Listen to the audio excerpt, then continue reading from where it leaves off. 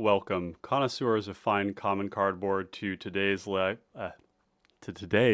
stream and to this iteration of Let's Build for cPDH Competitive Pauper Commander. My name's Ryan. I go by Papa Pauper on the internet, and it is wonderful to have you all here today. Let me know that the audio is coming through crisp and clear on your end, and we're going to get started with things. Hope you all are having a great day wherever you're at in the world. Today we're going to be working on Elrond, Lord of Rivendell. So we're going to pop over here real quick, take a look at this commander. This whole set has been incredible. For me personally, I've very much enjoyed it. Let me know if you all have enjoyed the Lord of the Rings set as well. We've gotten a lot of great commanders. We've gotten a lot of great cards for the 99. We have a whole new mechanic called Tempt to play around. And overall, it's been so cool to see one of my favorite IPs of all time captured in one of my favorite card games, my favorite card game of all time.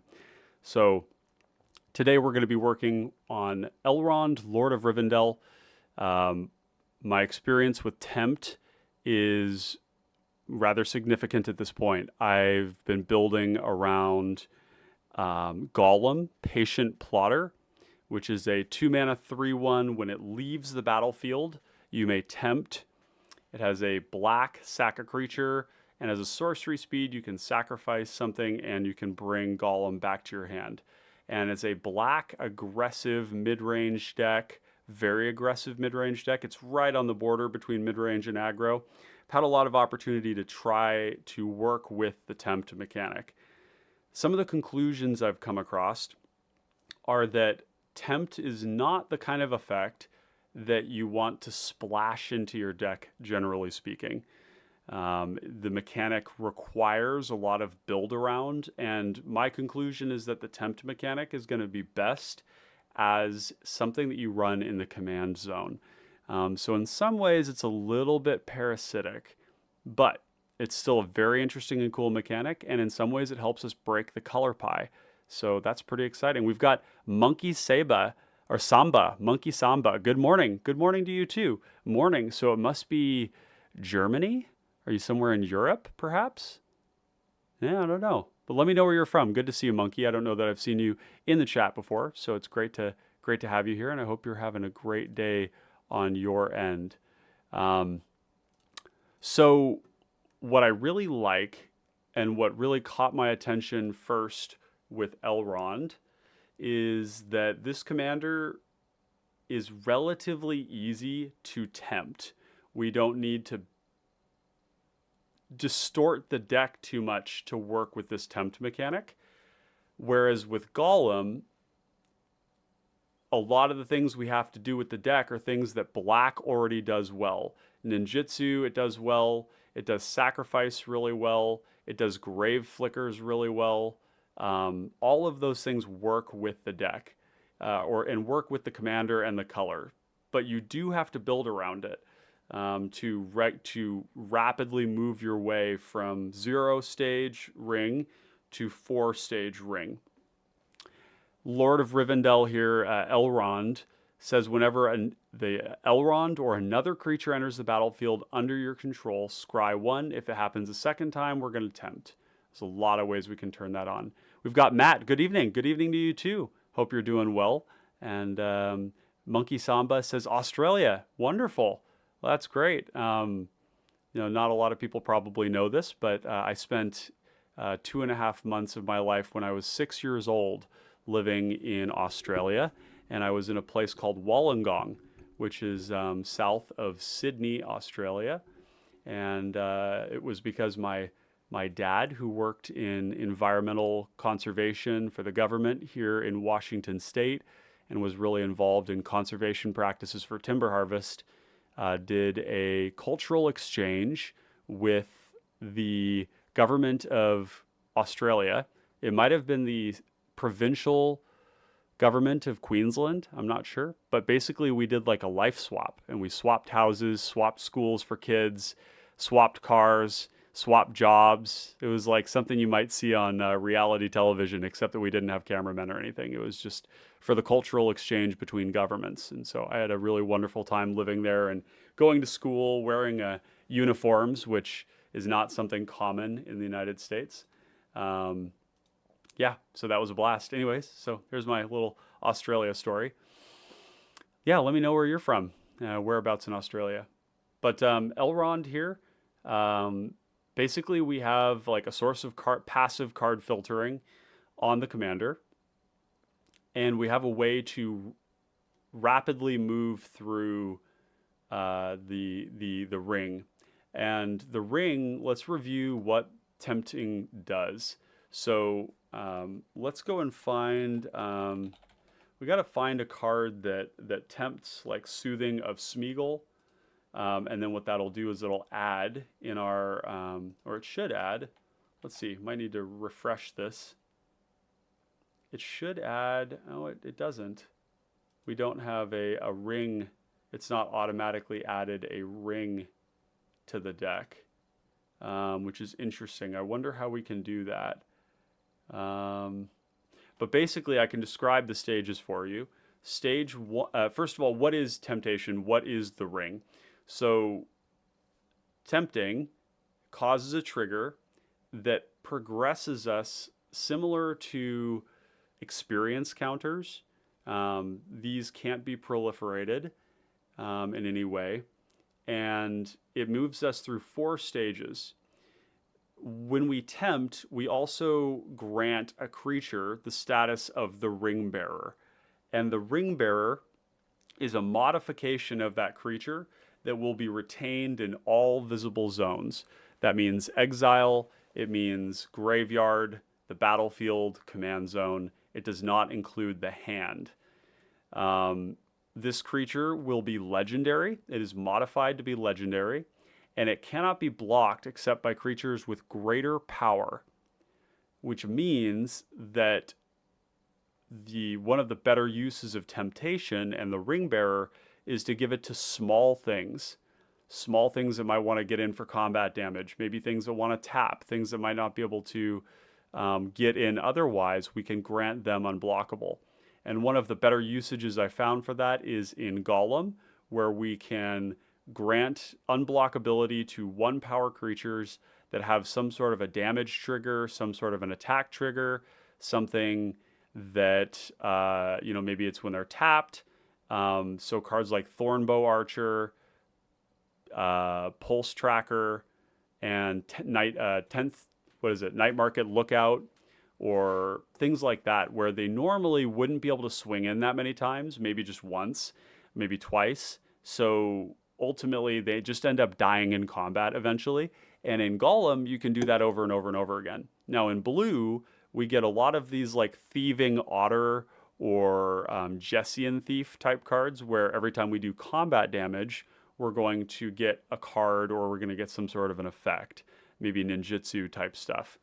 And so we're going to have slightly different incentives here. We're going to have the incentive to see multiple creatures enter the battlefield during a given turn so that we can tempt and scry. We're probably going to want cheap creatures. You can only have 1 ring bearer at a time, so that means that a lot of our creatures, we're going to want them to have evasion inherently.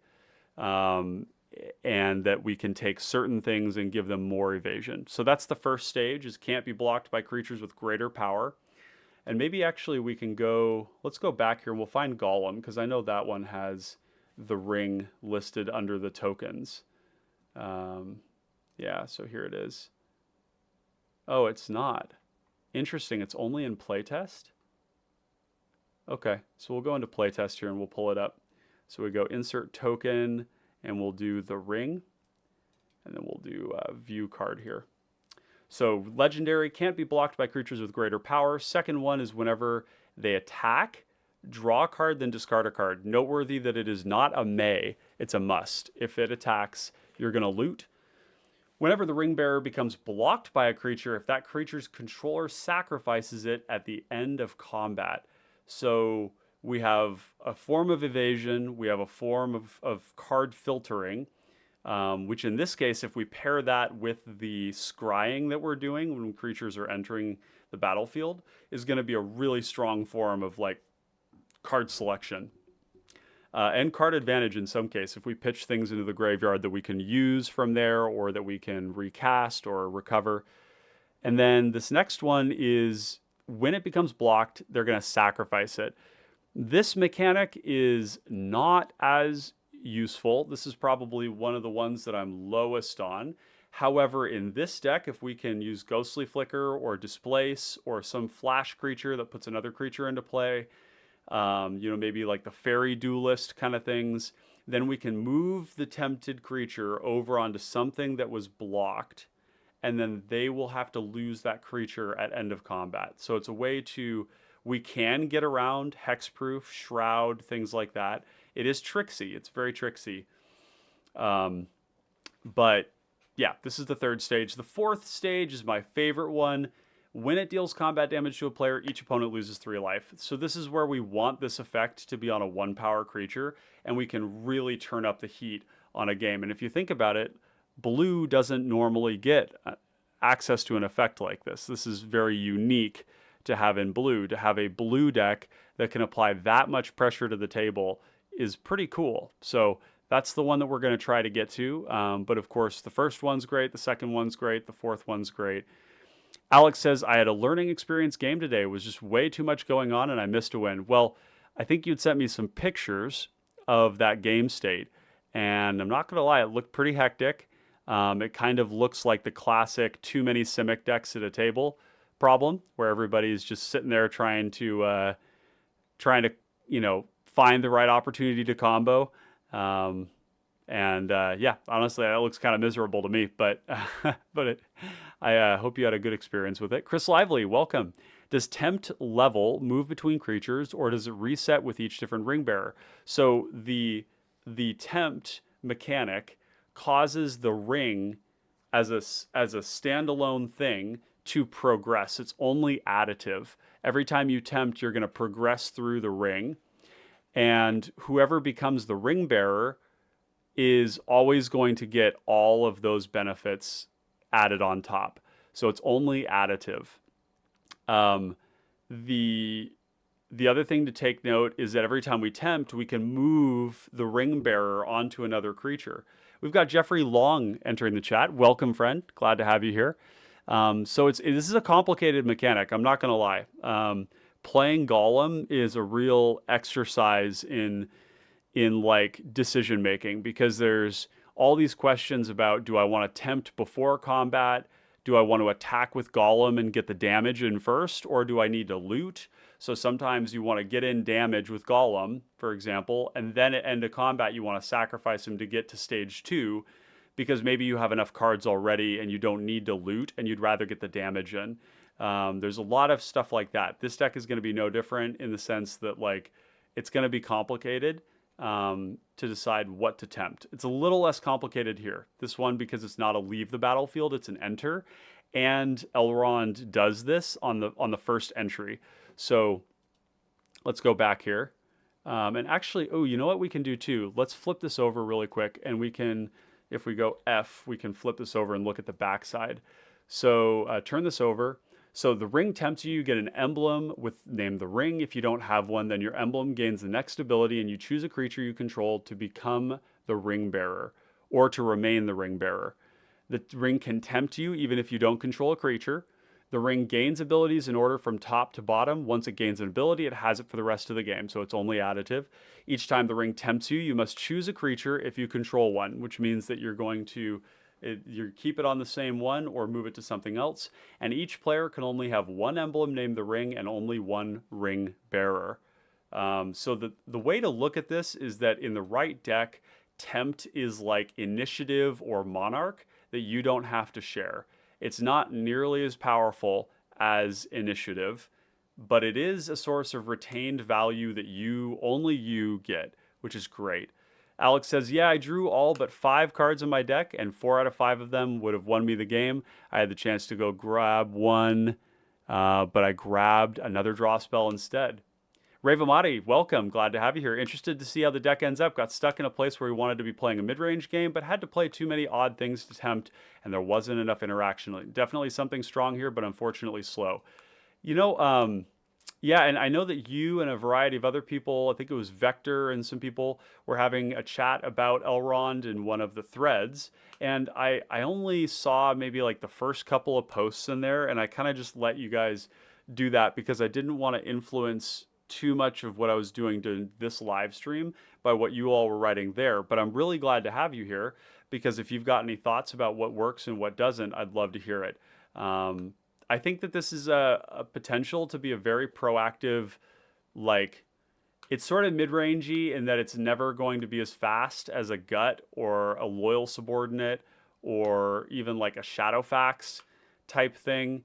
But it's the kind of pressure that you ramp up over time.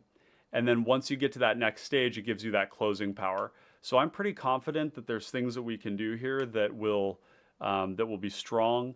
Especially that final stage is really appealing to me. So, okay, so first and foremost, what I noticed was that any card that gives you tempt without having to work for it around your commander is probably worth playing. Okay, so this is something I learned in Golem. So Birthday Escape seems great. You can do this on turn 1. To start getting progress. Remember that we can tempt even if we don't have a creature in play.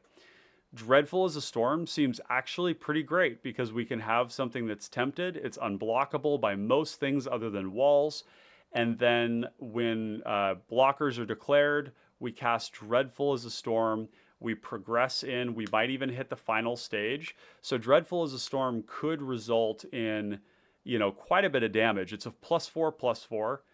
And if you got into the 4th stage, it's actually going to hit everybody for 3. So it's kind of like 9 + 4 is 13 damage. So this is pretty good. This can also be used to tempt something you can actually win combat with something. This is like a combat trick. You win combat with one thing and you tempt another thing so that that thing trades in combat with their thing as well. So it's kind of a kill spell in the same way, like a double kill spell. So I like this a lot. Glorious Gale, also fantastic. Counter target spell if it was legendary, creature spell. If it was legendary, the ring tempts you. This one, this is probably going to go at commanders, and it's probably good enough. It's not, countering creatures isn't really my favorite thing to be focusing on. Because generally speaking, I want to have counter spells that hit everything or instants and so, that kind of thing. Or I want to have, and then removal, right? Like have those two separate. Inherited Envelope, I don't play in Golem. We could play it here because it just doesn't take any work to make this happen. So yeah, there's that. So we'll play all the tempt just to start off with. The next thing is blocked type creature. So we want to see all the creatures that say they cannot be blocked. And I think what we're also going to do is do CMC equals 1 at first. I want to see all the ones at 1 that can do that. So Expendable Lackey is a great one here because this is a card that we can cast normally, and it's just a 1/1 for 1, which isn't impressive. But it can be a ring bearer. But when we loot this away, we get to create a 1/1 unblockable creature. So this is something that we could look into. Mistcloak Herald, Slitherblade, these are all great. Triton Shorestalker. I like all of these in this deck. We could also do Function Evasion. So we basically want to see cards that are going to have evasion. So one thing I've noticed is that in Golem, and there's a similar heuristic to Elrond, where we essentially want to be like putting creatures into play, we're like returning them to our hand, and we're replaying them, we're flickering them. So there's all these ETBs. Cards like Cloudfin Raptor are actually really, really good in that because you have all these ways to reuse the ETBs that accelerate the evolution, and particularly Elrond is 3 power. So we can go Cloudfin Raptor, 1 drop, put a power on it, 3 mana, Elrond, it goes up to 2 power. And generally speaking, these things will get to like 3 power. So then it's like a 3/4 flyer for 1, which I think is really above rate. It's really good. Something like Delver of Secrets is an option as well, although we'll just have to watch our creature density. I like that it's unblockable at 1, and then when we flip it, it just has evasion, and it's an aggressive flyer. Something like Fairy Seer is going to be great too, very cheap. It's got the Scry too, it's got evasion. What else do we want here? Lantern Bearer is a card that I've been quite interested in, particularly for Rilsa. This could grant... one of the things that's cool is that it's just a 1 mana 1/1 evasive creature, but then we can also loot this away to disturb it from the graveyard and give Elrond flying. Elrond flying 4 power means 4-shot kill for commander damage, which is pretty cool. So that one's interesting. And then Shrieking Drake. This is going to be a great card to play Shrieking Drake, bounce a cheap creature to our hand, play the cheap creature, get the tempt, get the scries. All that stuff, pretty appealing. Silver Raven, also an option, just another bit of card filtering there. And I think those are probably some of the better ones. Let's go back really quick and see how many creatures we have based on that. So that's 10 1-drops. That's a pretty good place to start because we do want a pretty low curve. So so now let's do, and actually let's go back here and see at the bottom, because we have cards like Zephyr Sprite. There's some sort of generic 1/1 flyings we could play. You know, like Network Disruptor could also go in there too as an option. But yeah, I think we've got a good start there. So now let's go back to here and let's do CMC equals 2. Because function evasion will count things that can't be blocked, which is good. We have cards like Augury Owl. This is pretty wild because if you like bounce this to play with a ninja or with a Shrieking Drake or with a Keymaster Rogue, the amount of scrying we're getting out of that is like pretty ludicrous. Yeah, that's something we can watch for. We'll put this into the sideboard. We've got Bait, Hook, Angler. Yeah, I mean, and flickering this also seems really good. So let's just add this to the main deck for now.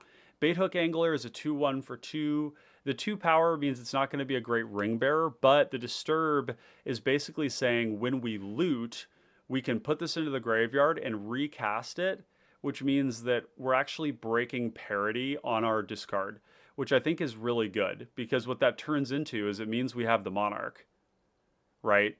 Like we're drawing a card, an extra card every turn if what we pitch into the graveyard is castable from the graveyard. So I like that there. We have Blighted Agent, which I don't think we're going to get any infect kills on anyone. But there are a couple of blue pump spells that make creatures bigger where we could potentially threaten to kill somebody with this. And the beauty of it is that if somebody has to kill this, it's like a 2-mana creature. It like kind of doesn't matter. I'm not that upset. The only bummer about it is that if you're dealing infect and you're not dealing damage, then if they kill it and they're on 9 infect, we don't have any other infect cards in the deck and that damage is wasted. So that's one of the reasons I don't often run Blighted Agent. So I don't know. We'll put this one in considering here. Ravamati says, from my experience, all of the creatures that make a token on ETB draw on ETB chunks up to 3 drops. 1-drop creatures, 2-drop rock, 3-drop Elrond. Creature, first tempt, turn 4, CMC. Yeah. Yeah, I know what you're talking about with the ETB draws and whatnot, because a lot of those are at 3.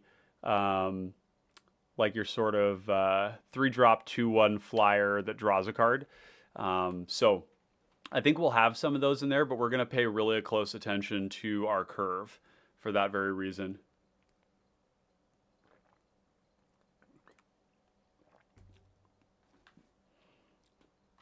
Okay. Whenever you cycle or discard a card, wow, is this good. So this is a 2-mana, 2/3 unblockable if we are looting. That's great. I love it. Elusive Spellfist. Whenever you cast a non-creature spell, it becomes unblockable. I love that as well. This one requires we have cards in our graveyard. That's probably not likely to happen.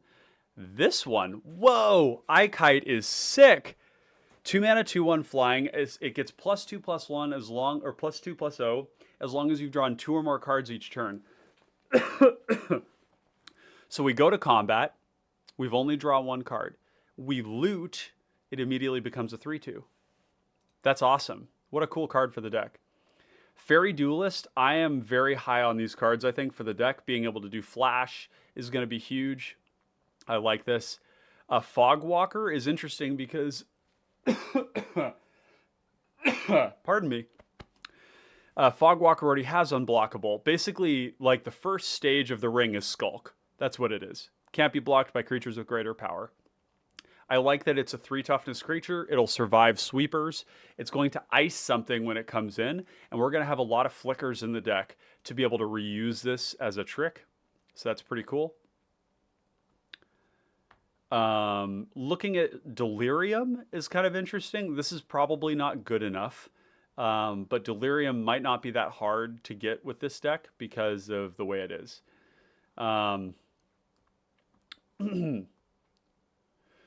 Can't be blocked. It gets +2/+0 as long as you control a commander that's a creature or a planeswalker. This seems great too. Just a 2 mana, 2/3 unblockable. Pretty reliable that we have our commander in play because our commander is not really going to be the most threatening thing in play. It's doing this thing that nobody else can interact with, but it's like incremental value. We're chipping in every turn. In many ways, this deck will probably look a lot like Sailor's Bane, where we have all these ways to like stop combo players, and we're chipping in at the table, and then we're trying to, you know, slingshot that into stage 4 attempt, where suddenly our pressure becomes kind of intense, and it's like hard to deal with. So that's interesting to me. Can't be blocked as long as you've cast an instant or a sorcery spell. Vigilance is kind of interesting. I don't know that we'll be casting instants and sorceries before this attacks, but we can throw this into considering. Jin Shooting Star says you will feel so dumb to waste removal on Elrond. It's almost a ward. Yeah, totally. Yeah, I think this is a theme that I've been exploring a lot lately, is like, how dumb do you feel killing small stuff? Like 1-drops, 2-drops, this 3-drop commander that's just like scrying a bunch, like doing this weird ring mechanic. It just doesn't feel like a good use of a removal spell. And frankly, like, people might say, like, every commander is worth dealing with. But if you actually put that person in a position where they have 1 kill spell and there's like somebody doing something very degenerate across the table, they're not going to use it on your Elrond. I'm just saying, okay? It's like, people say they might, but I just don't think that's the case. Oil slick counters, it gets +2/+0 and can't be blocked. That's kind of interesting. We'll probably have lots of non-creature spells. This turning into a 2 mana 3/3 unblockable is potentially worth considering. This has flying as long as you're attacking. Looter Ilkor, allowing us to draw 2 cards every turn. Passively having unblockability is great. Wow, Nimrodel Watcher. Holy smokes, whenever you scry, it gets +1/+0 and can't be blocked this turn. This is like purpose built for the deck. Clearly they had this in mind. That's very cool. So, what else do we have? Can't be blocked. What is this? What is this weird card? 2 mana 1/1. Target creature you control toughness 2 or less gets +1/+1 and gains flying. When Phantasmal Mount leaves the battlefield this turn, sacrifice that creature. When that creature leaves the battlefield, oh god, I don't know what that is even. I don't know what that means, and I don't like it. This is can't be blocked if you've cast a historic spell.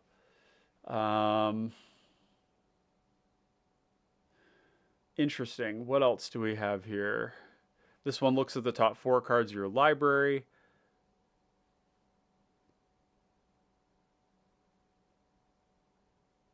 Whenever you cast a non-creature spell, it gets +1/+0 until end of turn. That's kind of interesting. I bet Spell Stutter Sprite is good. Like, we might have enough fairies that we could actually use this. Merfolk and Wizard spells. I do believe... Oh, he's an Elf Noble? Oh, come on! How is this not a wizard, dude? Oh, come on! What a bummer.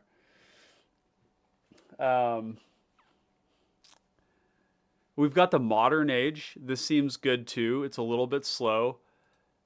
You're not a wizard, Barry. Nice. I like the Modern Age. This is, you know, it just seems like a good fit for the deck. It's rather slow, but it's a 2/3. Thalico Seer is going to be great. Whenever it leaves the battlefield, draw a card. It has unblockable. Thrumming Bird. A lot of these, evasive, low to the ground creature decks, tempo-y kind of things, really like Thrumming Bird, because they'll usually have other mechanics to add counters to things, like Evolve, and things like that, the Initiative, but we actually don't have a ton of that. So I don't think Thrumming Bird is going to be a good fit, even though the card has been an all-star in a lot of contexts that I've played it in. Okay, so that's great. Let's also do a look up at 3, and I don't think we're going to want to go too far up the curve from there. How many cards? 65. Okay, that's not too bad. Ingest, that's kind of funny.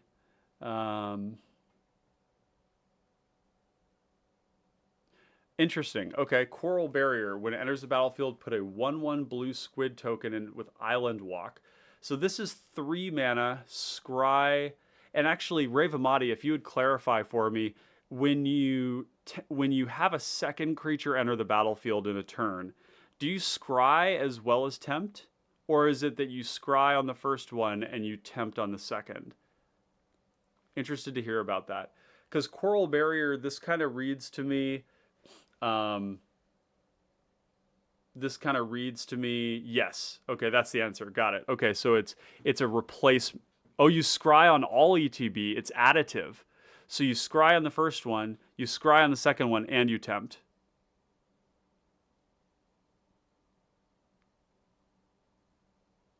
Do you know if you Tempt and you Scry? Or is it just Scry on the first one, Tempt on the second one?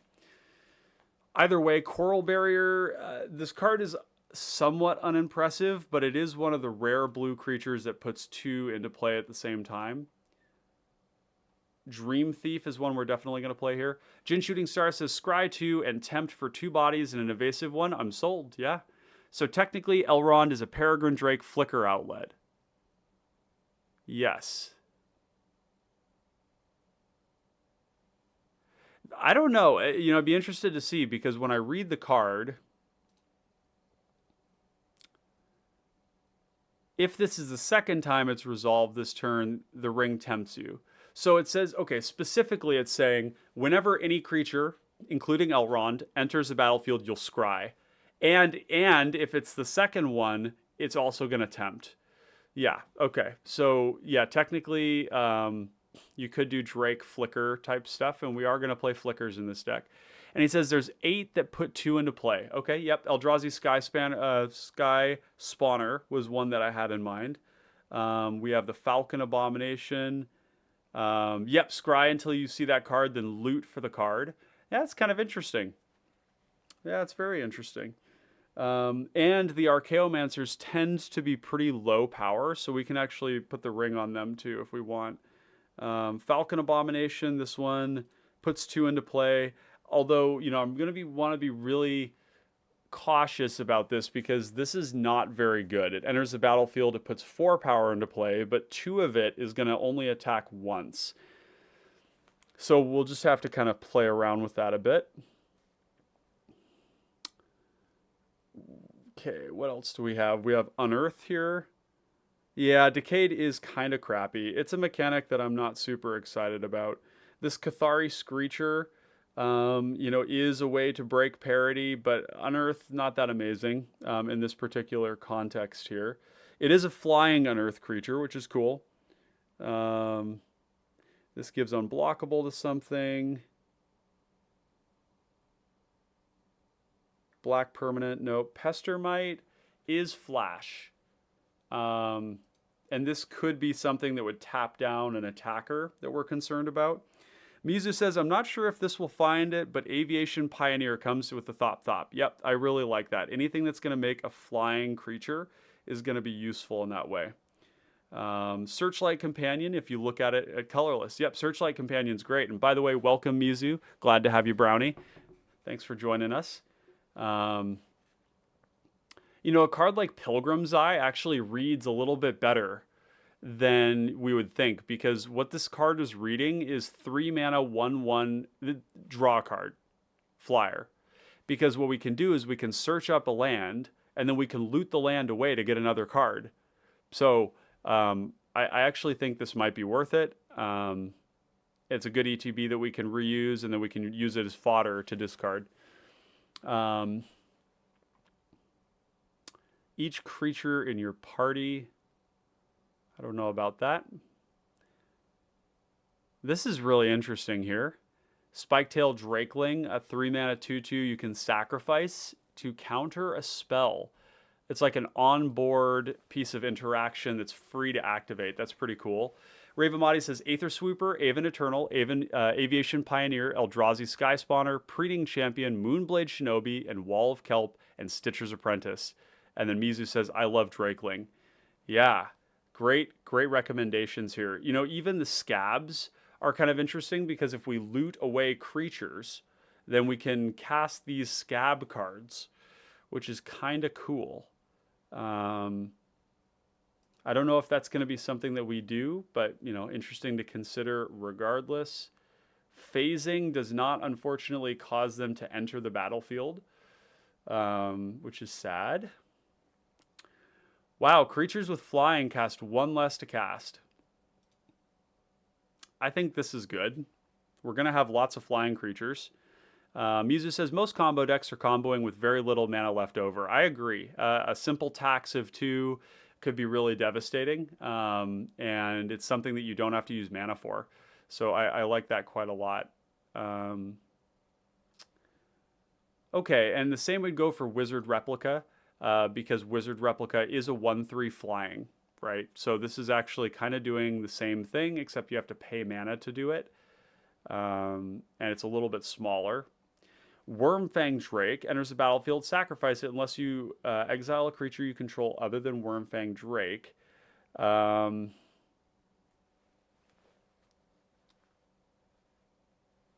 don't think that's what we want to be doing.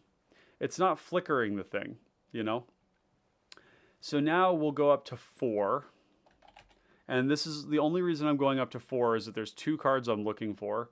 There's actually Aspiring Aeronaut, which I don't know if you all mentioned. It is 4 mana, but if we think about, you know, turn 3 Elrond, turn 4 we have a 4, you know, a 4-drop that that can tempt.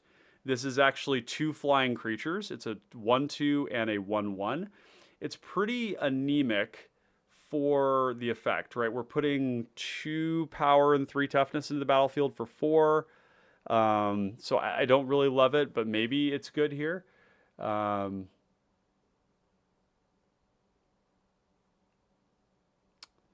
else do we have? Flying Flash.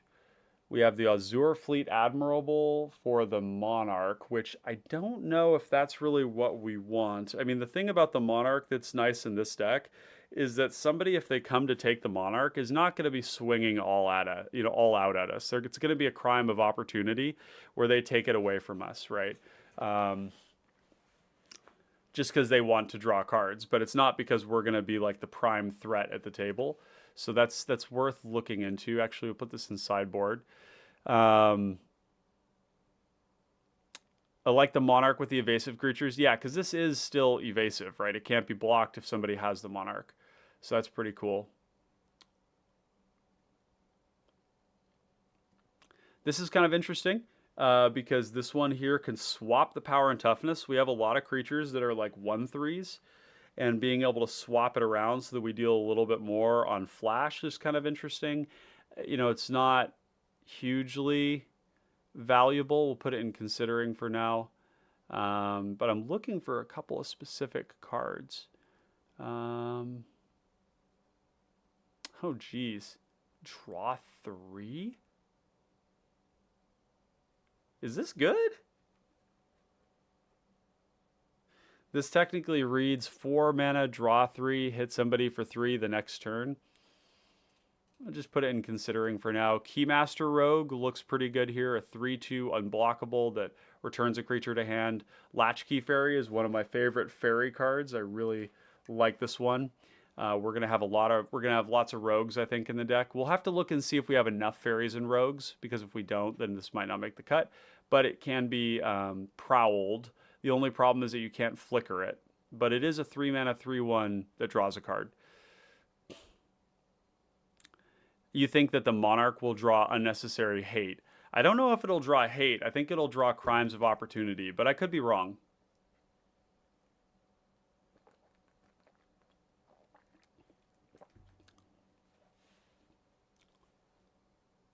What else?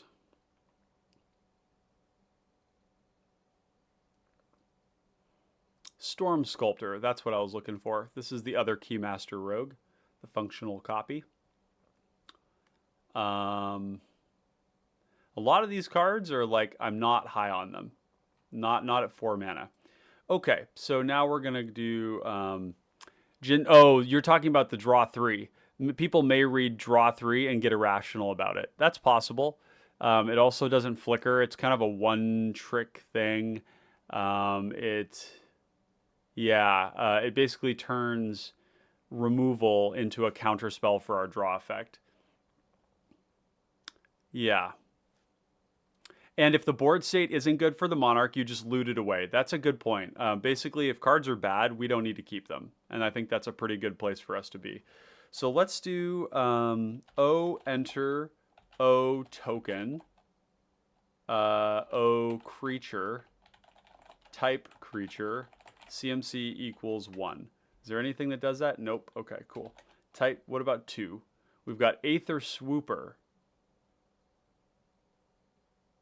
This seems like it makes the cut, because it's going to make a body on our next turn. So we can play this on 2, cast Elrond, attack, use the energy, make our 1/1, and immediately tempt. That seems like a nice curve.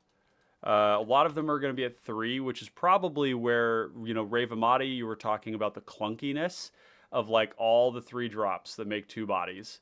And I can totally understand where you're coming from there. So maybe, you know, we'll see how many of these we keep, because we really don't want to create too much clunkiness at that 3-drop slot.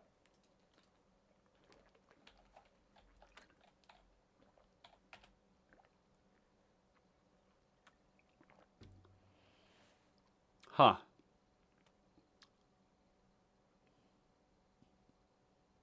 Yeah, these are pretty, all of these are pretty meh. I don't think we're going to play any of these, in fact. We'll put them in considering, but I don't know. Maybe they're fine. Maybe it's just the way that they work in this deck is really good, where you're like playing Elrond and then you're tempting on 4 if you have 4 mana, which you're probably... I guess we haven't tempted at 4, so we haven't actually looted at 4. So it's not a guarantee that we'll hit our 4th land drop.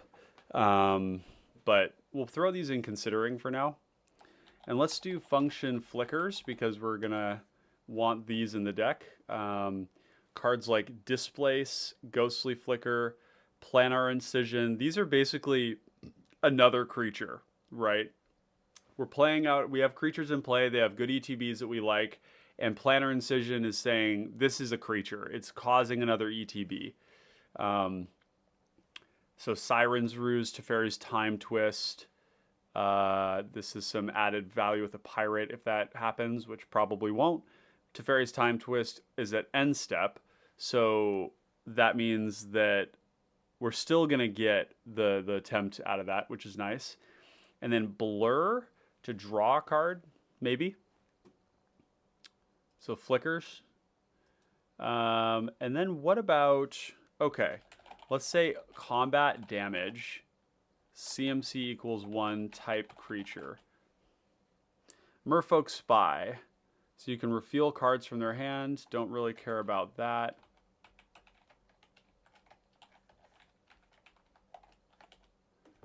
Let's see what else we've got. Mills. This one loots. I like that this has prowess too. We can do some combat tricks with this. And it's looting every turn. Moon Circuit Hacker is exactly what we want to do in this deck. Ninjutsu is very good in this deck. The Zephyr Winder is a 2-mana 2/1 flying, deals combat damage, untap 1 creature. So this is giving vigilance to something, which is interesting, seeing as we're going to be doing a lot of attacking. Ravamati says pretty much all the ninjutsu creatures are great, as they by themselves can get the ETBs. Exactly. Yeah, totally. Now we're looking for Jessian Thief, which is going to be CMC 3. We have another Proliferate card. We have Jessian Thief. So good here. Mistblade Shinobi. The cheap ninjutsu is basically another flicker. And this is going to bounce something.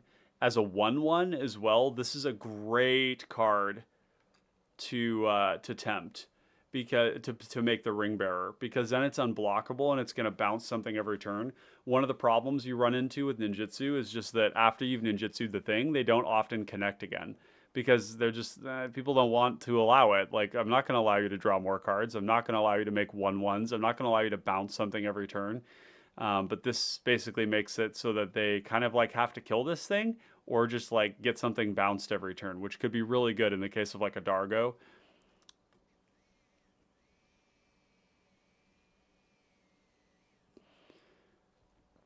The amount of potential card advantage on something like these cards that do combat damage or do damage and then draw a card is potentially very high.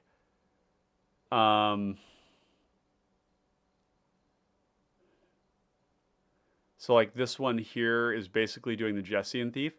And the funny thing is I would prefer the Jessian Thief, the Ophidian Eye over the Whitetail Fox, potentially, because of the fact that this is a better card to be tempted. Whenever this one deals combat damage to a creature, tap that creature. This card sucks. I wish this card didn't suck. If it was when it deals damage, ice a creature or freeze it, that's the function you look for. In Moxfield or Scryfall, is you look for function freeze. This would be so much better. This is great. Whenever it deals combat damage, draw a card. 1/3, it survives sweepers. It's going to be a great target to tempt. This one here deals combat damage to a player, draw a card for a 3/2. Maybe. The 3/2 is actually, it might be appealing, but I just feel like they just don't let this happen, probably. These ones here we'll throw in considering. So you can see some of the incentives that we have around the tempt mechanic is actually smaller creatures. And actually, we need to look damage as well, because there's a couple that we missed here. Ninja, Moonblade Shinobi, Shortcut Seeker is a 2/5, and venturing. Now, the funny thing is, if somebody else plays the initiative, we can get it back from them. We can get it from them just very, very easily.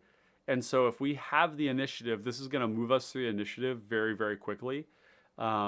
But it is a 4-mana creature, and we don't always have the initiative. And if we're going into the dungeon, I really don't want to go into the other ones. They're not that good. However, with that said, let's go back to the list really quick and take a look at the other dungeons that we might go into, because some of them do create creatures. So view details. I know this one, geez, like look how far we would have to go. We have to go 1, 2, 3, 4, 5 hits. 5 hits with a 4-drop. That's like turn 10 to get the 2 1/1s. That's so bad. Lost Mine of Fandelver. This one actually creates a goblin token on the second one, which is pretty good. And then we could put a +1/+1 counter, and we can make someone lose life, and then we can draw a card. This is actually not bad at all, this one here. And then Tomb of Annihilation, bad. So Lost Mine of Phandelver is what we would do here, is we would go through this, and then if we had the initiative, we could do something more. We could do something even a lot better. Like initiative would be even better, because initiative would be draw a card, or get the land, loot it away for something better, and then 2+1/+1 counters is great on the unblockable creatures. The lose 5 life is great because we're kind of aggressive. The goad is also kind of similar. And then we can cross over to the 4/1, which does make a body, and the throne puts a creature into play. So I think that we are going to want that card. Yeah, we're going to want Shortcut Seeker. We'll see how much room we have for it. Ultimately, it's going to be a matter of room. I don't think Modern Age is going to make the cut because we just have a lot of better 2-drops. Although this does exile and then return to the battlefield. So this is actually great because it's actually, we're getting a trigger. So another thing we should look at here too is Suspend. Because Suspend is going to essentially like bank up an ETB trigger for later. And a card like Errant Ephemeron, like dude, even though it's a Suspend 4, this actually works pretty nicely. We go turn 1, 1-drop, turn 2, Suspend for 4, and then turn 3, Elrond. So this comes in on turn, so 3 on 3, 2 on 4. So this is interesting because it's like almost uncastable. It's like 7 mana. I didn't realize it's 7. So you really want this in your opening hand, otherwise it's not that good. But we should keep in mind the ability to loot this away is like, if we loot this, if we draw this and we're like, fuck, it's like turn 8, I can't do anything with this, you just loot it away. Just get a new card. This one right here is incredible. Turn 1, 1-drop, turn 2, Suspend, turn 3, Elrond, turn 4, this comes in. This is amazing. Amazing. Wow, 3/1 unblockable for 2 is going to be great. Veiled Oddity. When the last time counter is removed from Veiled Oddity when it's exiled, creatures can't be blocked this turn. Suspend for 4. So the reason I like these is it's allowing us to go like to bank up our ETBs in a way that's going to guarantee that we tempt. And we can loot them away when we top deck them and they're bad. And it makes everything unblockable. Here's another one, Suspend for 4. This one's pretty unimpressive in a lot of ways. Like I actually think this card sucks really bad. We'll put it in considering just cause. And we'll kind of see where that one goes. Okay, so we've got a curve here that is all 1, 2, and 3 mana, which is pretty cool. We don't have any counter spells. We don't have any traditional card advantage, but we could actually build this to where it's almost all ETBs and combat damage triggers. Derek, what is up, my man? My man! We got Derek from the PDH RC. If you don't know him, you know him now. He's a master deck builder. And funny little story, we talked about this deck. Actually, Derek brought it to my attention. I had kind of been looking at it already, or this commander, and he said, Ryan, we ought to do this for a Let's Build because this is very in line with a lot of the other decks we've built where we've explored other forms of resource advantage based on like your command zone having this trigger. So like DRC, Dragon's Rage Channeler, you never draw a bad card because you surveil away the bad cards. Trellisar Moon Dancer, same way. Traditionally, no card advantage, but when you life gain and you scry 4 times in a turn, well, you know, you're going to put a good card on top. So we've got Buddha Dragon MTG. Man, that's a very low curve. Might be way to go. Just brutally low curve and nonstop hitting. Dude, Buddha Dragon, you said it in way fewer words than I've been able to say it. But I think there is so much power to having a bunch of unblockable creatures. It's so first of all, you've got a ton of creatures, so you just have the ways to block, you have ways to attack, you can break board stalls, you can get in on people who have lots of creatures and they're retaining it with the initiative of the Monarch. And I think that that level of inevitability is a really unique way to build build aggression into a deck that might not be hitting for as much as a traditional aggro deck. That inevitability is really cool. Ravamati says, I found myself playing Cloud of Fairies and Peregrine Drake since they free scry and creatures. Dude, yeah. Yeah, it's funny. This is kind of the deck for Peregrine Drake, right? Like, I don't like putting combos in my decks when, when they're... when it's not exactly what the deck is doing, but this is exactly what the deck is doing. You go on 5 mana, you cast Peregrine Drake, you untap, and you play another creature, and you immediately tempt. So Peregrine Drake is just a generically good 2/3. Cloud of Fairies is just a 1/1 flying. I think you're onto something with that, Ravamati, and we're playing all the flickers anyways, so why not? Right? Like, why not? Yeah, this is definitely the right read. I like that. And we've got one more games. We've got Chris. Welcome, my friend. Glad to have you here. Stoked this is being put together. This is definitely a solid mid-range build, in my opinion. It is very similar to Trellisar and DRC, but allows Flicker and far more unblockable to ensure value. Exactly. And we spread so wide in this deck. Like, there's a good chance that we won't play like some of the traditional blue draw spells because we're going to be drawing from creatures that we put into play and scrying with creatures that we put into play. So pretty excited about that. So we're going to take a brief moment here. I'm going to connect up with Derek. Derek was originally going to be my co-host for this show, but I made an oops and didn't follow up with Derek about the day that I'd scheduled it. So, just streamer things. But so luckily, we're still going to get him. He's still keen. So just going to take a quick moment here to get him in the call. He says, put me in, coach. Hell yeah, brother. There we go. And there. We're going to swap over to the co-host. We got Derek. Look at that. We got him on tap. Derek's a regular here. He's been such a great person to do deck building with. I've learned so much working with him on these deck builds because he's just got a great perspective around how all this stuff works. Look at that. Wow, was it really that easy? Hold on, we got to get your audio here. There we go. Can you give me an audio check, my friend? We're not getting it just yet. Okay, so let's do here. Can you give me another audio thing, Derek? Check. Okay, so he's not coming through just yet.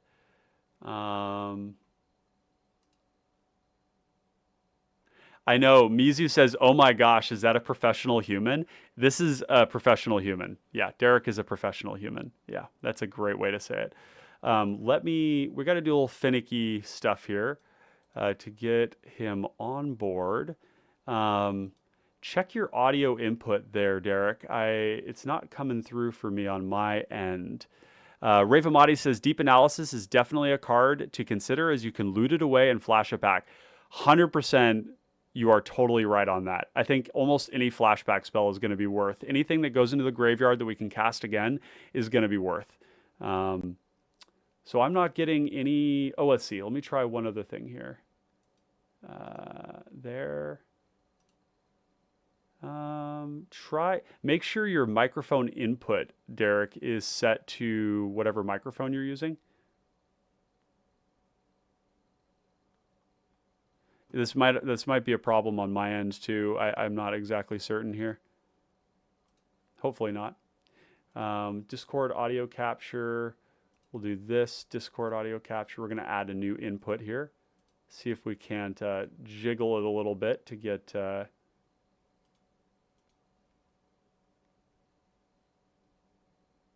And we've got one more games. Charismatic that you just follow with whatever he says. Professional. Yeah. Well, the reality is that together, Derek and I have explored some very non-traditional thinking in cPDH decks or with commanders that traditionally weren't considered to be playable. Like DRC was not considered to be something that was playable, even Trellisara. But look, the way that we built these, I've seen Derek win with Darcy, and it was great. I lost to Darcy the first time I play it. Darcy is DRC, Dragon's Rage Channeler. Okay, Derek, can you give me a mic check? Nothing coming through. Interesting. Derek, the other thing you could try is try checking in from your cell phone. I know that might not be the exactly the same way, and hopefully this isn't on my end. And thank you everybody who's with us here for your patience. It's totally going to be worth it to have Derek here. He's a great addition to these Let's Builds. So let's get a couple of these cards in here that we were talking about. So any flashback spell, basically anything. Chat, I want you to list off for me every spell that you can cast from the graveyard in chat.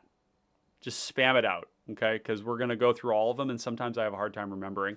Chris says, go to the device manager, uninstall the driver, unplug the microphone, then plug it back in, and then from there, check the inputs on Discord. Yeah, I don't think it's on my end. I'm just going to do a quick check and make sure that my audio is coming through well here by putting on some liquid drum and bass. Because I need the drum and bass. Okay, so my audio is coming through clear. Yeah, this is for Derek. Yep. Derek will see that in the chat, so that'll come along. Okay, so we've got Artful Dodge for unblockability. I could see this being really good for giving Elrond unblockable, so I kind of like this. Deep Analysis is going to be great. Flying for Elrond could work as well. It's so cheap, it's so incidental. Not these ones, not this. Otherworldly Gaze is pretty good, but it's not card advantage, but it kind of is, right? Like we're pitching this into the graveyard, and then we're flashing it back to like reorder our deck, and it didn't cost us anything. So this is kind of cool. This right here, not super great. Paying 5, not likely. Think Twice we could play. Silent Departure, maybe. It's kind of bad. Investigating, not that good either. Sleep of the Dead. So that's Escape. Escape.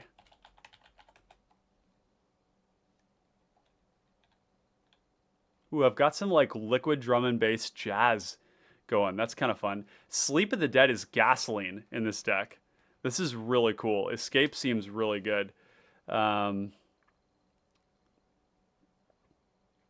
Whenever it attacks, okay. Actually, let's look at attacks really quick too. You keep listing off the graveyard stuff, and then I'll go through them all one at a time. But in the meantime, while Derek is getting going, I'm going to chase the rabbit hole. So whenever type creature, this grants flying to something every turn. This actually could be good with Elrond, just to make sure that Elrond can actually attack, which is kind of cool. This does the same thing. Disturb, here's another one. Whenever it attacks, target creature an opponent controls gets -2/-0 until end of turn.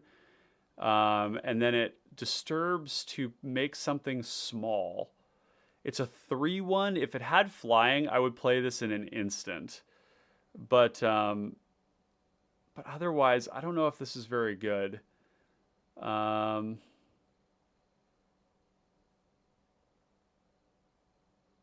This does the flying thing again.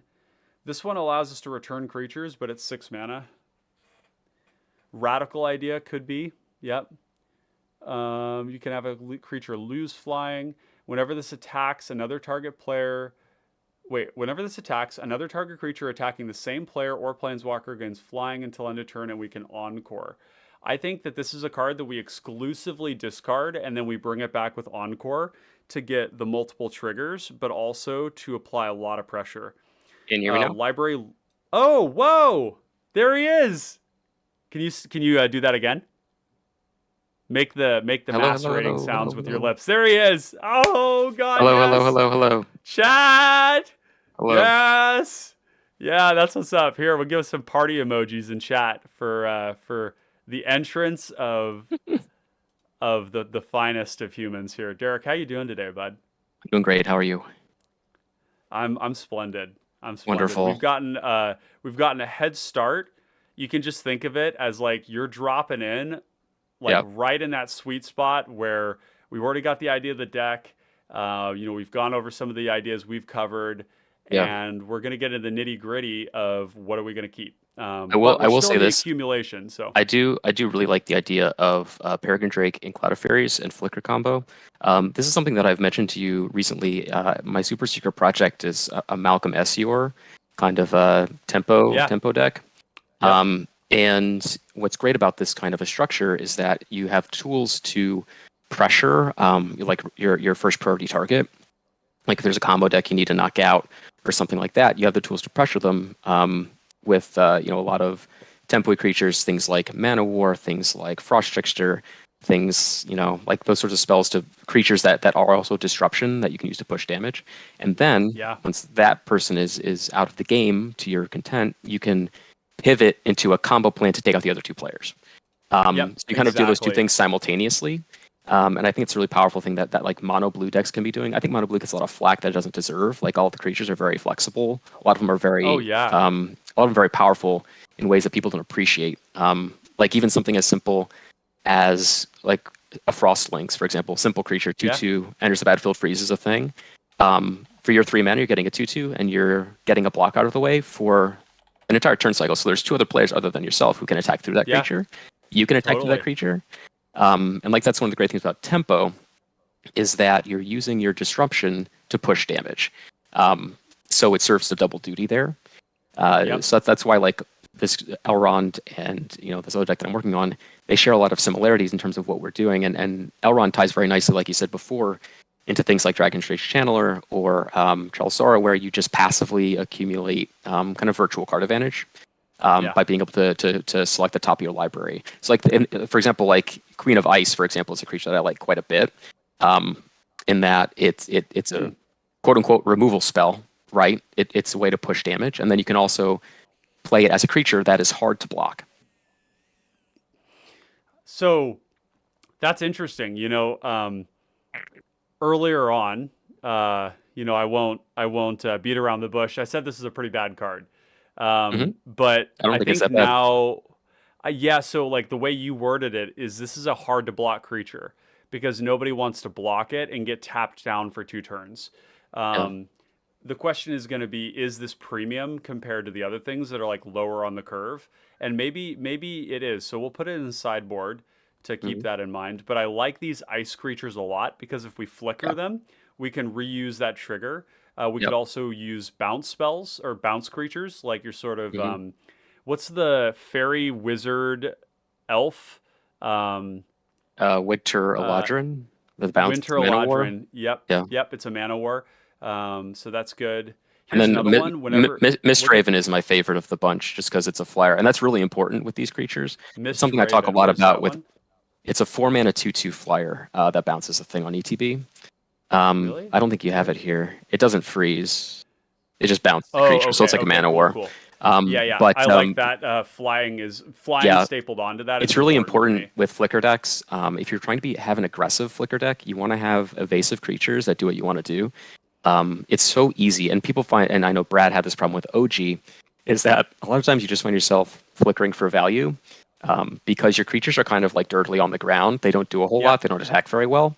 So you really yep, want to try and roll in these various disruptive effects onto evasive creatures where you can. And if you can't, then that's fine too. Like a Mana War is a very serviceable card for what this deck in particular is trying to accomplish. yep. It enters. It's a thing that can attack. It has 2 power. You scry off of it. You bounce a thing. And again, like in a multiplayer game, you're opening that player up to attack from 2 other players as Yeah, well.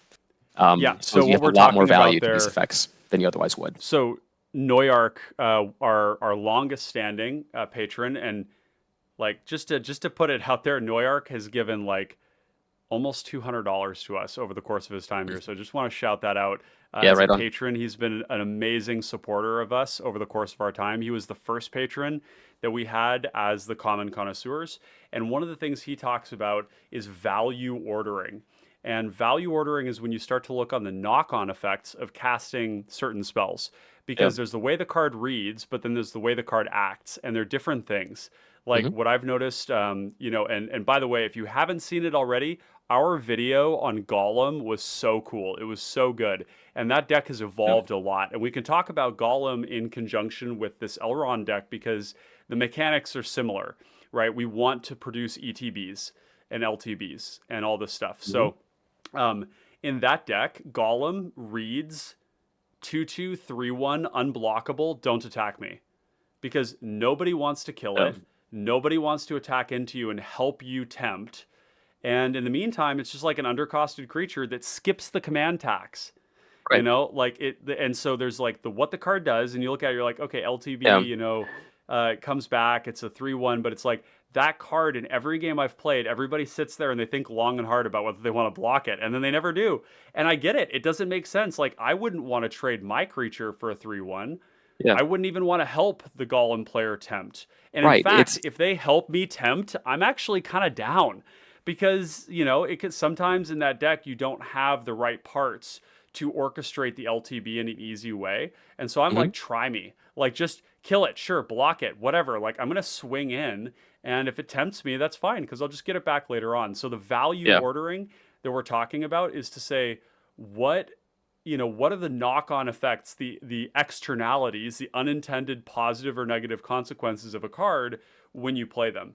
Yeah, I talk about So this kind of thing quite a bit. Like I think that people are notoriously bad at evaluating cards for precisely this reason. yes, yeah, One of my favorite cards, I talk about this card quite a bit, is Sylvan Ranger. When one oh for yeah, 2 enters, you search the library for a basic land, put it into yep, your hand. And people write that card off all the time, but I think it's deceptively like a very powerful card because when you usually play it in a context where you're trying to get ahead on mana, and what people don't realize is that you're not ramping if you don't hit your land drops.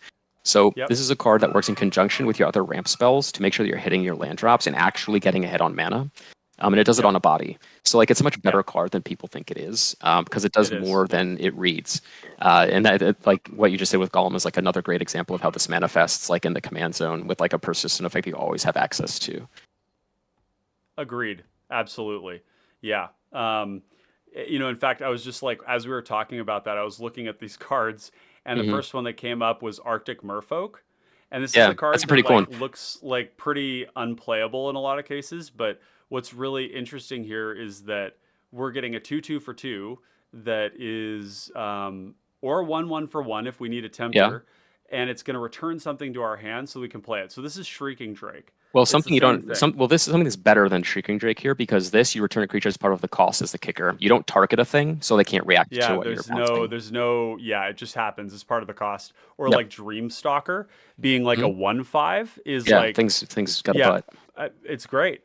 These You know what I sorts of actually really like creatures are going to in a yeah, flicker deck like this, Aven Fogbringer I think is kind of oppressive. I think that card could be very good.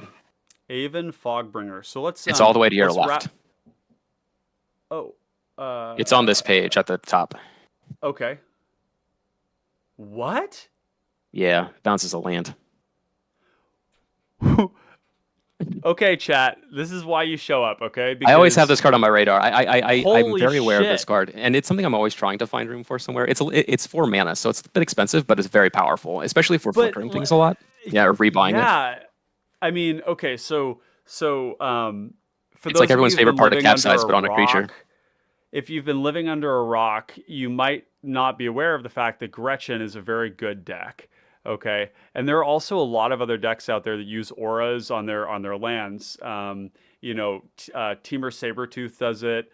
Yep. Gnarlback Rhino does it. Any Most deck with infinite like an mana combos are elf going to try and do package. it. Yeah, most infinite yeah, all of them are going to involve this kind of a thing. So if we're able to disrupt like a Mystic Sanctuary combo or bounce somebody's land, we might not have, this might not make the end cut, but I really, really like creatures that go in decks that have an ETB that we can reuse with flickers or with ninjutsu and things Yeah. like that disrupt combos. So Like the this is a card that closest I would consider to be like a top end for a deck like this. And it's it could, something yeah. that is also generally very good because there's so many lands that enter the battlefield tapped. So again, it's a Yep. really great disruptive tool. Even if you're not bouncing a bunch of auras, if you bounce like Dude, bounce a Karoo like land, yeah, like Karoo send them land, back like 2 turns. any ETB tapped land sets your opponent back like an entire turn on their mana development, and that's exactly what a Yeah, deck like this is going to be able to capitalize on. Like think about like exactly. how many advantageous positions you can find yourself in when your opponent stumbles on mana, and now imagine you can force them to stumble on mana. Yep. Yeah. Totally. If you can pick on somebody who's maybe stumbled, that's huge. So the Hmm. reason I brought this list up here, even though this isn't what we're focusing on today, is that this is a good example of a place where I've chosen to lean very heavily into ETB creatures that Hmm. are coming into play uncounterably off of Shadowfax as a way to apply attrition and pressure to combo cards or to combos. So Soltari Visionary blowing up enchantments every turn, Standard Bearer and Coalition Honor Guard being onboard effects that prevent Freed from the Real. They prevent auras from going on a Satyr Enchanter. They prevent a Tidal Bore combo. They prevent so many different things, right? Or Goblin Commando killing something when it comes in, Rambunctious Mutt. But look at what all these do as well. ETB, ETB, ETB, and we have a ton of flickers, right? Yeah. Like a lot of our protection is in flickers. The ability to reuse these, I've played this deck quite a bit now, and it's really good. So something like this Fogbringer, having this ability here in a deck that's already wanting to do flickering seems really good. And Yeah. it's a 2/1 flyer. That's the thing that's like really puts it over the edge. Is like it's still gonna do Yeah. things that we want. So I definitely like this card. Let's add it to the deck, and we'll come back to it. Hmm. Okay. So some other ones I put in Fathom Seer. I really like this one being a 1/3. It's going to be a great ring bearer. The cost to return the islands is a way that if we have a lot of lands in play, we can actually turn those islands into new cards by looting, Yep. which is pretty big. So not only is this is another one when the knock-on effect of the deck is amazing, right? Where Yeah. we like play this card out, we're able to return the lands to draw two cards. This is actually technically 3 mana, 3 mana, 3/1 draw four is the way that I Mm. see this. Yeah. And it's a great ring bearer too. Yeah, like I these also are great ways look to at this buffer one, like what ours are doing, and like another thing I was thinking about. Floodbringer. Yeah, Can yeah, these you cards are imagine good. like just tap down your Karoo land?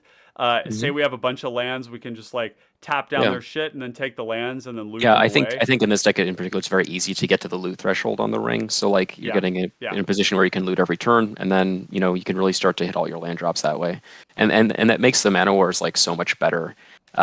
When like people are playing their land untappers, those things have to survive a turn cycle to actually do anything.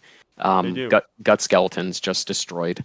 Um, Oh you're God, able to yeah. like not only are they good against like your generic like this card versus just like a vanilla 5/5 or something like that. Like it's still good, right? Because it gets off the board for a turn, you can attack through it.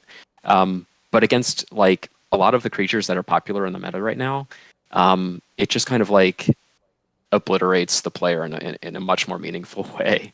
It, it Um, it really does. Yeah, yeah, totally. like it's very And now soft there's to bounce. Like I think the format in general is very soft to bounce right now. it is. It Um, is. And the yeah, tempo advantage that you talked about earlier is that if when you ice or bounce somebody's creature, yeah, that player is now open to everybody else. hmm, And I think that the ability to, especially if it's a combo player, but not just a combo player, like bouncing something, yeah, also bounce is really, really, really devastating to Dargo. It's hmm, like it's like yeah. it's not terminate. People are It's so worried better about the than snuff outs that terminate. they're not thinking about the unsummons, and like even Oh like yeah, it's just like straight up unsummon and vapor snag are like I think yeah. very Like well why not? positioned right now. Um, Curfew in this deck. but they're not flashy cards. Sheesh. Yeah, Yeah, yeah. but you don't need them. I mean, it's very simple. Dude. There's a card that you may not know called Select for Inspection that I think is Yep, I actually know that quite good. card. I think Yep. that card is really good as well. Yeah, that Because yeah, it was gives you a free scry and it bounces most whatever you need it to bounce.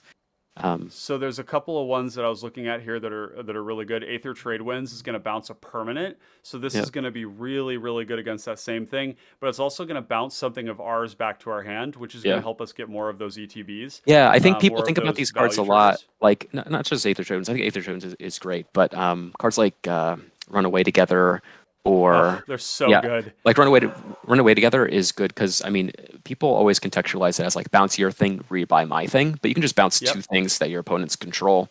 It's just a Yeah. 2 for 1. So like Yeah, the and card's great.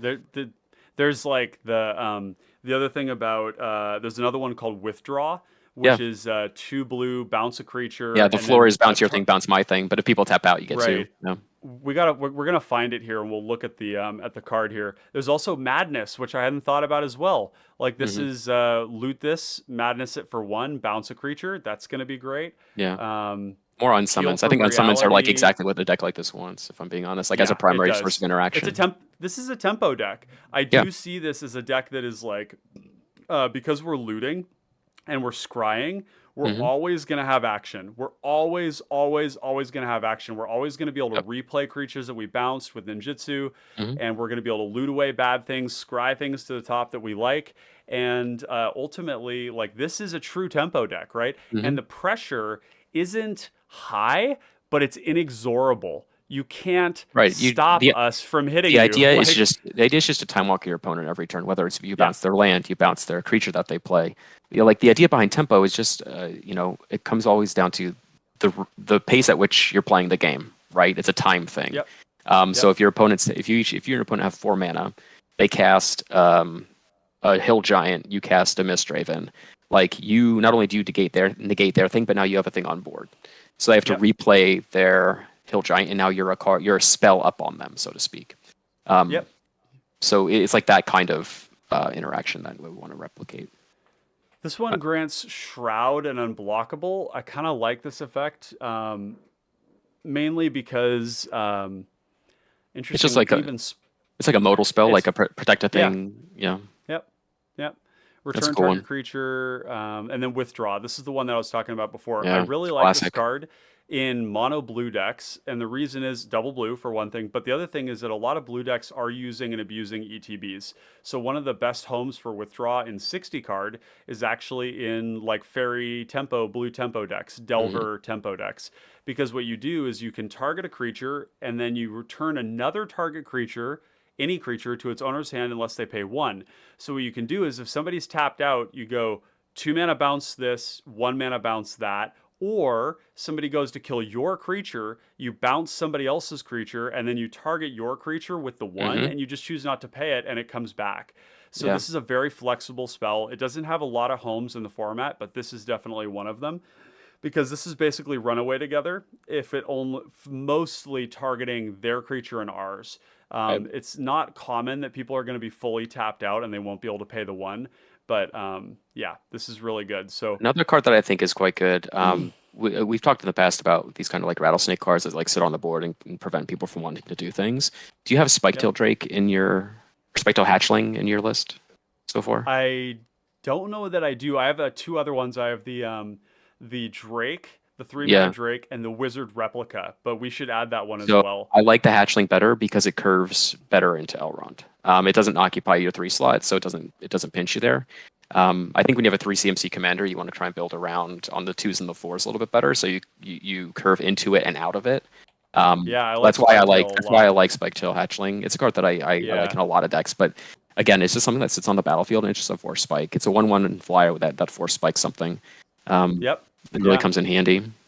And Buddha Dragon mentions this essentially feels like mono blue aggro right up Hmm. to now, right now to me. The color pie switching it up, and what's really special about this is that we are breaking the color pie with the 4th stage of the tempt by draining the whole table, and suddenly it's not a little amount of damage, right? Suddenly it's Yep. like I'm hitting everybody for 9 every time I attack with my 1/1 ring bearer. It's like sure, Yep. kill it. I don't care. Like the ring bearer takes little creatures and it makes them Like devastating. It's very much like even a stupid real card set. like Network Disruptor, is that one that you've looked at? Oh yeah. Yeah. I do have. I don't know if I have network disruptor in here. It's something we could play potentially. But now I have a question for you. Okay. Inherited envelope. There's a couple of tempt cards Yeah, we that don't need just them. tempt without any work, but this one is interesting because we can loot this away if we don't need it, and it is just a free tempt. And so some of the cards that I was looking at in the deck are not that great on their face. Like they make 2 bodies for 3 mana, and they're Mm. like a little underpowered. But we're playing them because they So automatically enable tempt. And I what think I've something learned important to in keep in Golem is mind. that they I think basically skipping Yeah. that workaround is interesting, and we can always loot it away. Yeah. But I'm on the fence about it. I don't know I think this is a exactly. card that I'll never want to cast, honestly. Like in a deck like this, I never want to play a mana rock. And the reason being is that like as soon as you take a turn off, it's kind of bad. So I think that in a deck like this, if you're playing a lot like a density of creatures, it's not going to be difficult to tempt, and you only need to tempt up to 4 times to get the max rank. So when you add in like the other ones, I think the other tempt blue spells are fine. Like there's a Yeah. bounce one, there's a draw one. I think having those as like a Yeah. tertiary way to kind of like grease the wheels is fine. But I don't think that Inherited Envelope is a card that we really Yeah. are ever going to want to cast. The question is this anywhere near as good as making creatures? And the answer is No. no. So like if we had a spell that made a bad creature and a bad creature, we'd still prefer it over this. Because because of that reason. I'm gonna Derek, for a moment, I'm gonna let you take over and you can Okay. talk about some of the cards you like. I need to go use the restroom real quick. Yeah. I'll be When you right get back, I'm probably So- going to have to split, but I'll Okay, cool, take a cool. look here and Yeah, see yeah. what we're working with. All right, let's see. Oh, and let me, before I go, let me add you as a deck Oh builder yeah, so I here. can get on in here. Yeah. Yeah. Okay, there we go. You should have the notification. Okay. Yeah.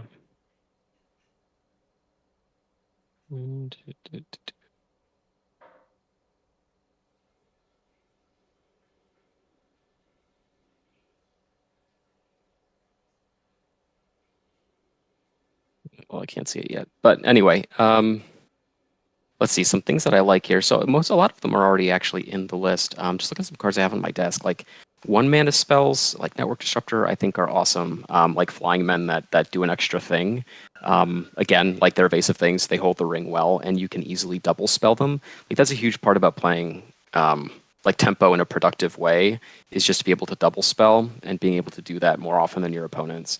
Again, like it really comes down to at the pace at which you're casting your spells and being able to kind of like take your disruptive elements and convert those into damage. Kind of keep people on the back foot, and like I said before, just kind of time walk them, like tap down a land that they just played, bounce their land, make them replay it under tapped, bounce the creature they just spent mana on, that sort of thing. Just kind of keep them doing the same things over and over while you are progressing your board state. Is really the way to go, and I think those like 1-mana flying spells like are really good at that. Just because they're mostly innocuous, but they're just going to get you that tempt as well. And the fact that like we're scrying off of each one makes it very easy to set up our turns to go like we'll maybe play one creature next turn. We plan on double spelling a creature and something else, so we want to scry a creature to the top. We're able to do that pretty easily. So like, yeah, I mentioned before, Network Disruptor is one that I really like just because it is a flying man. It's a 1/1 flyer for 1. It comes in and taps down a thing, which you really can only use proactively because it's a creature, right? You can only play it at sorcery speed. But like we've kind of alluded to, just like tapping something down for your combat step is going to open up them to other attacks. Plus, it's easier for you to get your things through, especially because a lot of the power toughness on the creatures that we do want to play are going to be fairly low. Like a lot of 1/1s, 2/1s, 2/2s, that sort of thing. So like setting those creatures up for success, I guess is how I would look at it. Is going to be a really important part of a game plan. And just like looking through some other cards that I have in front of me here, I think Modern Age is quite good. Again, like it gets you that trigger. I think Red was talking about the suspend creatures before, and being able to time things so that you're able to like get that double spell, so to speak. Modern Age is a really great way to do that because it also gets you the looting 2 times up to that point. And a 2/3 flyer is very serviceable. Like 3 toughness is a really great place to be, especially when like people are looking to engage with these decks on the basis of like I'll just deal with it with a breath weapon or something like that. You want something that sticks around. Another one that I really like is Fogwalker. I don't know if Ryan's talked about this one. It's a 2-mana 1/3 with Skulk, and when it enters, it prevents a thing from untapping. It doesn't tap the thing, but it prevents it from untapping on its controller's next turn. So like this is another creature that somebody commits a resource to attacking with their thing. You play your thing, and now it's just going to sit there for another turn cycle. And it has 3 toughness, which is high. It has a natural evasion to it, so it's going to hold the ring really well. Again, like these are creatures that come down and they do something, and then you can attack and block with them. And the mopiness of their bodies is more than made up for by the fact that they can hold the ring. So you get a lot of play out of these creatures that would otherwise just not be very impressive. Like Fogwalker. Fogwalker is a great example. And like it's something where people might be turned off from a card like that, or select for inspection. It's a 1-mana spell, bounces a tapped thing, and you scry one. Like these things that require a creature to already be tapped, I don't think is a huge ask, and like that sort of conditionality, I think, turns a lot of people off to those cards. But you can always count on that happening. There's always going to be a creature that taps to do something, whether it's attacking like a Dargo, skeleton tokens, land untappers. Those are just like common things that you'll see, and they're always going to be turning sideways to do various things, and being able to catch them and lock them down for a turn is going to get you a pretty significant window to act. Whether it's preventing somebody from comboing off or setting them back a turn. Having a Dargo player not be able to attack with their Dargo is like a big deal. So like these cards are much more free than they may seem. Just kind of go back to what we were talking about earlier about like cards that read a lot worse than they play. Like Fogwalker is a great example of that. Like I think this card is just always going to lock something down. You're never going to play it, and it's never going to be dead. But yeah, I think a lot of these creatures are great. Like I think we're on a good path here, and like the evasive stuff that does other things, Spiketail Hatchling, I think is a great example. There's not a lot of cards that do that, but it's like a really good card because it sits there and it keeps people from tapping out. It makes people play slower. When you're looking for ways to keep people from casting their spells and just like out tempo them that way, like that's one way to do it. Just make them afraid of tapping out and getting hit by the hatchling. So yeah, I think those are exactly 100 creatures. Maybe even like something like Spellstutter Sprite. Again, a card that comes in and deals with something and then sticks around as a body. Like that's pretty much the model of what a deck like this wants to be doing, in my opinion. Yeah, absolutely. Everything that you said, chat, listen up, because that was if you can tell, assessment there. I love blue creature decks. Yeah, more than anything. Well, and it's I've done a lot of mono blue stuff. Like Sailor's Bane was a really interesting look into that, and I've been impressed with that. Skyline Cascade's a good one, by the way. I just saw that on your screen.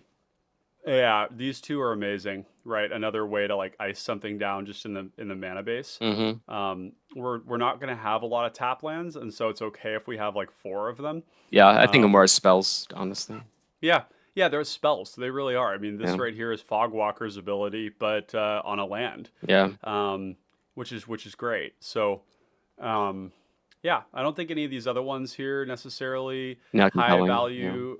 Yeah. Radiant Fountain, maybe if we're ghostly flickering, having a way to do that could be useful. Yeah, it's pretty free. Pretty free to do in this mono blue deck. Opal Palace, as you saw, I put in there. Study Hall as well. Oh, there's a really great card. Do you have this? Is a 2-mana. This is my last thing, and then I really got to go. There's a 2-mana elf. It's a 2/1 for 2, and when you scry, it gets +1/+0 and becomes unblockable. Yep, do you have that one in here? I just want to make sure because he's a new guy. Unbelievable card in this deck, right? Like this is really like good. Purpose built, like 3 power unblockable creature. This card's awesome. It's going to be amazing. Yeah. And what that does when we have unblockable creatures is that if we really, really need them to be able to swing every turn, if we really want to guarantee the trigger, the 3 damage trigger to everybody or the 3 life loss, we can put them on those. But it also means that those things operate independently of what is tempted. Yeah. Right? You're always going to have a creature that is able to get in, regardless of whether you have a ring bearer that you're happy to have as a ring bearer. So that's something I did a lot in Golem, where there's a ton of unblockable and evasive stuff, and it's something I'm building around in a lot of my decks right now. Is like a creature base that is very evasive and aggressive in that way. So, well, Derek, dude, it's been great having you here. Thanks I'm glad I was able to hop on for a little bit. for sure. Yeah, I'm sorry. Sorry the coordination fell through there a little bit Yeah, no worries, on my man. end, but We'll yeah, do a stream. yeah, Like I said, I'm working on this Malcolm SER deck. I'm gonna bring it to Detroit with me. I'll run you through it. Maybe we can do a awesome. stream about it sometime. I think it's really I, fascinating stuff. I'd love But to. like Yeah, these yeah. like blue aggro models, I think are really interesting and really great space to brew right now. So yeah, I love it. And Sleep of the Dead, I just saw that card. I forgot that it existed. Play 100 copies of that card. The card's awesome. Dude, yeah, incredible card, right? All Yeah, right, it's really folks, good. say Alrighty. goodbye to Derek, and Bye, thank you so everybody. much for joining us. Yeah, it's been a pleasure. I'll catch you later. Yeah, peace out. Bye. All right, let's just do a quick little upkeep thing here. Get that in there. Cool. Nice. Well, that was awesome. The kind of quality people that we get in these conversations is always, I always feel very lucky that I get to rub shoulders with folks doing as insightful work as Derek is. So let's do a little housekeeping here. We're going to do a little bit of organization of our cards. I'm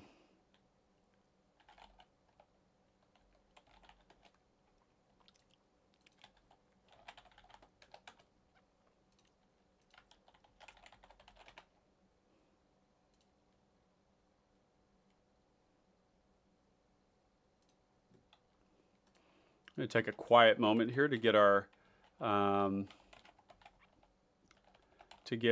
stuff in order. I've been organizing a lot of my aggressive creature-based decks under, let's see, this is going to be considering, with mana values lately, because I really want to make sure that my curve is optimized. In this deck here, we might not need to do that because we know that we're optimizing around mana curve. So maybe we'll just do creatures. And we'll drag and drop these in here as we go along. Delver of Secrets might not actually be that good depending on how many spells we have. It probably, well, we can scry things on top, so it's actually pretty damn good. Yeah. Why is this not working? We're going to do a quick reload, make sure everything is spruced up and ready to go. I want to take a brief moment to ask you all if you are enjoying the content, if you like what you saw, if you enjoyed having Derek here to share his experiential knowledge and his wisdom and his strategic thinking with you all. If you enjoyed that, make sure to do the free thing and leave a like below on the video. Subscribe to the channel if you aren't already. Help us get to 1,600. We're super, super close. I'm always kind of baffled of the small milestones that we reach there. You can hit the bell icon if you want to be notified of live streams that are coming, that are basically unscheduled. So when Clay and I want to, when we have time and we can get a game in, a lot of times those won't be scheduled, but they will go live. And if you never want to miss one of those, that's a great way to do it. And of course, the other thing is that if you are excited about what we're doing and you want to contribute to what you're doing, I want to show you our Patreon. Patreon.com/common connoisseurs, where we have a number of tiers for you to support Clay and I's work in trying to expand awareness about the format, but also just deepen our knowledge and understanding, the breadth and the depth of our understanding of cPDH. This is my favorite format I've ever played, and there's not a ton of people playing it, and I want to change that. We're both really committed to changing that. So if you want to help us out with that, you can join the 15 Patreon members that we have who contribute monthly to ensuring that this content keeps going. And in exchange, Clay and I have been very diligent to come up with a series of offerings for you that really reward you for helping us out. So we thought long and hard about what we wanted to include here, and we want to add a lot of value for your contributions. So we have anything from the $2 a month, which is just kind of an entry-level thing, where if you don't have a ton of money or if you're just a little tight on resources or whatever, this is a really, really cheap way. This is $24 a year to support what we're doing. We also have the $5 a month, which is going to get you early access to the YouTube videos. It comes again with the exclusive Discord channel that this does, and you'll also get to vote once a month on Let's Builds for the Let's Build streams. The aficionado is the highest value of all of these where you're going to get member shoutouts, you're going to get access to the Discord channel, you're going to get voting, you're going to get early access. You're also going to get access to all these templates that you see here. These files that I give you are quite valuable, and I'll customize them for your name. So if you want to be on Discord with your friends, you can use OBS to stream what you're doing while having your camera there. So if you want to be a content creator yourself, this is a great way to do it. We got Douglas Wilson. Absolutely. Just started watching Pauper Commander and put together my first few decks a week ago, moving up from 60 card Pauper. Douglas, you're a man of my own heart. I actually was not traditionally a Commander player. I hadn't played a lot of Commander when I first started playing Pauper Commander. And the transition into this was because it was a similar card pool, and it was really cool to see the translating the card pool that I was familiar with into this one, and then starting to deepen my knowledge of cards that I wasn't familiar with. So it's a really fun thing to come from 60 card into this, and I'm glad you made the transition with us. John A., do you think competitive PDH is still a Brewers format, or is it settling into an established meta? This is my opinion. There are not nearly enough PDH or cPDH players to even scratch the surface of this format. And I can give you evidence of that because at a certain point in time, I moved to doing 2 Let's Builds a week because my list of things that I still want to build and the list of things I still need to tune to adapt to the new cards is too damn long. So I think that's your answer. This format is, there's so much more room to grow. And the thing is that every set brings with it, 5 to 10 new commanders that are very much worth exploring, that bring a new angle to the format. They incentivize new cards. Like, there's so many cards in this deck that won't see play in any other deck. And that's really cool. And that's a constant thing. It is not settled in any way, shape, or form. There are staple spells that are good, but even those, I consistently find homes, or commanders where the staple spells just don't work. Corpse Augur is a really good example of that, of a commander. It's a 4-mana 4/2. When it enters the battlefield, you lose X life, and you draw X cards, where X is the number of creatures in target player's graveyard. I'll tell you what, I don't play any draw spells in there that lose me life, because that's what my commander does. Right? So I'm not playing Night's Whisper, I'm not playing Sign in Blood, I'm not playing Read the Bones, I'm not playing Blood Pact, I'm not playing Succumb to Temptation, and that's very non-traditional. Like in Black, you always play those cards. They're so good. So definitely a Brewers format, 100%. And in fact, I would say that this is the most Brewers format in all of Magic, okay? Because it's competitive. In cEDH, it's not really a Brewers format anymore. You're building around Thassa's Oracle, good white stacks cards, green food chain type stuff. It's all kind of settled into like Black ad nauseum. It's not that there aren't cool things to do or that there isn't tech to be explored or that people aren't doing that, but like the competitive meta is very settled around Demonic Consultation, Thassa's Oracle, Tainted Pact, Dockside Extortionist. You're always playing these good ramp spells, these like busted fast mana ramp stuff. We don't have anywhere near that level of stagnancy in this format, not even close. So I did want to mention 2 other things here. We do have 2 other tiers in our Patreon here. One of them is $20 a month. This one here guarantees games with Clay and I every month. Once a month, you will always get a game with us that will be recorded, edited, and put on the channel. And then when you go up to the $50 a month, which I know is a big ask, but this isn't so much to ask people for this. There are just people out there that have a lot of resources, and for them, $50 a month is nothing. And so we do make this available to us. If somebody does this, this gets you exclusive 1 hour a month of deck building, tuning, or coaching, or backseating during a game, as well as a custom animated profile picture, which actually has been moved down into aficionado, and all the things before it. So yeah, that's what we've got available. If you want to support us, this is a great way to do it. The other way too is that if you want your deck shown on the channel, you can always do super chats. So you can super chat. If it's $5 and above, I'll take a moment to take a look at the deck and give you some broad overview.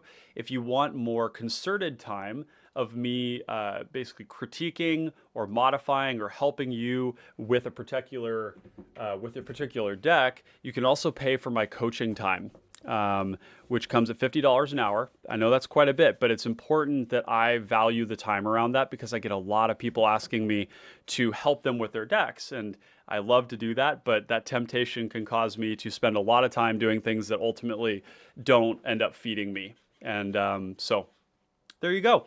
We're going to get back to the deck here. I want to respond to some comments. We've got Ravamati. Very glad to have some people that are more let's see. Sorry, there's this new emoji thing that they have in YouTube blocks my vision. Let me see if I can pull it over. Damn, I don't like that.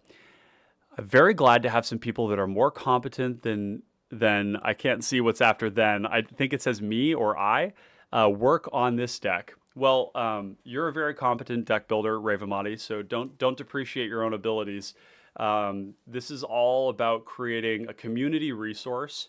These decks are all, you, me, and my co-host building something together that is better than the sum of its better than the individual builders themselves. So it's about you guys. It's about building something great that can be, that's lasting, that offers inspiration to people. That's the goal. All right, we're gonna keep moving through here, and we're gonna shift all these cards over into here just so that we have them organized. This is a little tedious, I'm not gonna lie, but I kind of wish Moxfield had a way to do bulk, to bulk move stuff over. I need things to be in categories that are useful, and untagged creatures is kind of annoying to me. So we'll just do this, and we'll just kind of be patient, and yeah. I'm gonna move all this shit over. I really like these spells that we can cast from the graveyard. I like these spells that return creatures or lands to our hand. I like how low our curve is. I think we heard Derek talk about being able to cast multiple spells in a turn. What I'm seeing here is that we may end up being something as radical as a 50 creature deck. It's quite possible because so much of our card advantage is tied to playing, and our filtering is tied to playing creatures, and it's tied to the loot trigger that we get as well. Okay, good. That was a good start there. Okay, let's get some more draw spells in there. This is going to be evasion 2. This is going to be removal, and it's also going to be protection. And we got to get these white border cards out of here. They're pretty foul. I'm sorry if you like them, but also kind of not sorry. Draw. Otherworldly Gaze is going to be draw. It's technically card selection, but that's okay. This is going to be draw. This is also going to be removal. It's also protection, but removal. Daze is going to be under counter spells. I think this card actually might have a home here. It might not, but we'll see. Oh, Deprive is not its own category, especially, yeah.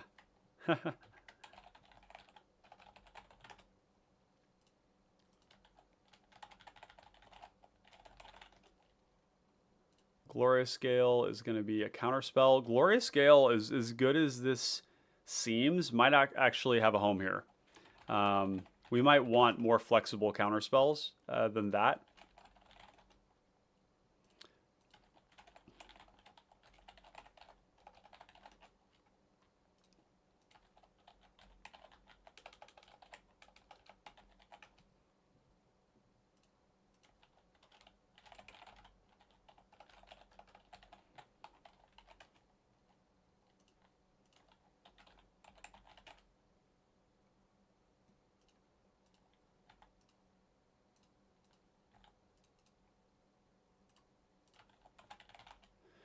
And cards like Gush are going to be amazing too, because you can always loot the lands away if you don't need them.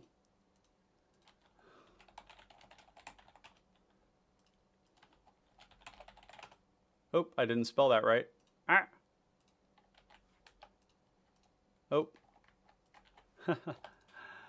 Flickers. There we go. We know how to speak English here. Soothing of Smeagol is very good. So really the flickers are actually protection, is what they are, if the thing is gonna die. So we might have to come back and do that. This is draw. I don't know if Think Twice is gonna make the cut. It's kind of mopey to me.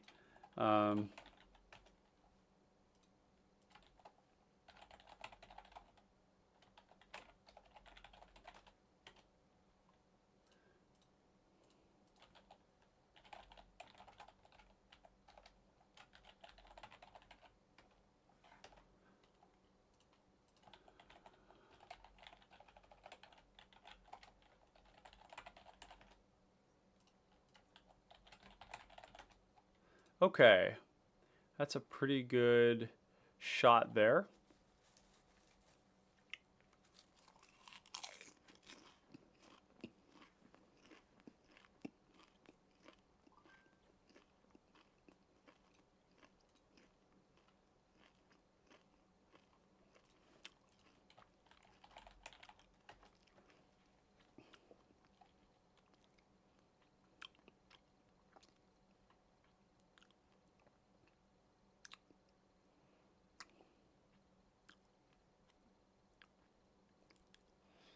We really should have a section for draw and one for card selection, but I think we're not gonna focus on that right now. What is this one on its other side?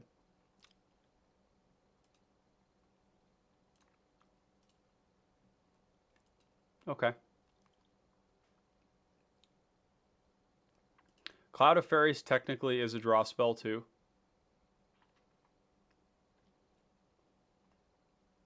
This is going to act like removal in a lot of cases because we'll be able to change combat math. Fathom Seer is draw.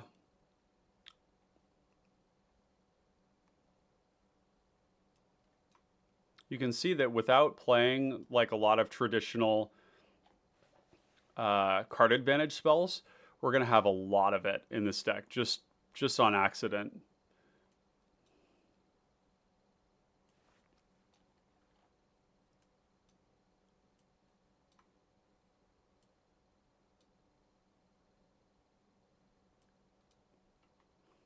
It's not really on accident, but it's you know, because we're designing around that.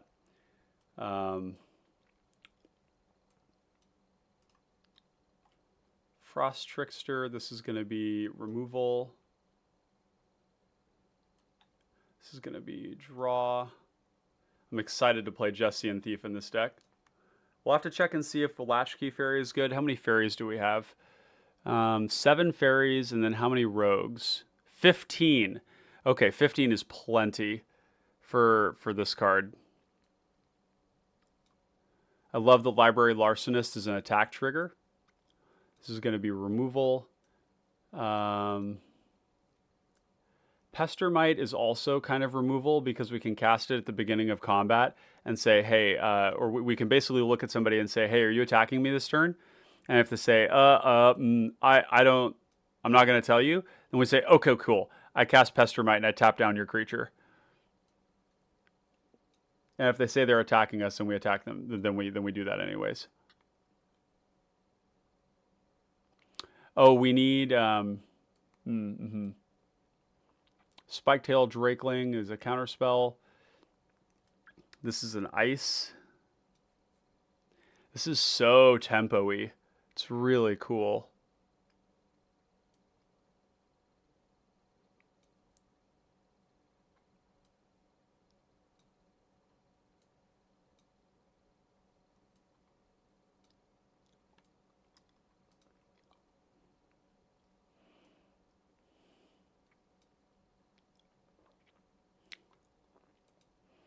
I don't think this is going to make the cut, but maybe.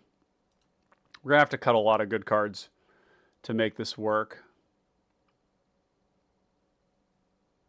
Creatures can't be blocked this turn. So the funny thing is that this card only works off Suspend, which I don't think is going to be good enough. Because if we suspend this on like turn 4, it's like turn 8 it's cast.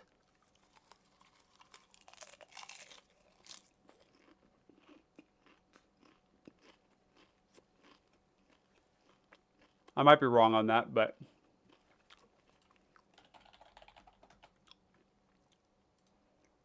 play Network Disruptor as well, which I heard Derek mention. It's just another flying creature that that has some sort of an ability on it. Well, there's 21 removal spells. It's crazy. Just like on accident, kind of. You know, by playing stuff that we want to be playing already. 23 draw spells.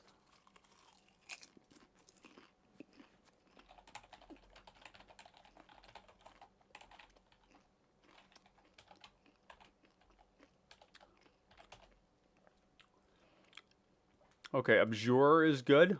We can afford to sack a small 1/1 to get a 1-mana counterspell. Arcane Denial.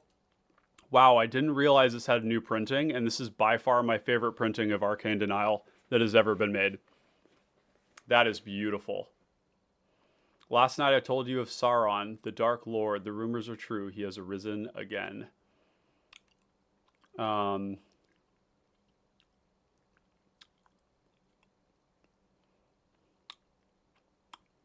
Confound is pretty good. Counterspell, pretty good. I don't know that Daze is going to make the cut. Dispel is great. Dispersal Shield with Elrond in play is going to be better than Prohibit. So I think that's good enough.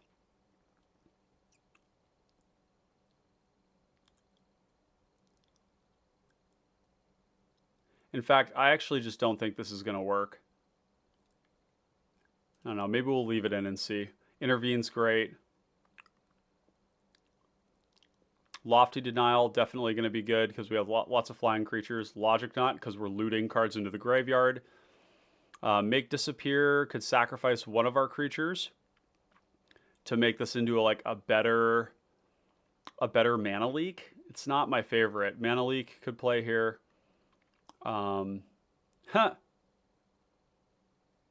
This is great. I love this. This is great in this deck.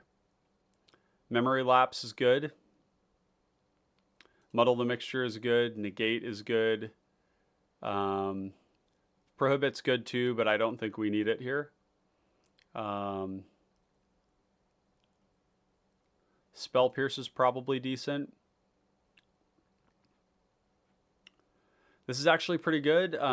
Spell Siphon. Target a spell unless its controller pays 1 for each blue permanent you control, which will be a lot. We will have many. This is better than Mana Leak by a lot most of the time. So yeah, that's a pretty good selection. That's probably more counterspells than we'll actually run in the end. That's 15 of them. Like, I know we like these creatures that have mana counterspells on them, but I think that with the number of creatures we have in the deck, we might just want to play better counterspells just because we can.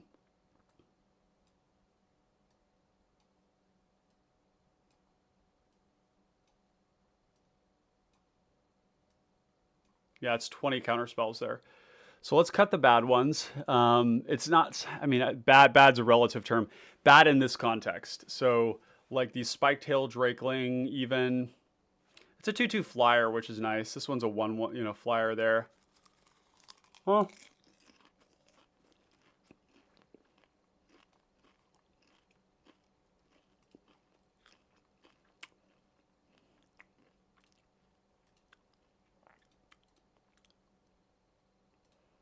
I don't think we need Spell Pierce in this deck.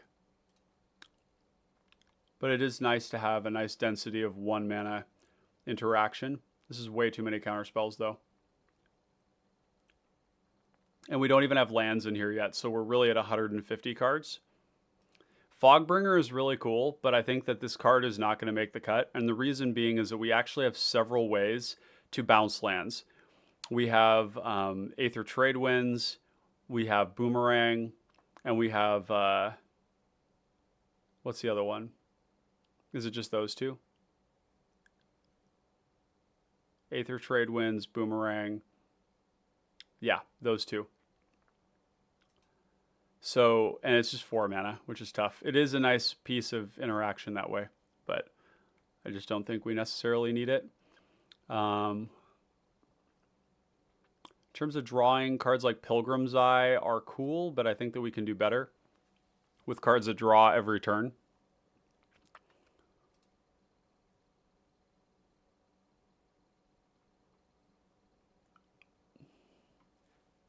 Expendable Lackey can go. I don't think we need that. Thriving Turtle is like a 1 mana 1/4, which is actually quite nice.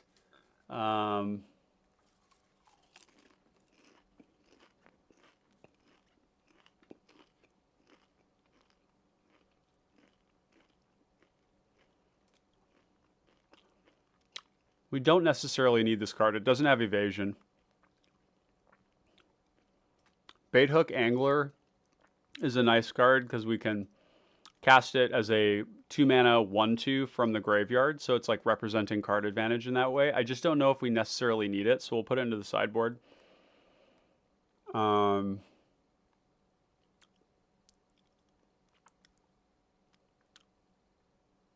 Like this card here, we're tap target land. We could probably bring that back. All this other stuff is pretty gas. Thalakkos is going to draw us a lot of cards. So these cards grant flying to Elrond every turn, and there's a couple of them that do that.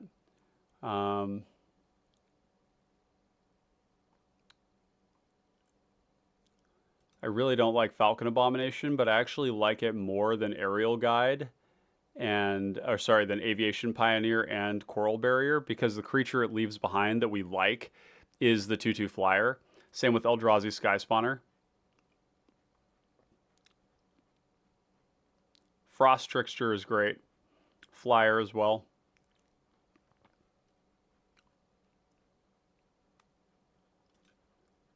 We could potentially cut Manivore. How many of those bounce spells do we have? 1. Not a lot that are actually attached to a creature.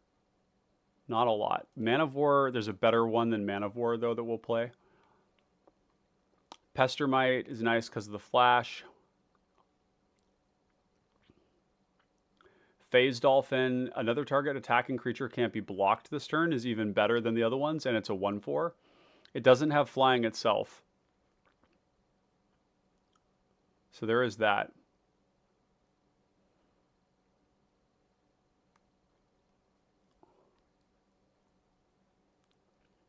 How many creatures do we have with flying? Probably enough to justify this, right?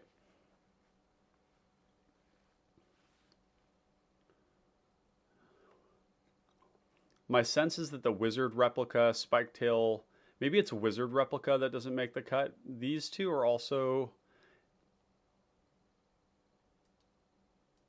I don't know. We're going to have to make a lot of cuts. My God. I think Storm Sculptor and Keymaster Rogue are not going to make the cut because they're kind of expensive. Like, they're good cards, and I think I would like to find a room for them, but yeah.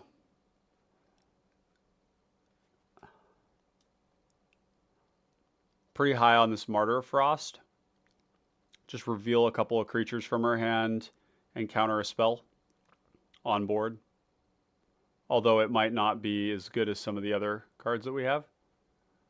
Yeah, actually, if we're only like 3 cards in hand, it's like kind of a mana leak that cost us a creature. Okay,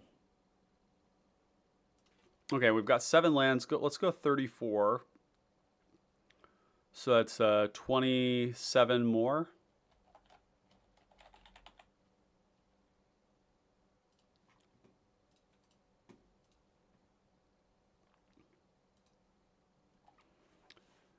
So 40 cards to cut, and we don't have any of the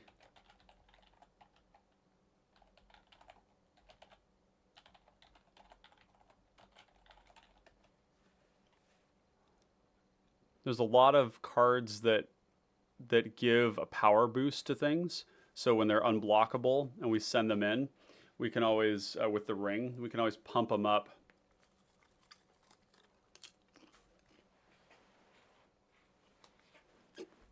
And a lot of these are like +3, +3, or +4, +4.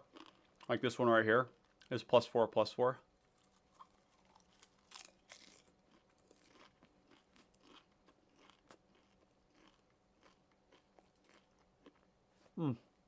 Ooh. You ever bite your cheek? Oh my God. That hurts. Oh. Ow. So 2 mana, +3, +3, draw a card. This is kind of what this is reading. Same with this right here. The toughness doesn't matter as much. So there's that. This one draws a card too. It gains flying, but it's only +2/+2 for a 1 power creature. These are interesting. Oh, I didn't realize that Ovenize was also turning off the abilities of a creature. That's pretty cool. This one's evasion and 4/4, although a lot of our creatures are going to have evasion anyways. So, and it's not drawing a card.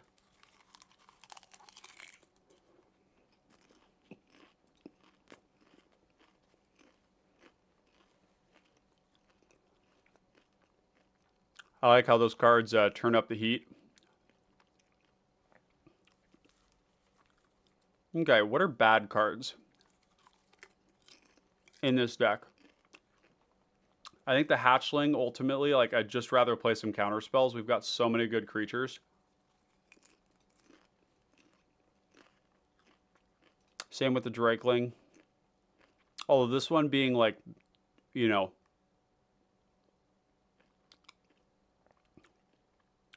yeah, I don't want to clog up the 3-drop slot.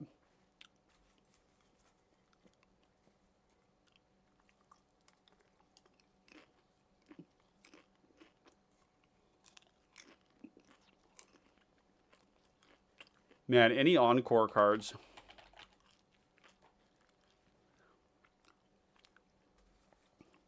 Wow, that's a big draw spell. This spell reads Scry 1, Scry 1, Scry 1. Make with 3 creatures, and then draw 1, draw 1, draw 1.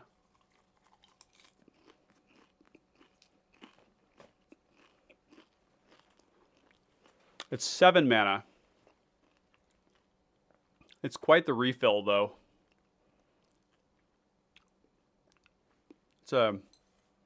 It's actually, so 7 mana, scry 3, draw 3, or scry 1, scry 1, scry 1, draw 3 for 7 mana is probably not good enough. It does tempt, but at that point in the game, we probably already have stage 4. That's not good enough. 5 mana we can do, especially because this is giving flying to things. And they're evasive.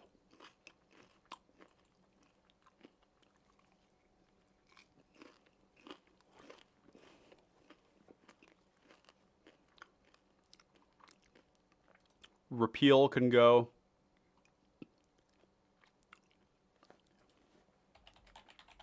Oh, we've already looked at Madness. What about Retrace? Yeah, we have Una's Grace.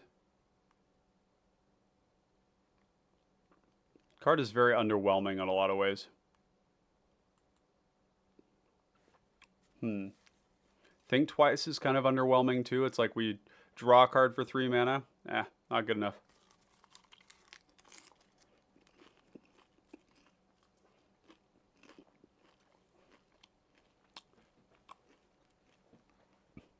Flash creatures aren't hugely important in this deck.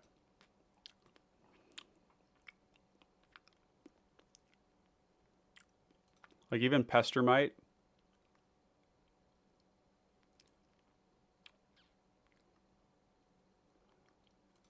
Yeah, I don't think so. Even some of this evasion might not be that good.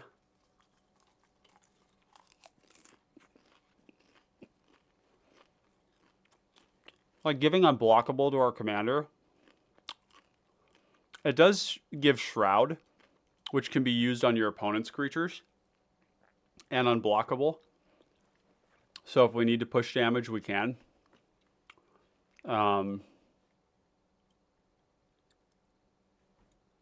This is very modal. I like it quite a lot. I don't know if Aerial Guide and Phase Dolphin are all that important. Like, how important is it that Elrond can attack every turn? I just, it's not really what I was thinking about when I built this deck. Was like, does Elrond need to attack? It's like, a lot of other things attacking.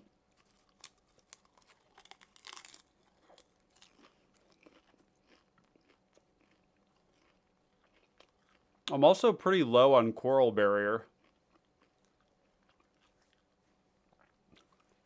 Like, I know this guarantees attempt, but this card is so bad, and there might not even be a person on islands in the game. And then it's just like a 3-mana 1/1 with a 1/3 blocker that can't attack. I don't know. Pretty low on that. Even though it's doing what we want it to.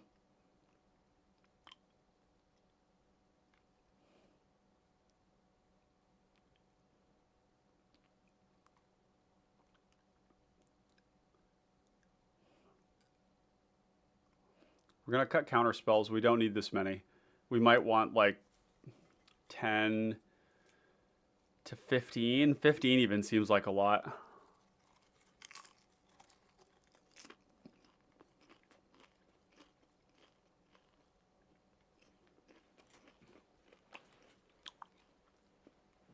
feel like if there was a home for Martyr of Frost, it's probably here. But like, is Martyr of Frost better than like the Spiketail Hatchling?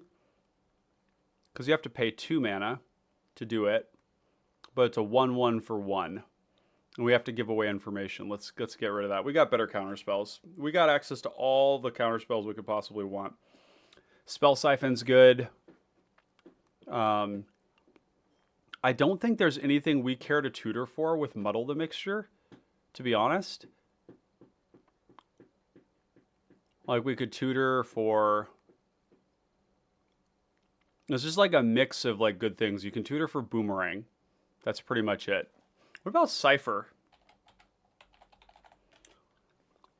Because Cypher, yeah.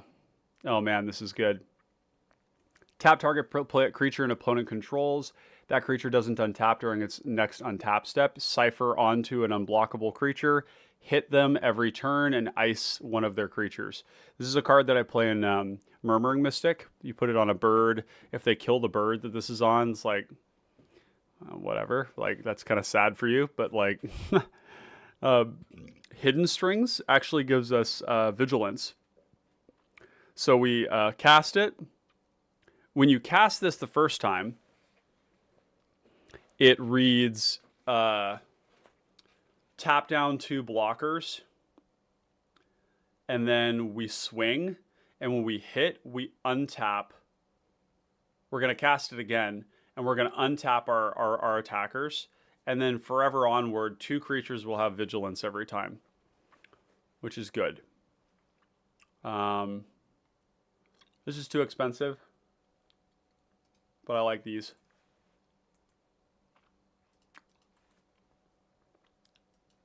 Bone Splitter would be pretty good in this deck.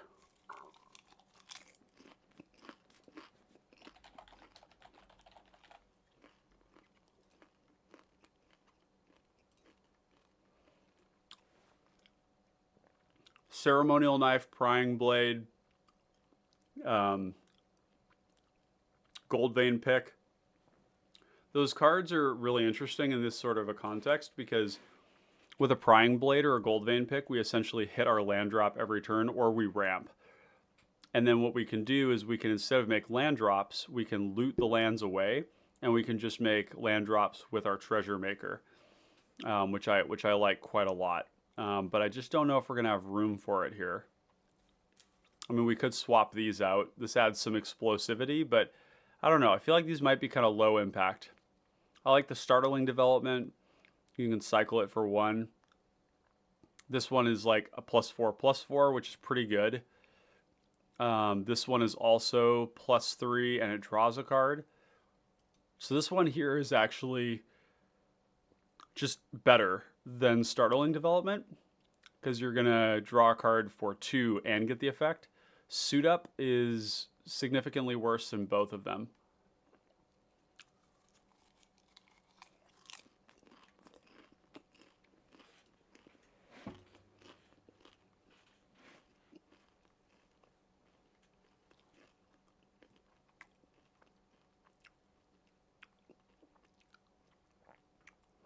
Okay, so of these counter spells, which ones do we want?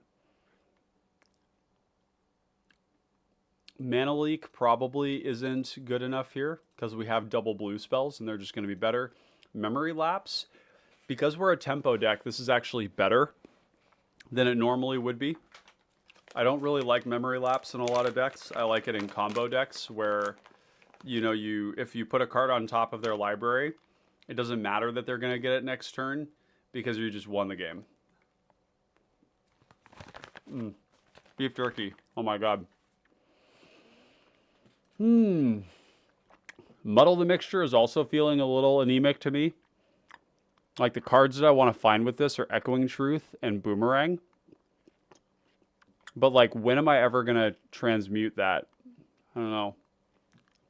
In the meantime, it's kind of limited.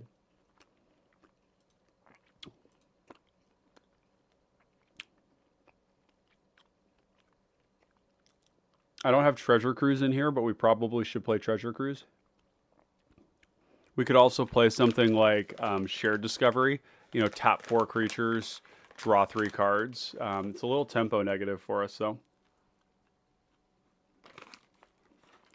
Sorry I'm eating while I'm doing this. I come home from work, and I get home around like 5:15, and then I'm live streaming at 5:45. So I'm hungry as hell right now.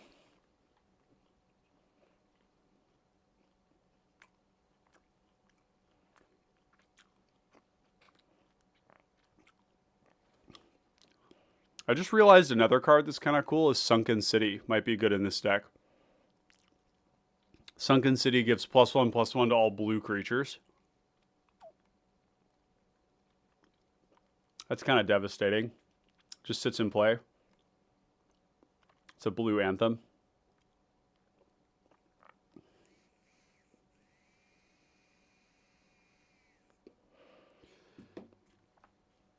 So Augury Owl is interesting.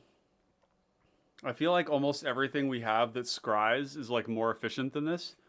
Like we have the Silver Raven, Fairy Seer. I think there's one more.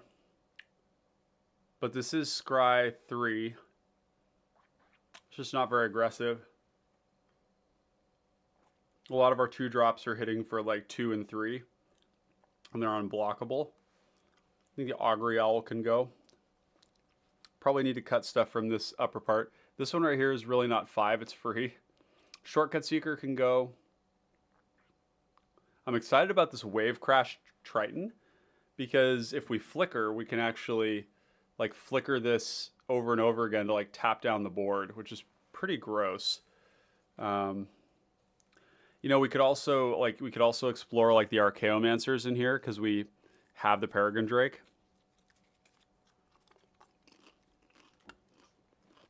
And speaking of which, I don't know if Blur is going to be good enough here.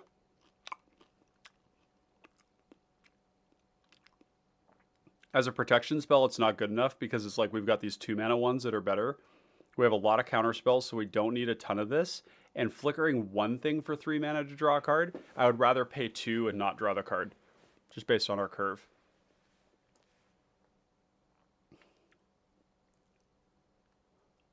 Now we're getting into the nitty-gritty. A lot of this shit's really good. This is kind of where we get into, like, is Obsessive Search, is Otherworldly Gaze good enough? Because they're card advantage, right? We're pitching them away and then we're using them from the graveyard, or we're casting them. Which is good, but, like, Look at how many cards we're drawing. We have 20 draw spells, and a lot of these are repeat. If we have more than one, you know, like card that does this in play, we're going to be drawing like 3 cards a turn and looting one of them away while we scry. I'm a little worried about whether that Soul Knife Spy actually connects or not, because it's 3 power, but maybe it trades with something.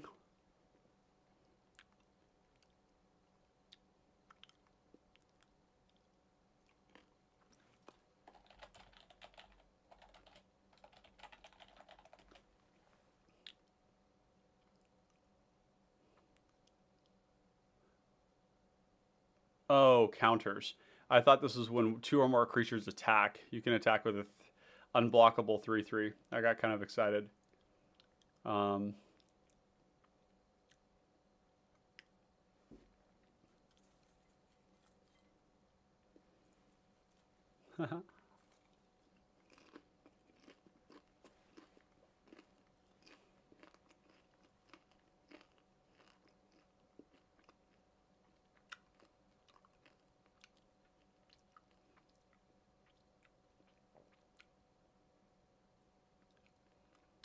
yeah, all these are pretty pretty unappealing.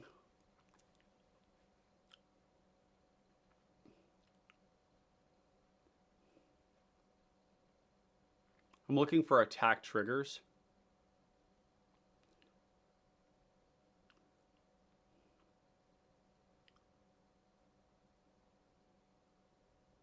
Huh. 4 mana though.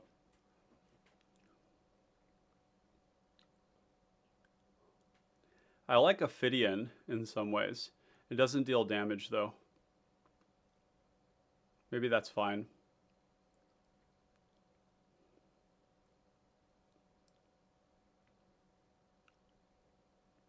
ETB loot.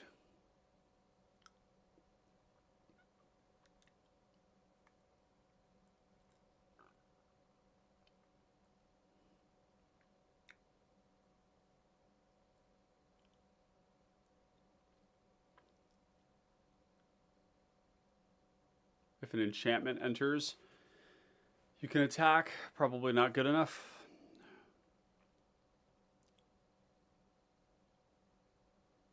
See, this one here, whenever it attacks another target creature gains flying, this is actually better than the 1/4, because this can actually attack and get damage in as well as the other one.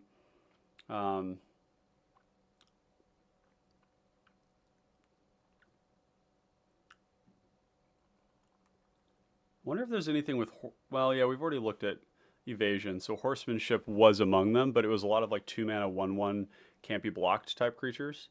So we're going to do evasion for this card, and it's also going to be a creature. I think we're going to cut the phase dolphin for that. Veil of Secrecy kind of starts to feel like, why is this here?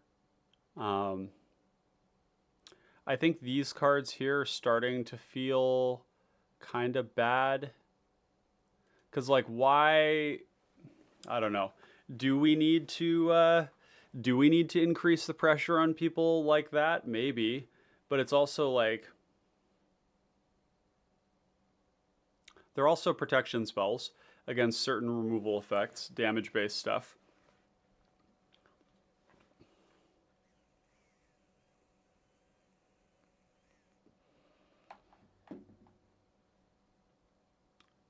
I mean, it does help us apply even more pressure, but I think these are going to go in the sideboard, and then if we feel like we aren't able to close the game fast enough, these things we'll look at them again.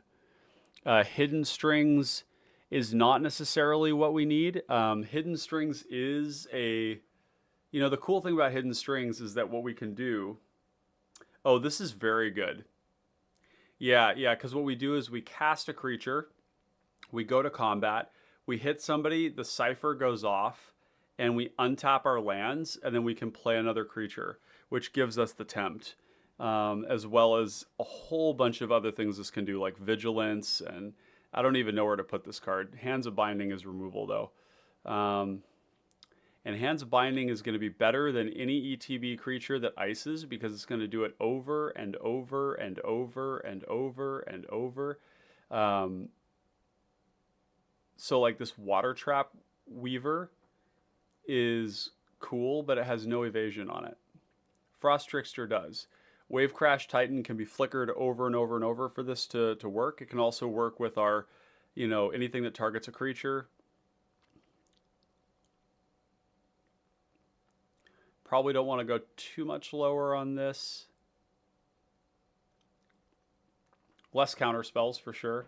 I like Spell Pierce because we are a tempo deck. And having mana open while playing creatures, having like a counter spell and another counter spell, like a 2 and a 1, is pretty nice. So the question is which one of these go? And it's probably, I keep coming back to Muddle the Mixture. I think Muddle the Mixture is fine cut because they're just better, less conditional counter spells that we have. I like Confound always because it can target any creature targeted by a spell, and it's going to draw a card. So it's like Arcane Denial in a lot of ways. Lofty Denial. So the question is Spell Siphon better than Lofty Denial? And I think in a lot of cases, the answer is yes. It's going to be like 5 or more. Lofty Denial is pretty damn good, though. Pretty damn good. Dispersal Shield does not counter things over 3 mana in this deck. So there's that.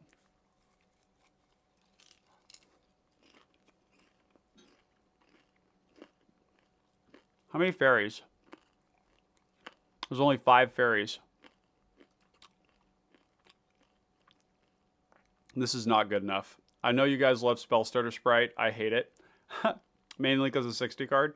But more importantly, it's just not going to do what we want it to do enough.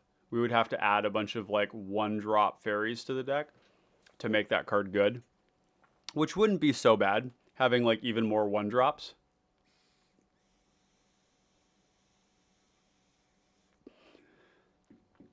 And to be honest, like there might actually be an argument that what we would prefer is to have more 1-drop creatures than to have these like bad 3 mana make 2 creatures, one of them's unblockable kind of things. Maybe the thing we want instead is to not clog our deck with too many 3s. We got Zach in the chat. What's up, dude? How you doing? Looks like this is a little bit fairies and big blue. We're not big blue because we're not ramping, and we actually don't have that many fairies. We just cut Spellstutter Sprite because we didn't have enough of them. But it is kind of like Mono Blue Tempo, which is a fairies deck in 60 card. It is very similar to that. Yeah. Because this is a tempo deck, ultimately. This is definitely a tempo deck.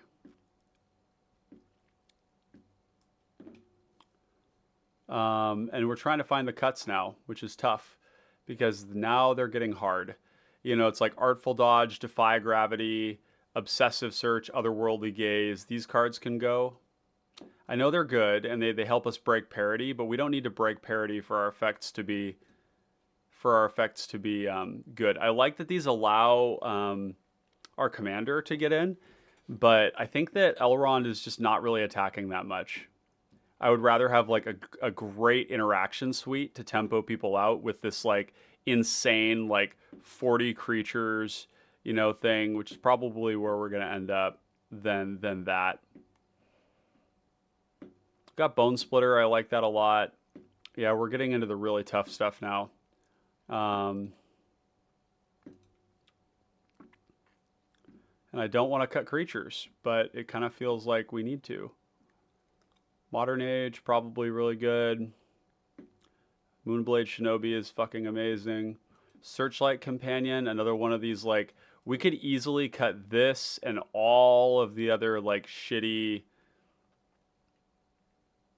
Like, we've cut most of them. Aviation Pioneer, I think, can go.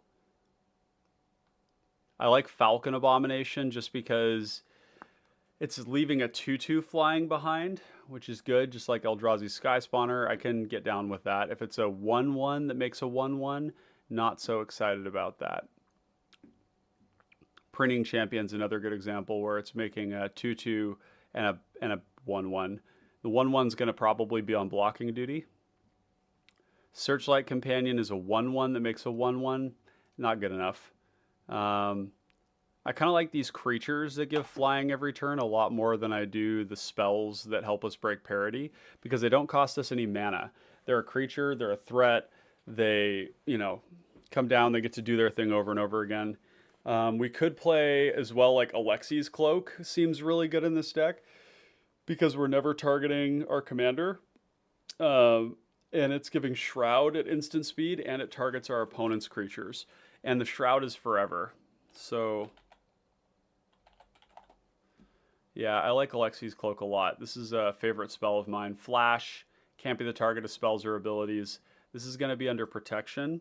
It's also a counter spell, though. Like, don't forget. 18 cards to cut. Now it's getting rough. We're probably going to have to cut 6 creatures. Probably have to cut some counter spells and some removal. If we had 10, it's probably more important that we have counter spells than we have removal. Maybe a little bit less of both. Maybe go down to 12 and 12. So we could go like Peel from Reality. Could go. Although Just the Wind is cool, but it's a sorcery speed spell. It's only when we're looting, really. Or is it? Wait. Is it also just a 1 mana instant speed bounce? Where was Just the Wind? So it's a 2 mana bounce, 1 mana with Madness. Not that amazing. Is there enough targeting for Heroic Creature? There might not be. It seems like, we still need to make room for the Archaeomancers too. Although, just because we have Peregrine Drake and Ghostly Flicker and Cloud of Fairies doesn't mean we need to be doing Flicker stuff. Because then we make ourselves into a combo deck. And as a combo deck, we actually are going to take aggro. The reason we have Peregrine Drake and Cloud of Fairies is so that we can double creature. It has nothing to do with wanting to be a combo deck.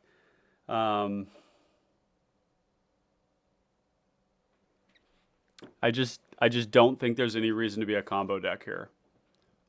This is one of those places where it's like, yeah, we could. It's like Queza. It's like, yeah, you could. Or you can just like play your game plan and play it well and not dilute your deck with like these other cards. They work really nicely with all the bounce stuff, like the Runaway Together, the Withdraw, the Aether Trade Winds, to be able to get spells back. They're all pretty small, so they can be ring bearers. There's a lot of ways that we could, like, because, see, here's the other thing, like, so if we make infinite mana with a Ghostly Flicker, how do we use that? Like, what do we do with it? So then the question would be, if we have an Archaeomancer in play and we're going infinite, then what we can do is we can flicker, flicker, flicker, flicker, scry, scry, scry, scry, scry, put the creature on top that we want, which would be another Archaeomancer, and then we can go to combat, loot, draw that card, and then make infinite mana again, and then play that out, and then have all of our spells. But then how do we win? So the card that we would need to win would be something that we can bounce everything. So that would be Boomerang. Or probably Boomerang. So what we would do is go... So Elrond's in play, Peregrine Drake, Archaeomancer, Ghostly Flicker to make infinite mana and scry the exact thing we want to the top. Which would be the Archaeomancer. Loot, draw the Archaeomancer, make infinite mana, cast the Archaeomancer. Now we have both of them, and we have infinite mana. So we flicker, flicker, flicker, make infinite mana, get scry, scry, scry to get Boomerang to the top, and then we cast Boomerang infinite times, bouncing all the permanents.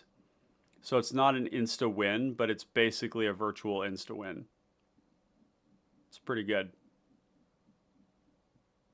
It's pretty low cost. The only problem is that these Archaeomancers are like, they're very clunky in the deck. They're very clunky. But they're also cards that we could just hang on to, you know, because the combo is pretty easy in this deck. Pretty easy and pretty clear cut. We don't have to play a whole lot else. We just have to add the Archaeomancers.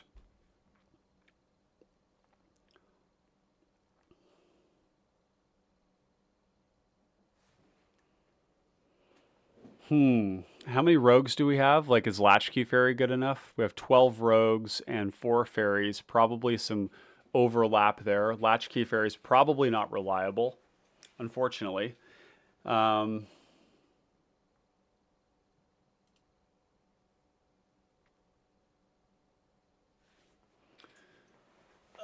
see. Man, we're down to the nitty gritty now. Let's cut another counter spell.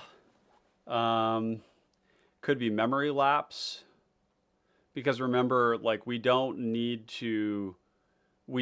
our counter spells to be card disadvantage in this deck for us. They can just be full counter spells, like that put it into the graveyard. So I think memory lapse can go because all of these other spells are actually a counter spell. They're stopping it and it's not coming back. So we don't need memory lapse because memory lapse is nice when you have 2 colors because it's splashable.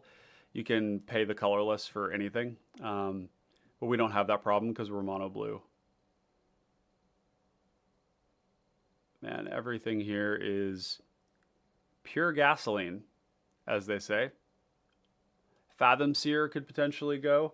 I think this represents a lot of card advantage because but it's like, this is a 3 mana spell, 3 mana 1/3 that draws 2 cards by returning 2 islands, and then we can loot the islands away.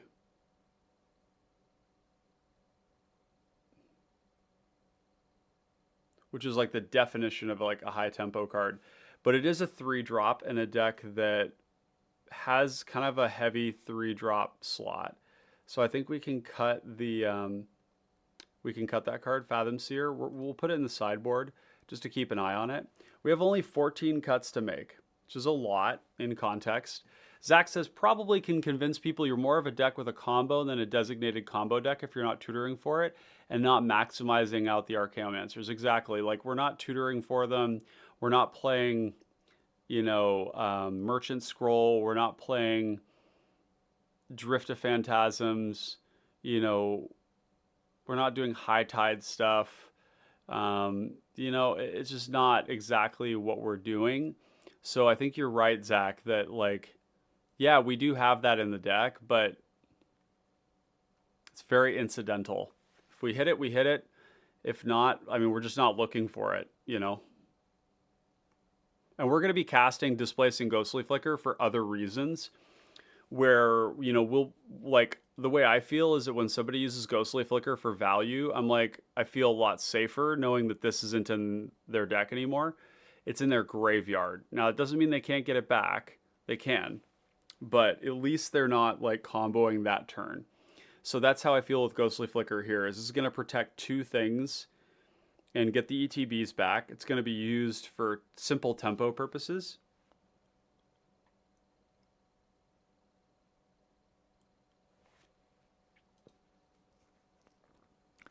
Cloud of Fairies is rarely going to be a draw spell, but we can.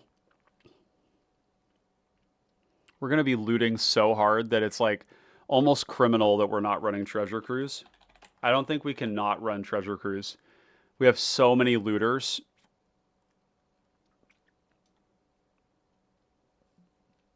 Yeah. Let's not be silly. That's important. Okay, we can cut one of these.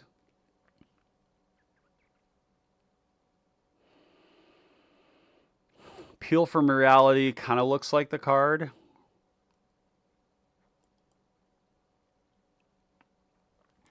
Aether Tradewinds is technically a more expensive Peel from Reality, but it does bounce permanents. It bounces anything, and I think that that's worth it here. To be able to hit lands, but also just to be able to hit, like, I don't know, like a problem permanent of some sort. 14 cards. Don't let the world all beneath you.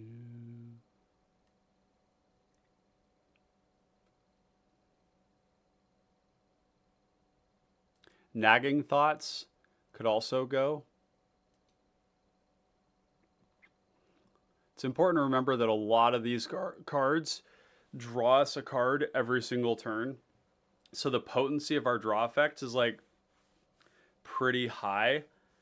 So we don't probably need as many, right? Even one of these is drawing an extra card every turn, and we're looting with the tempt. So we're going to be drawing as many as like 3 cards a turn, including our opening draw.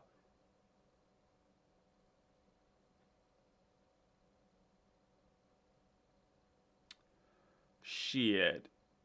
We're still at 44 cards, so it's almost assuredly creatures that we need to cut, but I'm not seeing a lot that I want to cut. Wave Crash Triton could have been the cut as well. Maybe we want to keep Peel from Reality. I like the idea of having ETB creatures that we can do this with, but, you know, where we can flicker over and over again. But then again, like, how do we actually do that if we aren't looping it with an Archaeomancer? So I think the Wave Crash Triton can go. If we had 10 removal spells, I think that would be sufficient. So we have a lot of draw to hit what we need. What about here? Cloudfin Raptor is kind of weird because there's actually not a ton of like high power creatures. But I guess the idea here is that with any 1-drop creature or any 1-power creature, we go to 1/2. And then with Elrond, we go to 2/3. And then if we flicker Elrond, we actually can, we go up to 3/4 on this. So I like that this gets really big. Thriving Turtle is a 1/4, right? It's a 1 mana 0/3. You get 2 energy, you attack, you pay 2 energy, you put a counter on it. I don't think that's going to be good enough. Aether Swooper is a 1/2 flying that's immediately going to tempt, which is pretty cool. And we can actually tempt onto the colorless servo. So we go Aether Swooper, Elrond, attack with the Swooper, pay the cost, 1/1 enters, we get the second ETB, we tempt onto the 1/1. This is like exactly what we want to be doing, Aether Swooper. This is great. And actually, even the ones that make a 1/2, that creature becoming the tempt is pretty good too. There's the value ordering again of like looking at how the card plays, because when you put 2 creatures into play at the same time, you are getting a tempt, and the tempt can go on the creature that doesn't have evasion. So it doesn't matter if it doesn't have evasion because it'll gain evasion. Damn it. That makes some cards that we cut better.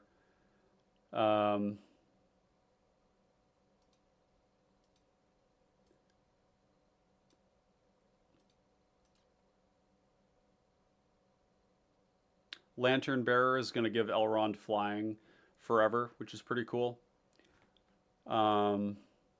Man, there's even cards like Smoke Shroud. How many ninjas do we have? 4 ninjas? That's not enough.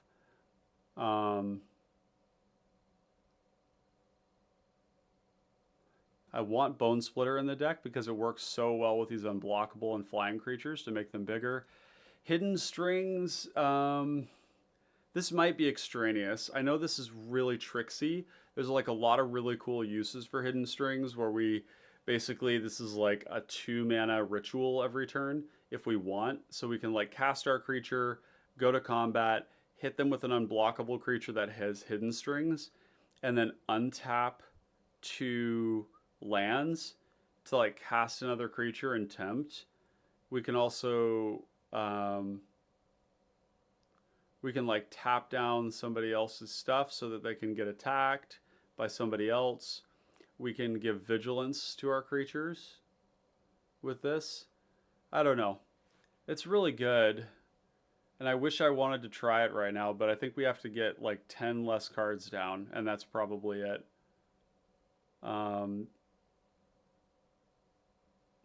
like, how important is granting flying to another creature when most of our creatures are already in some way unblockable? This is like just for our commander, which isn't like a small thing. Being able to swing for 3 with our commander with flying is like just gives us another attacker. It's pretty big. It's pretty big. It's just more damage. I mean, we have a really low curve, so maybe we could go down on mana sources, but I do really want to cast Elrond. You know, I want to be able to cast my spells. We could go down a land. We'll go to 33.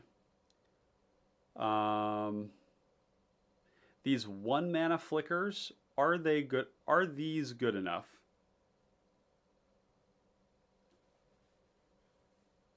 Like, what are we protecting with this? Like, what of our stuff is so important that we need to flicker it? Because all of these flickers are essentially a creature for the purpose of Elrond to get another trigger. But they're like Teferi's Time Twist. How many pirates do we have? 1. I could see Planner Incision because it's also leaving a counter. But like, what are these hitting? Like, it seems like targeted removal is going to be really bad against us. Like, really bad. Like, what are you killing? You could kill Elrond, I guess, but like, I don't know. It's like not that impressive.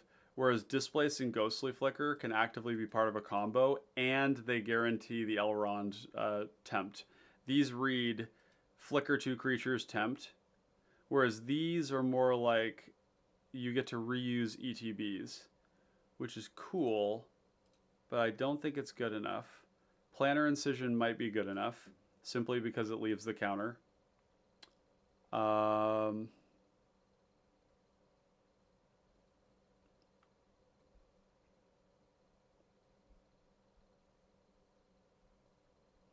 Oh, we don't have the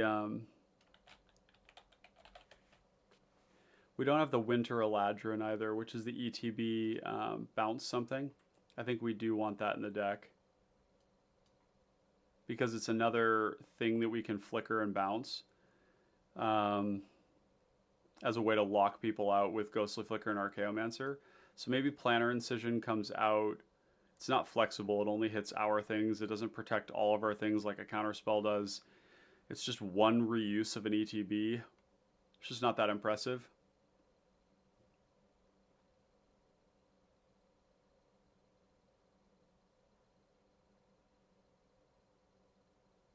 Network Disruptor, like tapping down a permanent, like how good is that actually?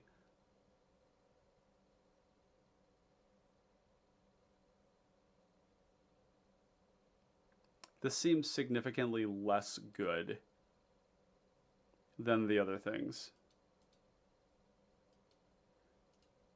I don't like cutting 1-drops because 1-drops are important to our curve.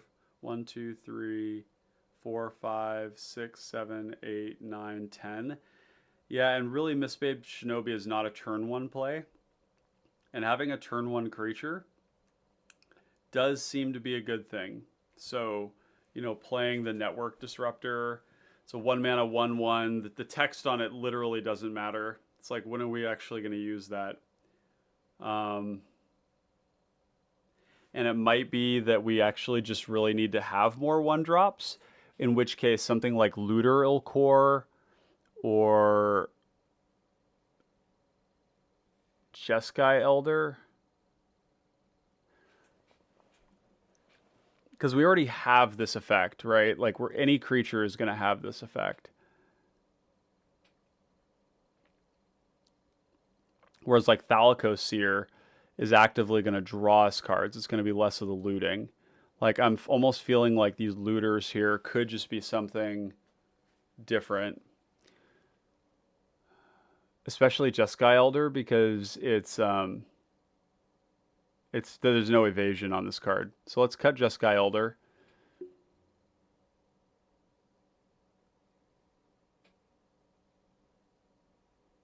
So Cunning Survivor is a 2-mana 2/2 unblockable. That's it, which is good, or 2/3, because we're going to loot during combat, which means it will always get the 2 power. So it's a 2/3, it survives sweepers, and it's unblockable. That's probably pretty good. There's not a lot of cards that are, you know, on par with their power and toughness.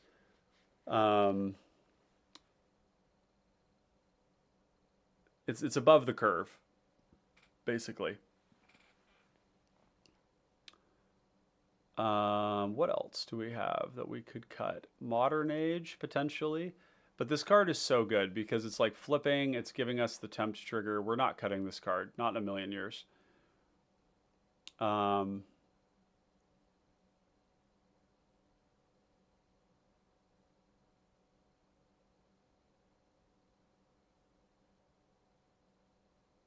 Think there's a good chance that Soul Knife Spy never actually connects.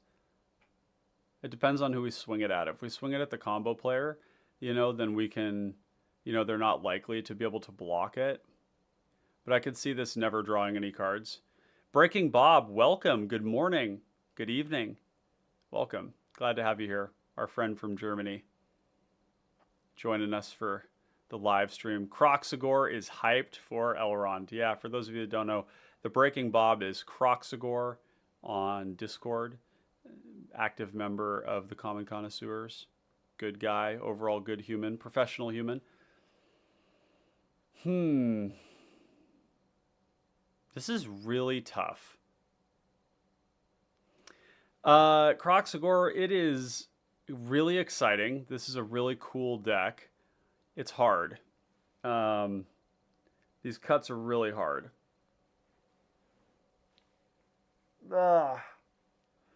And now that I don't have Derek here, the other professional human and deck building crutch, you know, I'm having difficulty.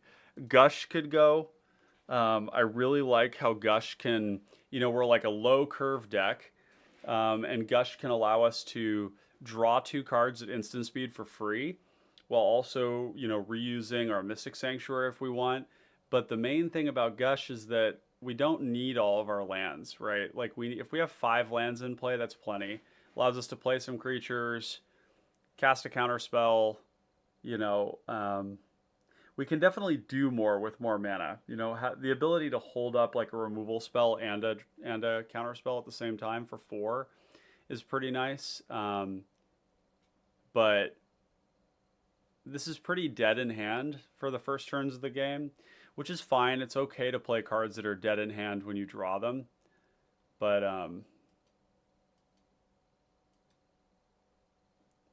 I like the idea that you could Gush, return 2 lands. If you haven't hit your land drop, you play one of them, and then you loot the other one away with a loot trigger, which means that this is actually draw 3, right? And then you probably find more lands, you know, doing that. Seems really good to me.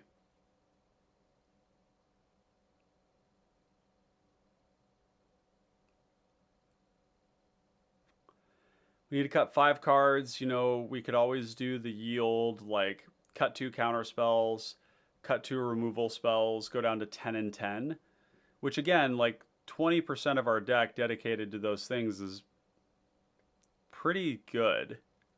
You know, that's pretty great, actually.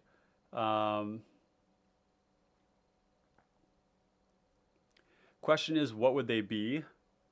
Sleep of the Dead seems phenomenal because this is just like so much card advantage. Like this card, like we're either casting it or we're looting it away, and then the looting is feeding the escape to repeatedly ice something, which is great. So the only cards I could see here that I might want to cut would be like Aether Trade Winds, and maybe Frost Trickster or Winter Eladrin. But I like that these are bodies that we can also do stuff with. And we don't even have the Archaeomancers in here yet. Ugh.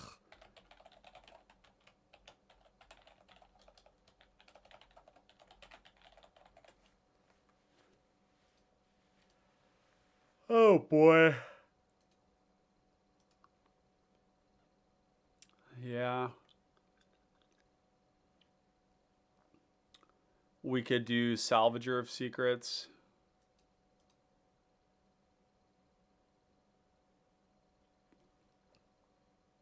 There's Scrivener. I don't like how these cards don't like do the attacking thing. They're not aggressive, and they're very expensive, right? Like these 5 mana 2/2 get a spell back. It's like everything else in our deck is like very low curve and efficient, and these look awkward.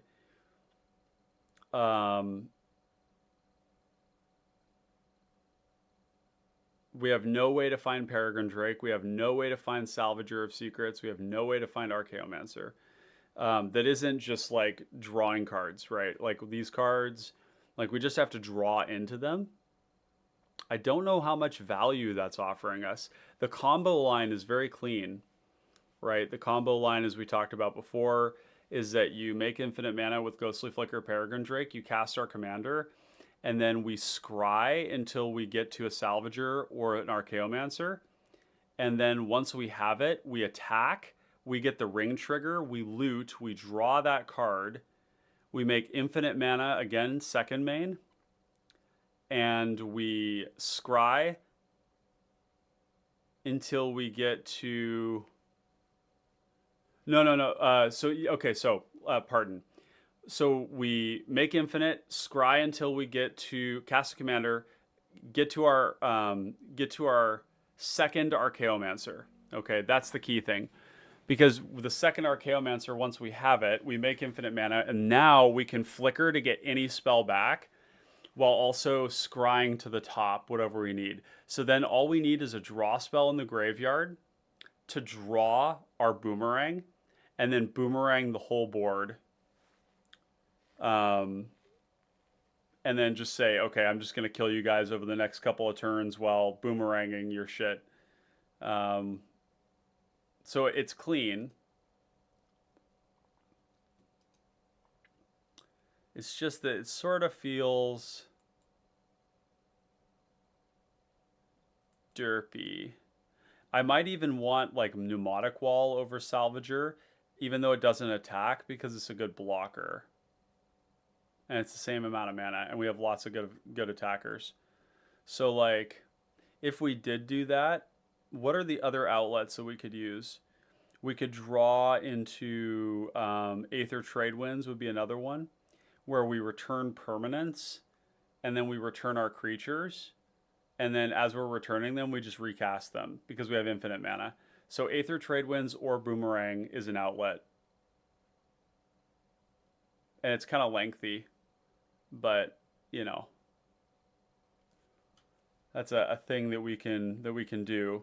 It might just be wrong to not do this, to not have the combo in. That's the other possibility. We have to cut 7 cards now, which is great. Yeah, the Infinite Scry combo into loot to get the other Archaeomancer, play the Archaeomancer, 2 Archaeomancers, make infinite with Peregrine Drake, flicker the Archaeomancers with the infinite mana, get a spell back every time, while scrying the card that we want to the top. So if we have any creature that can draw a card in play, or any card in our graveyard that can draw a card, then we draw the Boomerang or the Aether Tradewinds, depending on which one, depending on if one of them is exiled. And then we bounce all the permanents, and we say, okay, now we're going to beat you down from here. Now we have 7 cards to cut, though. So...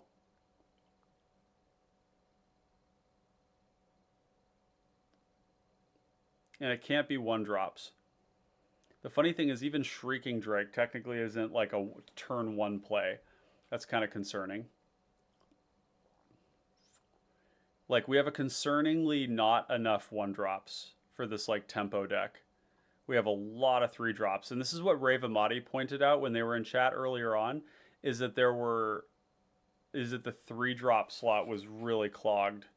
And I'm seeing what he's talking about, right? Like a full quarter of our deck is 3-drops, 20%, you know, and then 20% 1-drops, and then a lot of 2-drops, 32 drops.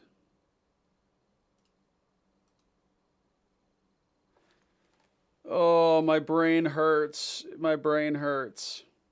Long day of work into a hard deck. I just basically like including the combo is adding 2 cards. That's it, which is not bad, but it almost feels like it has to come from our removal and our counter spells, because the other cards I don't want to cut. I mean, I guess we could cut like Winter Eladrin. It doesn't have evasion, so let's cut it. Withdraw is basically Runaway Together, where we can bounce one of our own creatures, which I really like. This is going to help us tempt really well. But once we get to 4 stages of tempt, it doesn't matter anymore. It's only scrying.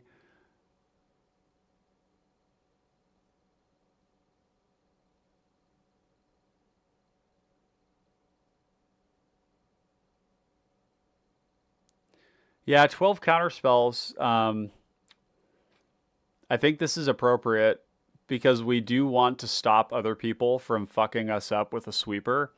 And we do want the ability to interact with combo players. But yeah, I mean, when we do the math on this, this is 12 counter spells, 11 removal spells. That's 23. And that doesn't even take into account that we also have Alexi's Cloak, which is 24. And we have this one right here is, yeah, 24. And then we have Ghostly Flicker and Displace, which can mess with people in other ways. And we have like Boomerang and Aether Trade Winds, which can target the land. Like we've got great interaction. We have tons of counter magic, or tons of creatures. We have tons of card advantage with, you know, all of these things that ETB or Ninjutsu or Loot. And we can't go any lower than this. I even think that, I mean, a deck like this can actually play 35 lands, because then you just have stuff that you can loot away. It's almost better to run more, not less, in a deck like this, because then you just have stuff you can get rid of, and you're always hitting your land drops when you want them. I like the Fog Walker.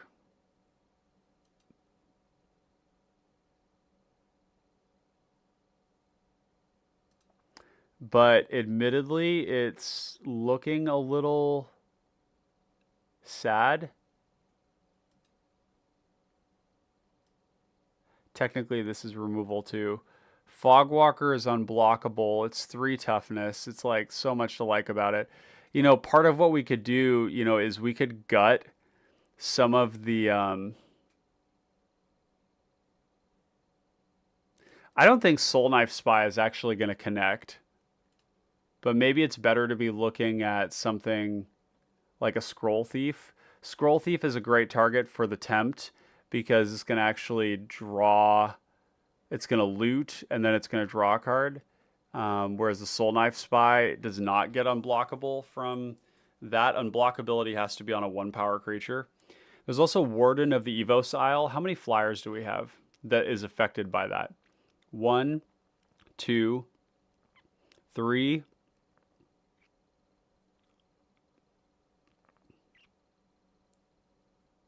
4, 5, 6, 7, 8, 9, 10, 11, 12. Yeah, cutting the 3-drops. I think the Warden of the Evos Isle is good. And I think that this is like, there's a lot of creatures that this discounts, but yeah.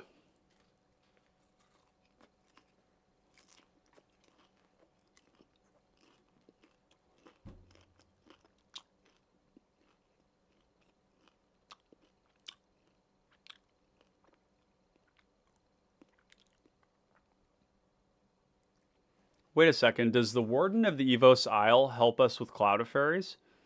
So Cloud of Fairies then goes to be a 1-drop that you cast. You tap 2, you cast it, you net 1 mana. If you cast Ghostly Flicker targeting it, no, you need a way to make the lands tap for more. Okay.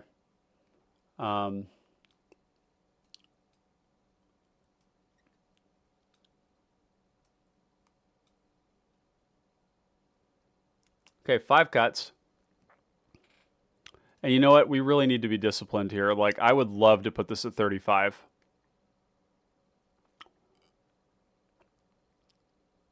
Fogwalker could go. But again, yeah, the 3 drops. The trouble is that the 3 drops are home to all of the creatures that hit somebody and draw a card. It's home to all of the ETB draw a card. It's home to all of the creatures that make 2 bodies, which is tempt. It's immediate tempt. It's home to 2 creatures that give flying to Elrond every turn, which admittedly we could cut. Aerial Guide and Trained Condor. Also, though, they do give flying to these other cards like Jessian Thief, Library Larcenist, Moonblade Shinobi, Moon Circuit Hacker, Ninja of the Deep Hours. Like, these are arguably like very important. And they also fly themselves. Lantern Bearer is a 1-drop flyer that we can loot away in the mid game, and then we can permanently give flying to Elrond by disturbing it and giving it +1/+1 in flying.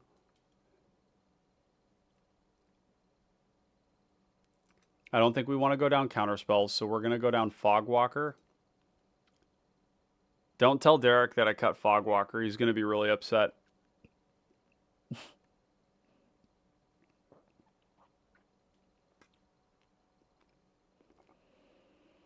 I mean, technically Bone Splitter is extraneous, but it just feels like putting a Bone Splitter on like Dreamstalker makes it into a 3/5. Spellfist makes it hit for like 4 every turn if we're casting spells. Put it on a Grey Harbor Merfolk and we can hit for 4 every turn. Put it on this thing, hit for 5, make it hit for 3. Like, this is just such a good card in this deck.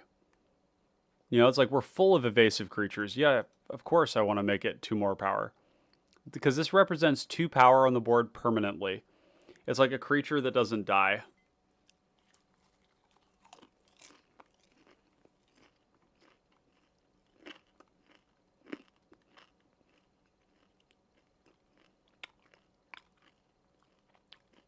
These solo streams are so much harder than when I'm with another person. Because when we get to that stage where we need to cut like 4 cards or 5 cards, it's so much harder to do it when it's just me. Because I'm like looking at all the cards and I'm like, all these cards are insane. Like, I want all these cards.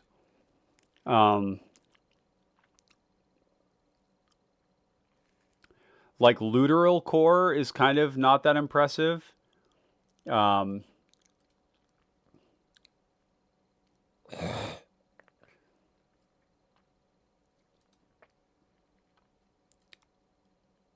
Misa says just cut all the cards. Okay, cool.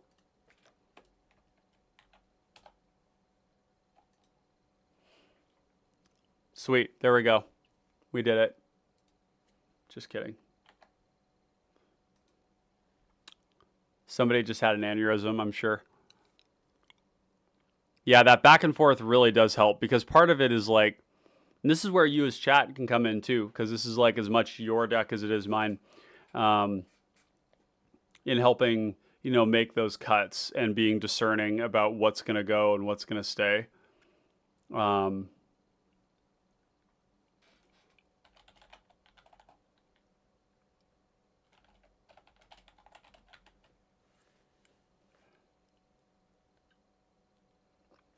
Jesus, like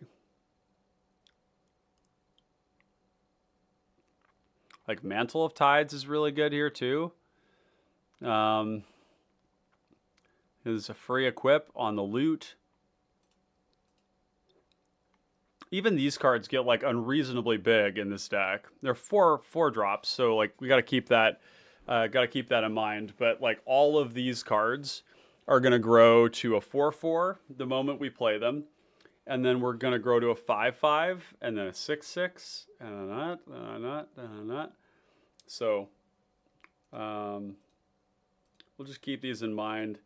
You know, even the Mystic Skyfish is pretty cool here because you draw your second card, it gains flying, and it's just like a flying 3-power, like flying 3/1 for 3. It's very in keeping with what we want to do.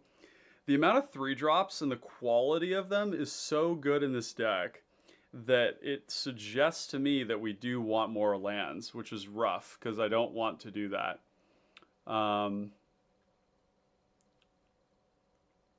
Maybe we cut like the worst of, like this one's on attack trigger too, which is really nice. We don't even have to hit them to actually get the card.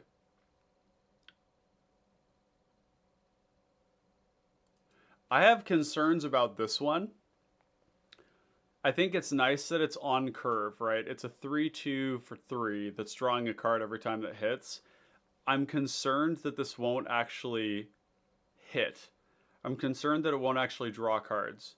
Mizu says, I've been putting an EDH deck into Moxfield while watching your stream. In the 3 months of playing Gruul Itali, I've been playing an extra random Arbor Elf that I'm concerned I stole from someone. That's pretty funny. The Breaking Bob, I mean, I know how I would come to 100. And Mizu says, and it has no natural evasion. Exactly. So, Breaking Bob, tell me what you would do. Let's cut Soul Knife. We're down to 103. Bob, what would you cut to get us to 100 cards?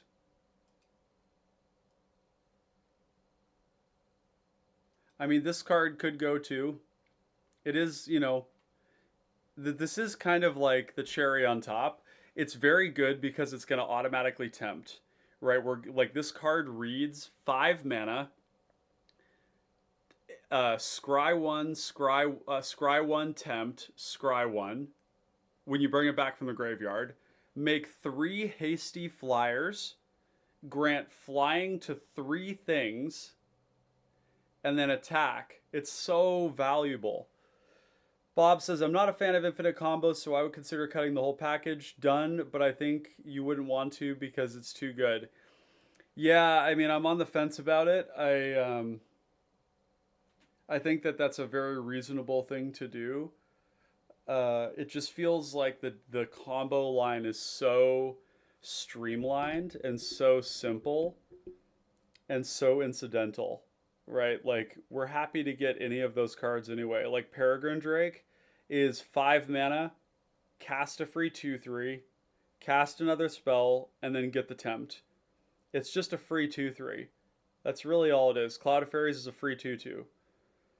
Musa says, are we going to be needing flying that much when most of our creatures are naturally evasive? Well, we could look at it. How many creatures do we have that aren't evasive?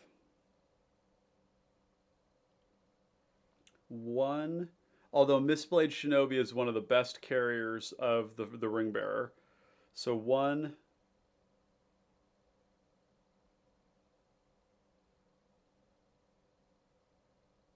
2.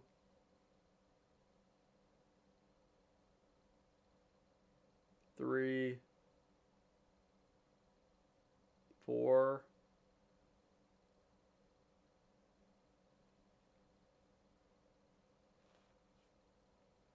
5, 6, 7, 8, 9. It's not that many. It's not that many. The flying is nice because it makes it so that Elrond can actually attack. And I think that's nice because I don't like the idea of a 3-mana commander in a tempo deck that can't attack and push damage, right? Like, we might be able to hit a combo player who doesn't have anything they want to block with, but and the thing is too, the creatures that aren't evasive all have really useful draw effects. Almost all of them have some, like, connect with your opponent, draw card. And granting them evasion every turn on a creature that already has evasion is like great. You know, like if we connect twice with them, it's just like a 3-drop that drew us 2 cards.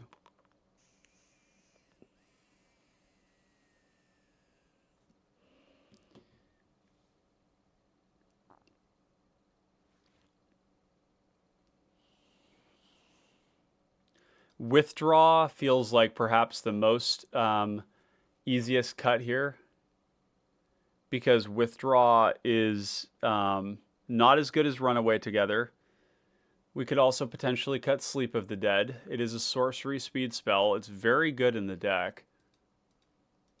But it would be either withdraw or Sleep of the Dead to go to 10, and that would be perfectly reasonable. Perfectly fine. Chat, which one is it? Is it withdraw, where we can bounce somebody else's creature and then bounce one of ours to reuse an ETB and protect it? Or how many ETBs do we have? 1. Or a ninja, which is also cool because you bounce the ninja and then you can put it into play kind of unblockably off of an evasive creature. This has an ETB as well. Being able to ninjutsu this is really nice because then we're going to be able to tempt again. 2.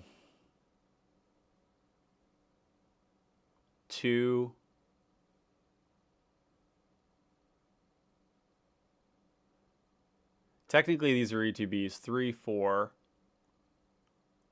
5, 6, 7, 8, 9, 10, 11, 12, 13, 14, 15. And the ETBs are fucking amazing. I mean, using the ninjutsu to bring back an Archaeomancer is so spicy. That's so spicy as a way to reuse the Archaeomancers over and over again. Maybe that's what we want to commit to, and maybe Sleep of the Dead, as good as it is, maybe we just don't want to be spending 3 mana icing something every turn. I know you want to cut from creatures, Croxagore, but I think that's really at the heart of the deck, is that we've got a lot of them. And I like that. We could go down to 35, but the problem is that it's not just a number. It's not 35 as a number. It's like, what card here sucks? You know, one thing you could say is maybe Elusive Spellfist, because we're not really going to be casting a lot of non-creature spells before combat. A lot of them are very reactive, and so this card actually, we can cut Spellfist. Cunning Survivor is going to always get the discard. Elrond's cost is 3, and that's why these 3-drops kind of suck, but they're also like really, really important cards. You know, they're really good. A lot of them are great with the tempt, because then you've got this unblockable card that's drawing a card every turn while applying pressure. We need only one more cut. Okay, one more cut. So maybe like the worst of the draw cards. Like, I like Larcenist because it's an attack trigger. We don't actually have to get in for damage, which means that we can attack with this, just draw a card, and then it dies in combat or something. Or we give it the tempt and we draw a card every turn. And like, who's going to kill this? Like, is somebody going to kill our 3 mana 1/2 that swings unblockably and draws a card every turn? Maybe. That seems greedy and not well advised. Turn 1 evasion, turn 2 evasion, turn 3 Elrond, turn 4 3-drop token maker. Yep, that's one way to look at it. Or cast 2 2-drops or 1-drops. Yeah. Escape and freeze cards.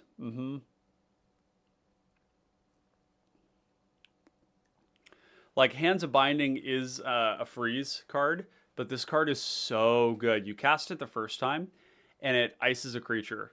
And then you swing in with your unblockable creature that's ciphered onto, and you ice another creature.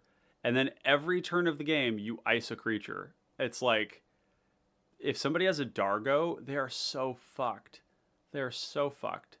What are they going to cast, like Lightning Bolt on one of our creatures? If it matters that much to them and they want us dead, I will counterspell that Lightning Bolt and just freeze their Dargo forever. Or I can look at them and say, oh, oh boy, maybe you'd like to actually get something done with your Dargo this game.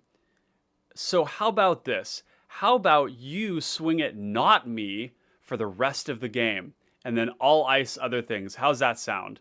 And they have to make a deal with the devil. I like that. I like that a lot. Because Hands of Binding, this is a political tool, right? You can ice a Gretchen's Untapper. There's so much to do with Hands of Binding when your deck is full of unblockable, evasive stuff. So Trickster could be the one. What I really like about Trickster is that it's flying. Admittedly, I will say that the if our flickers are not well, so how many flickers do we have? Let's calculate that. Curfew, all the ninjas, which are, there's 4 of them, so 4, so 5. Then we have 6 with Runaway Together, 7 with Withdrawal, 8 with Aether Trade Winds, and then 9 with Shrieking Drake.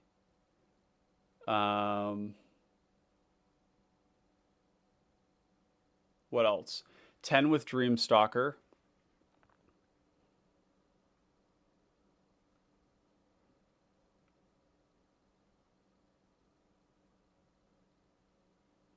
$10 with Dreamstalker, 10 ways to reuse. The 3 mana price tag is a bit rough, and I think I'd rather flicker something else. Yeah?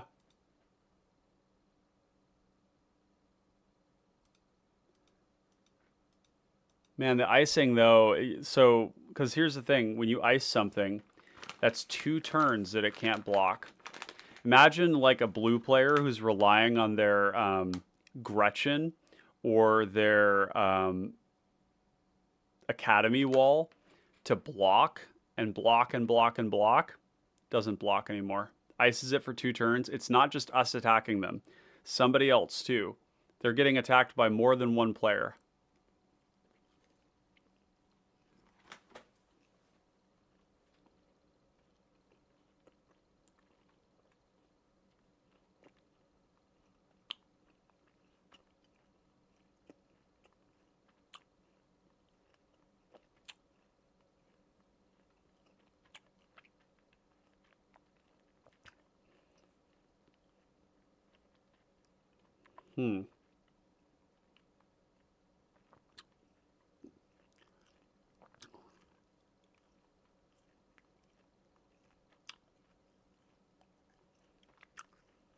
Fucking brutal. Let's cut a counterspell and be done with it. How about that? 11 counterspells is plenty, right? We have like 20 pieces of interaction. Maybe this wasn't hard all along.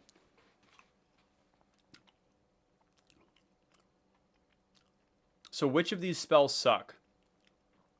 I like Abjure a lot. I actually think that this is a deck that likes these 1 mana counterspells quite a lot.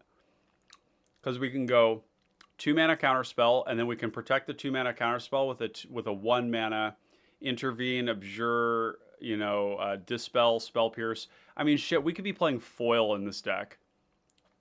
Like, easily. Which would be spicy.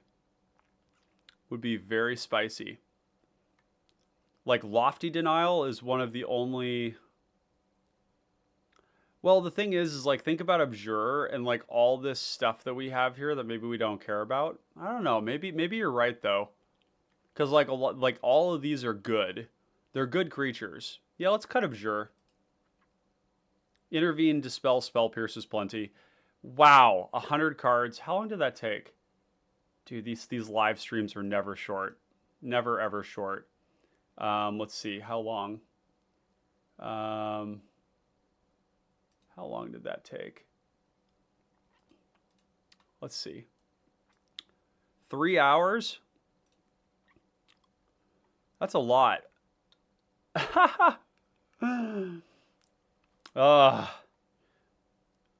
Yeah. I'm happy with this though. I'm excited about it. Let's take it into playtest. This is an incredible opening hand, chat. This is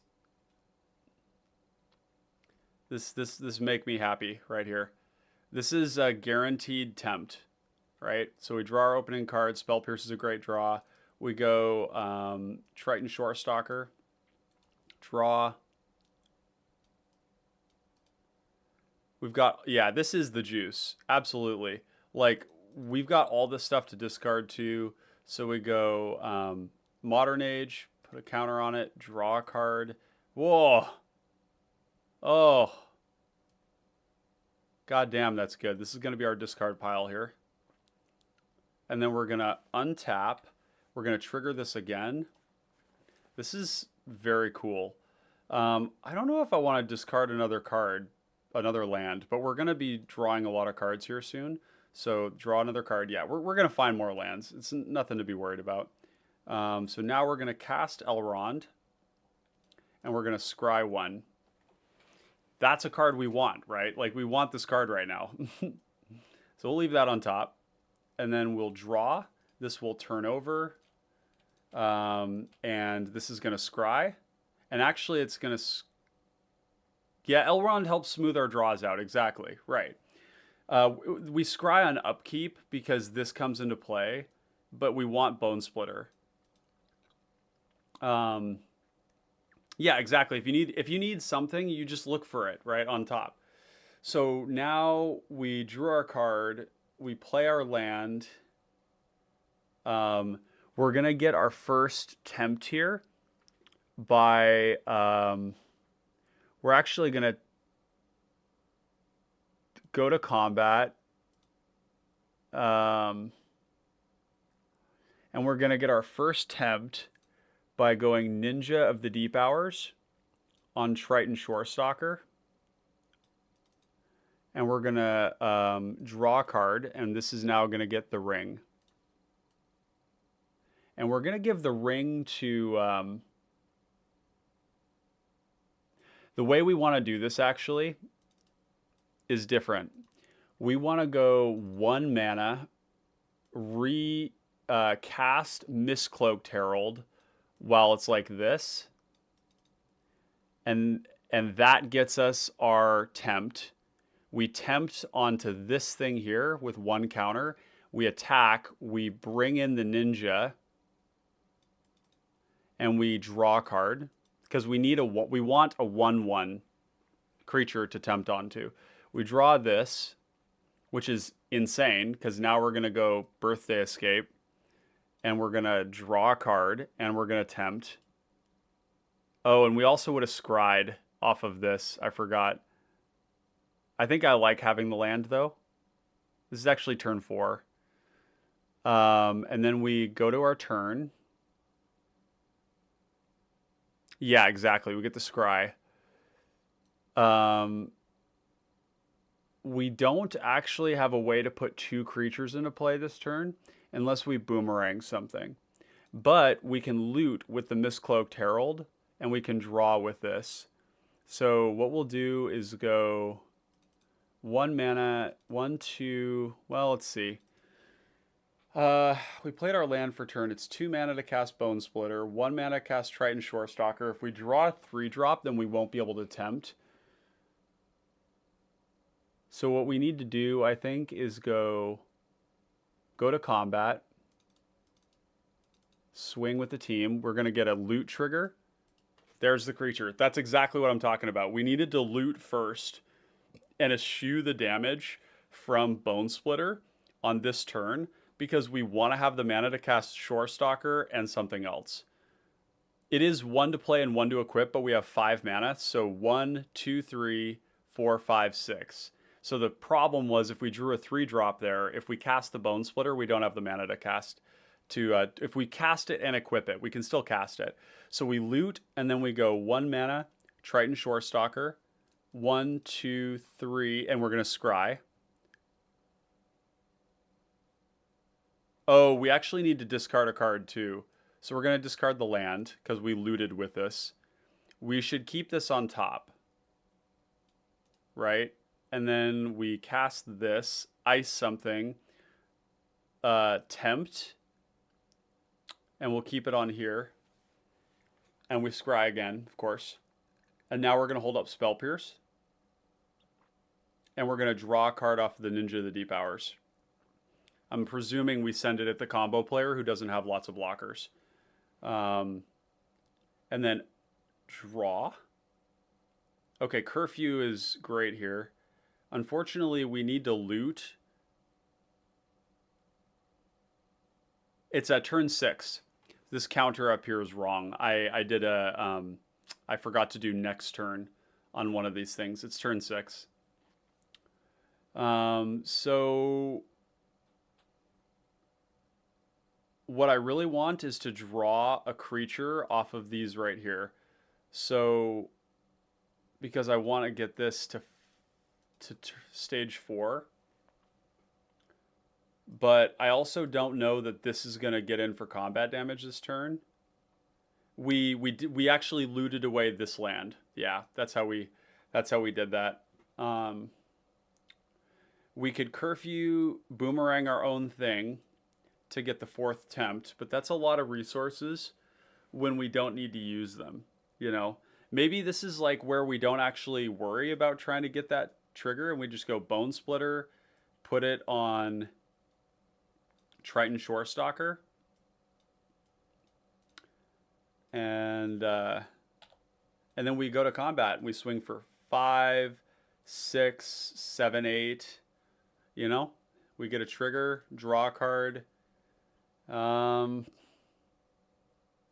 like all these spells, so I'm gonna loot the land away because every card that we loot is gonna get us closer to this big refill.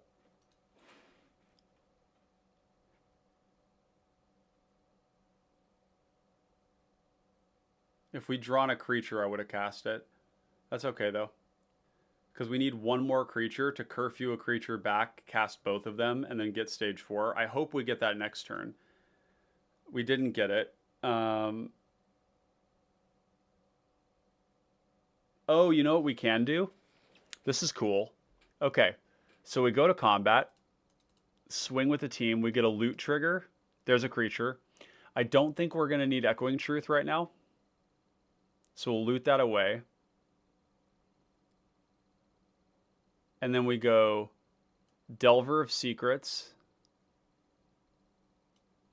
Scry. I think we can put that to the bottom. Yep, bottom. And then what we do is we go Curfew, return this to our hand.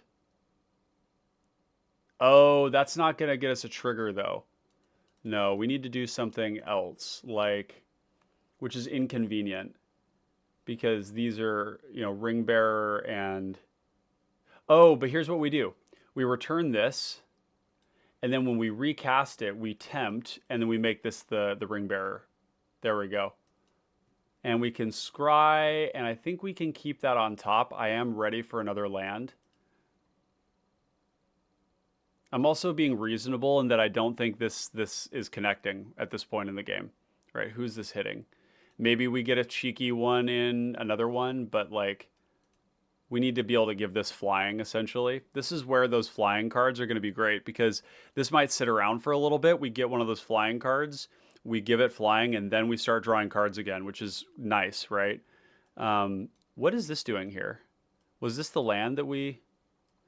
Oh, this was discarded. Oh, that was our graveyard. Okay, so now we can just go 1 mana Treasure Cruise. Draw 1, 2, 3. Very sick.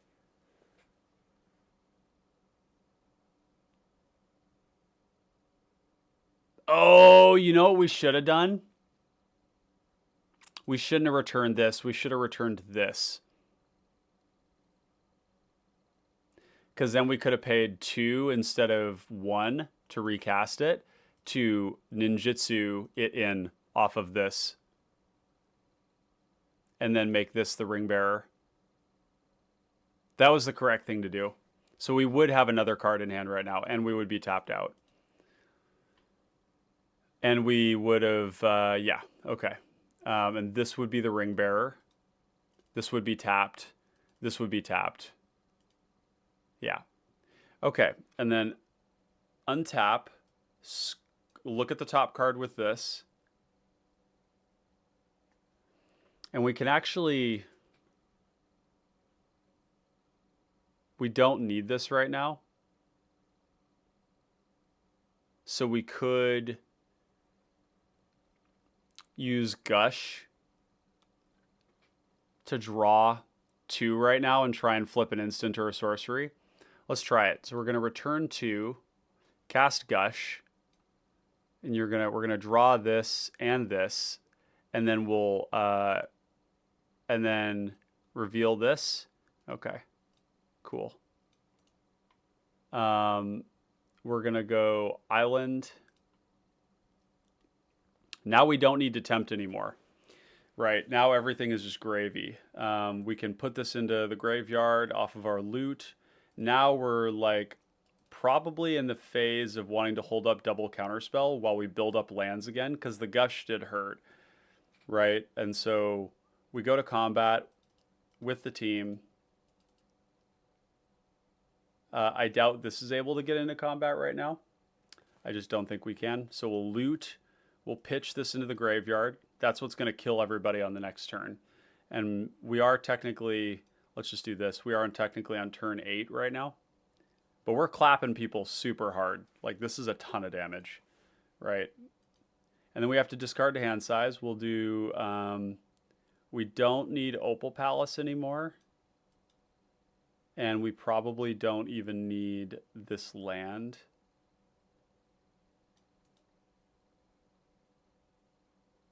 Draw for next turn. Let's say we used our counter spells. Like, let's say we used both of these during our turn. Now we have Dreadful as the Storm. Okay, so I think what we're seeing here is that this game plan worked well. This sequence felt really clean. There's some complicated stuff with the Tempt and Ninjutsu, and having like enough creatures to like constantly tempt, right? This is why we were talking about the creature count being important, because to tempt we need to have lots and lots of creatures, and they need to fit into our curve. So let's restart and give it another whirl here. One lander, not gonna work. Although actually a Fairy Seer is Fairy Seer and Silver Raven will make sure that we hit our land drops. So yeah, I will keep a one lander Fairy Seer hand. Call me a psycho, but yeah, these are good. I don't think we want the Abomination, because we need to find our third land, but we do want the Cloud of Fairies.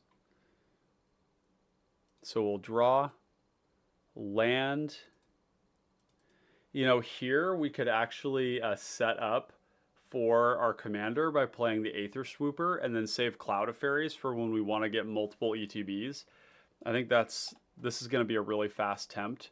So let's just put 2 counters on this. We attack, land, right off the top. Okay, we didn't get it, but we can try and get there with the Silver Raven. Scry, put this to the bottom. With this one, we're not gonna use the trigger yet. We're just gonna attack. Land? Ah, shoot.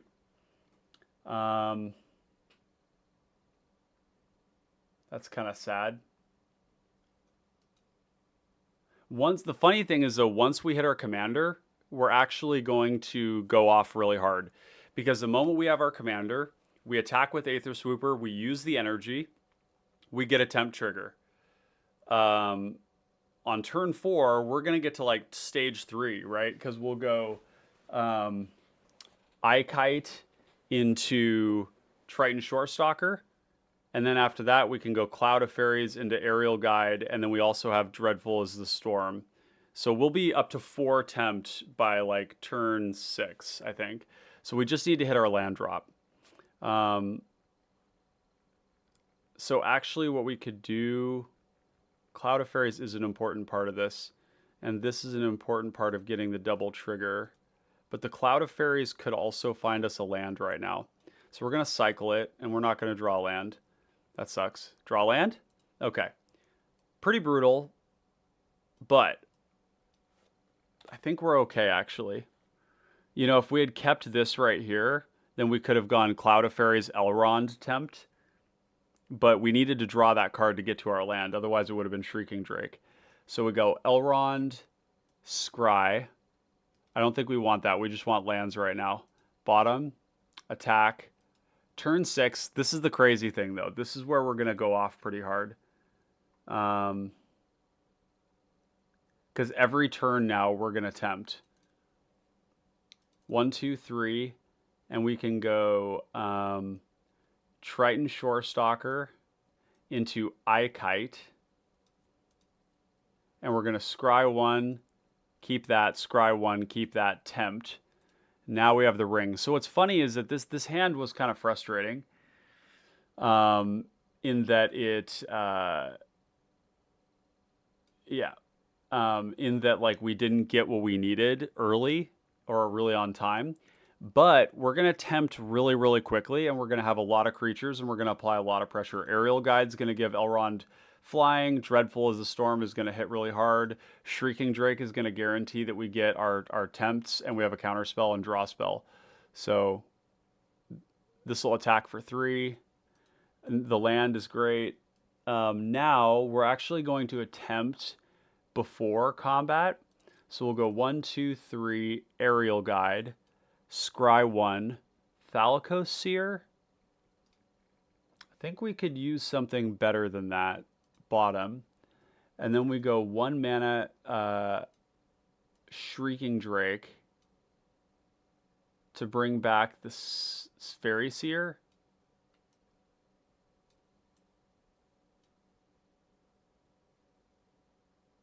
So we can get the ETB again. And now we're going to scry again. And I actually like the land again. I like that. So we're going to keep it, and we're going to tempt again. And when we attack this time, we're attacking for actually quite a bit. Oh, I forgot that we had the Aether Swooper. We could have tempted without... We could have tempted easier, because this would have had a token in play. I forgot about this, the servo. Yeah, so this would have tempted earlier. I forgot that we stored this up. But we're going to loot, we're going to draw, we're going to pitch Deep Analysis. And then we're going to draw again. And now we're going to go... I mean, shit, now we can actually go straight to... Wow.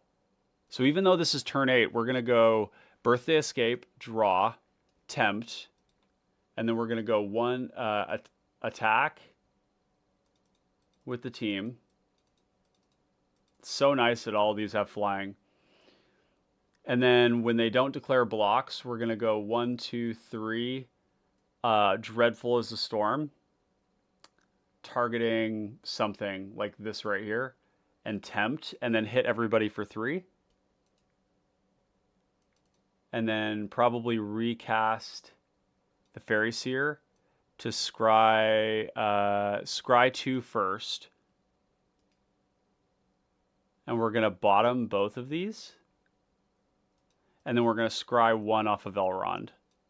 Withdraw is fine. I like that. And we go to our turn. And I think now with this in play, we just counterspell anything that fucks us up, and we withdraw anything that's a problem. This was a little slow, but you know, we missed land drops pretty hard. We also kept a 1-lander.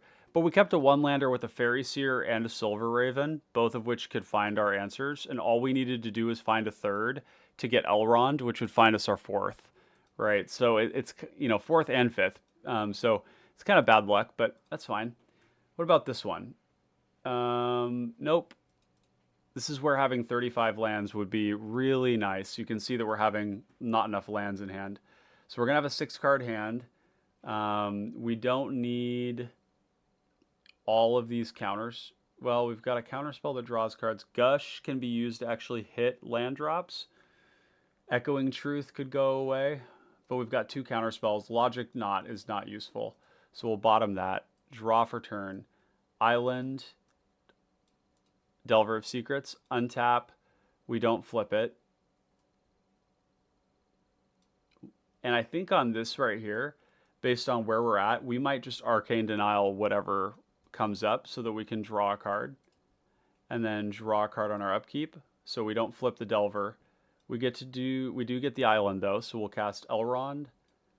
And we're going to scry. I think we keep Path of Ancestry on top because it is a land. And then, I mean, sad thing is like we don't have other things in play right now. But we can always go Cloudfin Raptor. We still haven't flipped this. Tragic. This only has a 1 in 5 chance of, or a 1 in 4 chance of flipping naturally, which is not very good. But we do have the ability to scry, so we can set this up. And then we'll go Path of Ancestry. We'll go, we'll just go Shrieking Drake to get the ring on Delver of Secrets. And we're going to bounce, or actually we'll do it on Shrieking Drake. And we're just going to add a counter here, add a counter, and then just recast this to get the to get the tempt. And we're going to get to scry on both of these. I kind of like that on top. And then we'll draw, land. I would love to get a loot. You can see how important it is to have creatures in the deck, right? This is where if we had like more creatures, like 40, we would be more likely to hit our drops. But what we'll do is we'll go 2 islands, Gush to find another creature. So we have 2 floating. Fuck. Yeah, we'll cycle this with 1 of the mana. Jesus Christ. That's such a punishing and annoying thing.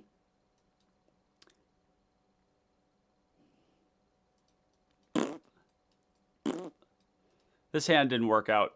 This did not work out at all. The not finding lands thing is kind of a pain in the ass. Like 35 lands might be correct. This is way better. This has a very nice curve. Yeah. We do have to...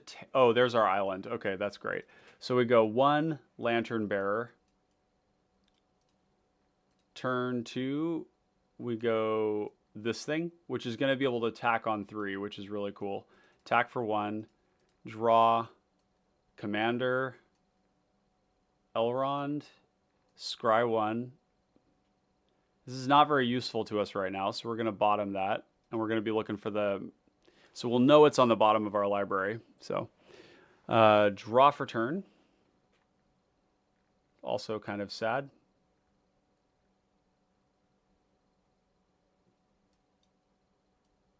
It's like we just want more creatures.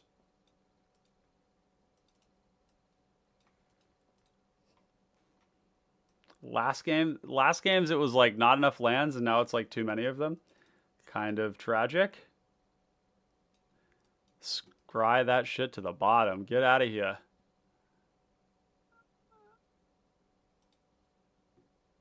Okay, that's a good card. We needed this because we need to start tempting. And so here's a cool trick.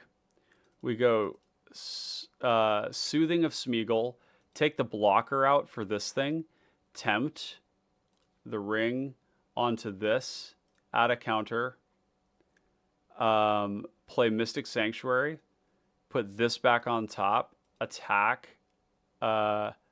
attack, draw off of the damage trigger, draw it, and then during somebody else's turn, we do this again, and we tempt. And let's just say we have to use our intervene. Let's just say we have to use all of our stuff. This is brutal.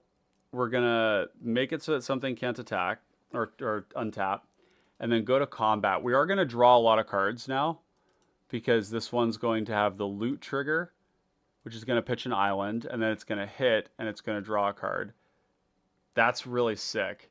Cool. So now we go Peregrine Drake, untap, Or actually, you know what we do is we don't play Peregrine Drake. Hold on. This is this right here does the tempt. So this, make a decayed token, is going to have a scry. That's pretty good with Peregrine Drake because we'll be able to go through the next stage. So we'll keep it, and then we'll scry again, but then we'll tempt. And I think we'll keep the tempt on this card here. And now we will pass the turn, draw this, and we're going to go 1 for Delver of Secrets, scry, keep negate on top, and then 1, 2, 3, 4, 5 Peregrine Drake, which is kind of sad that we don't have open mana, but we will because we're going to untap all 5.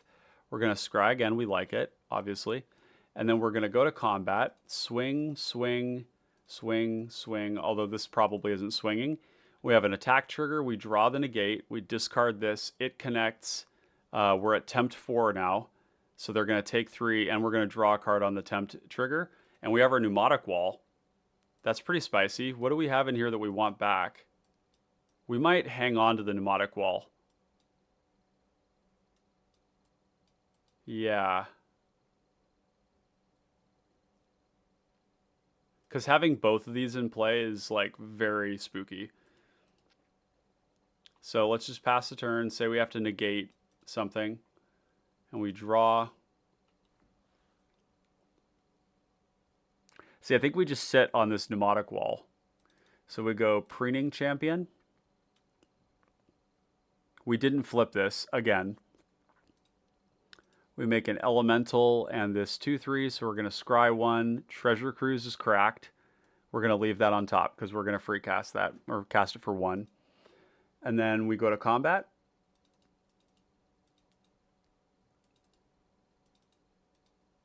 Like that. This here is doing nothing else, so I guess it attacks.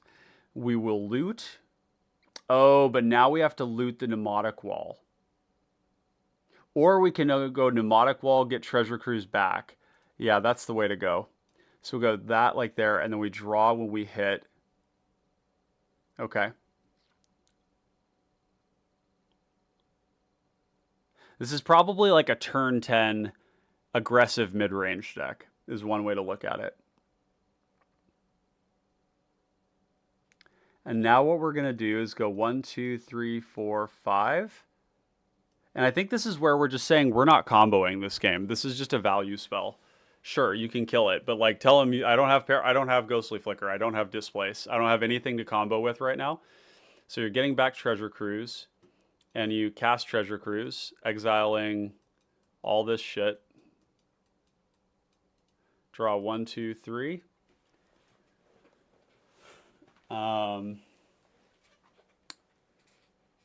Oh, I didn't have enough mana to do that. Whoops. Well, maybe when we... Oh, yeah. Well, fuck that up a little bit. But, yeah, this is compelling. I like this. This is a pretty cool mono blue tempo deck. I think we need 35 lands. Like, the not drawing lands thing is kind of sad. I also think that we probably want to be really cautious about... Like, I would like to have more 1-drops in the deck. Peregrine Drake looks pretty bad here. This looks pretty good. It's kind of slow. But this is not a slow card, so that's good. Draw. Suspend this for 2. Draw. This is on 1. And now we can go Elrond. Scry 1. Keep that on top. This is going to cast on upkeep, I believe. Yep. So we're gonna scry that. It's gonna be the same card. So we'll draw that land. We'll play that land. We just need one other creature right now to trigger tempt. So we're gonna play Cunning Survivor, and we'll scry. We're gonna keep that on top because that's a free tempt, and we're gonna put the tempt or the ring on this Cunning Survivor. And then we go to combat and say we have to counter something. So let's just say we use Confound, draw a card, and then we untap, And now we can go 1, 2, 3, Falcon Abomination. And we can make a zombie. And we're going to get 2 scry triggers. Scry 1, Silver Raven. We're actually going to draw it this turn because we're advancing here. So that's kind of cool. Or more importantly, we don't do it this turn, but next turn we go Aerial Guide into Silver Raven, and then we go even further. And then the next one will be Peregrine Drake into some other creature. So we'll leave this one on top.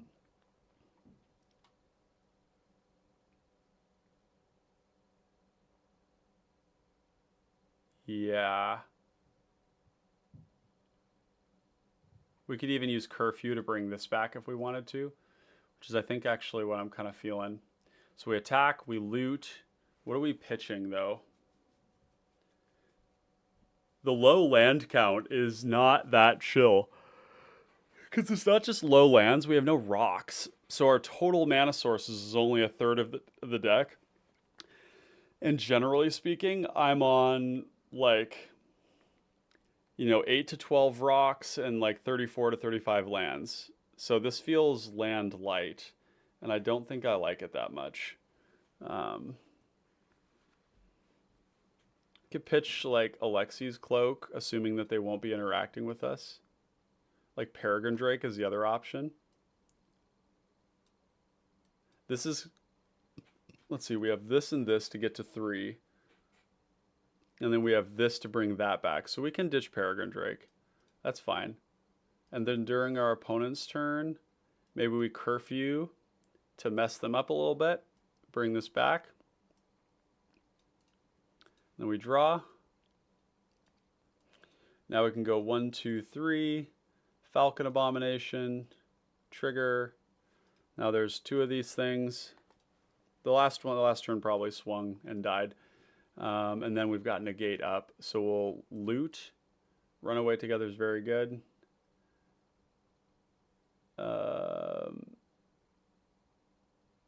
It might have actually been better to not recast this, but to in fact cast the aerial guide so that we can start attacking with Elrond, and then cast Silver Raven. So we scry 1, keep that on top. And scry 1, do the same. Scry 2, technically, tempt. So, yeah, okay. So I'm seeing a game plan here. I like it. This is definitely on the spicy side, I would say. The spicy side of mono blue. There's a cool curve going on here. I think that in the future, as I tune this deck, which is only like under $19, pretty cool, I would want to find another room for more room for another land. I want to find room for more 1-drops. I think that this 1-drop slot is too anemic, and we want more of them. Because later on, if we don't want them, we can just loot them away if we want more stuff, right? But it did feel a little clogged with this stuff. Peregrine Drake did feel awkward at one point. Mnemonic Wall was great because it got us back a treasure cruise. The Bone Splitter felt good.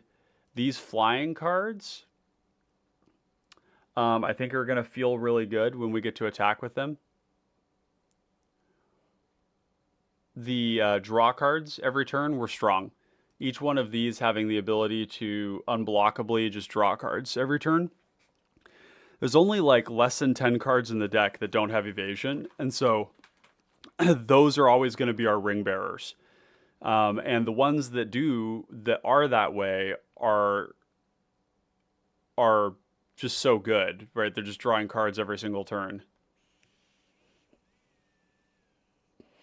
We do have a lot of developing that we do in the first couple turns. And so it did feel like turn 1 through 5 was a lot of like us playing stuff out to get on the board so that we could be relevant. And I think that's not bad. I think that there's a game theory around what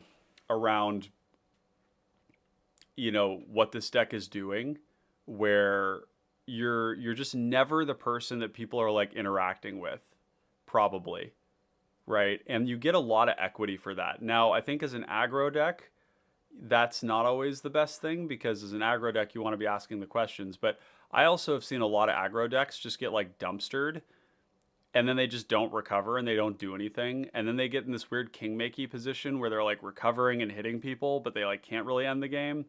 And so I like this deck because it has a lot of gasoline. There's a ton of junk in the trunk for us to be like looting to get better cards, drawing to get better cards, all these ETBs, all this scrying, smoothing things out. Um, so now cards like Frost Trickster, I don't think this is going to be super useful. I am going to cut that and just add a land. I think this is a perfectly fine amount when we have this many counter spells, right? We could cut one of these again. I think I'm also going to be looking at like to get more, like 2 or 3, maybe even more 1-drops in here. Delver of Secrets felt shitty.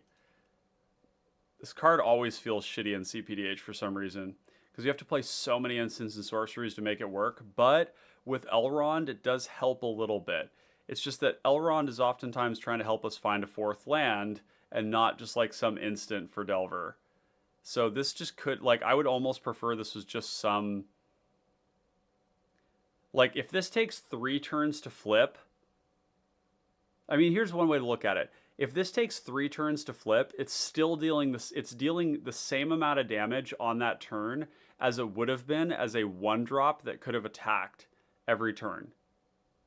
And then it's going to deal more after that. So even if Delver of Secrets doesn't feel super good because it's not flipping, it can always be the Ring Bearer, and it's a 1-drop that becomes a 3/2. I think that's fine.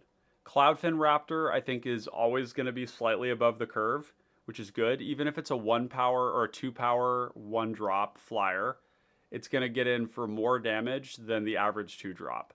And if it ever gets to 3-power, which is quite likely because we can flicker Elrond, or we can cast Cloudfin Raptor, cast a 1-drop, or a 1-power or 2-power creature on 2, cast Elrond on 3, then it's a 2-power creature. It's already better than those. And then later on, if we have like a Looteril Core, we have some other 3-power creature, like Ikite. Although Ikite, what does it say? Okay, that's kind of interesting. So we can cast Ikite second main after we've looted, so that it's got 3 power, and then it triggers the Cloudfin Raptor. Are there any other 3-power creatures? We have the Looter, we have the Nimrodel Watcher, but that one's not a 3-power creature on ETB. We have not a lot of ways to get it to 3-power. Not a lot. I mean, flickering Elrond is one way, but I think it's just a 1-mana 2/3. That's good enough. It's basically the inverse of Delver of Secrets, and it also takes a little bit of work to get it there, and that's fine. I think that's okay.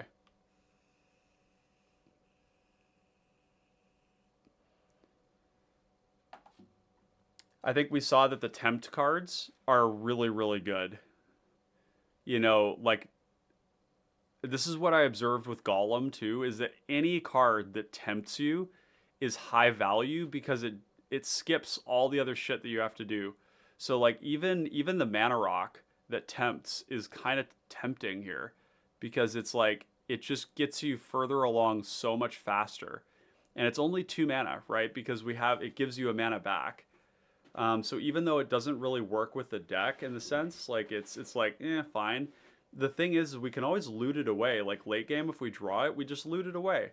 Early game, we play it. You know, maybe we play it when we have 4 mana, so that we can cast it and then cast some sort of like 2-drop or something, or 2 1-drops. So I think that the next things that we're gonna want to do, we're gonna want to get that rock in here, even though it's like not part of the game plan. It, like, any deck that's doing tempting is really nice, in that you have these looting effects to get rid of them. So even like Golem plays like Culling the Weak, and it plays Dark Ritual, and if it gets those late game, it just loots them away. You just get rid of them, get a new card. It's totally free to have cards that like aren't good in the scenario that you need them in. You just loot them. This is going to be in the sideboard. So 1-drops, finding room for Inherited Envelope. Quite honestly, this Adept and this Knight would absolutely destroy in this deck. These cards are going to get up to, like, they're going to go beyond Gurmag Angler big.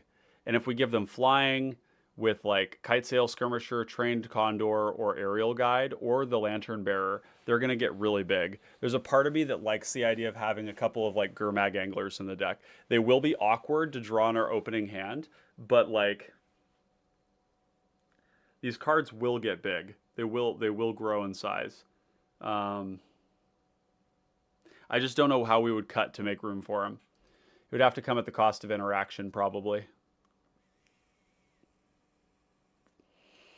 Yeah, unfortunately. It would have to be interaction. We'd have to cut a counter spell.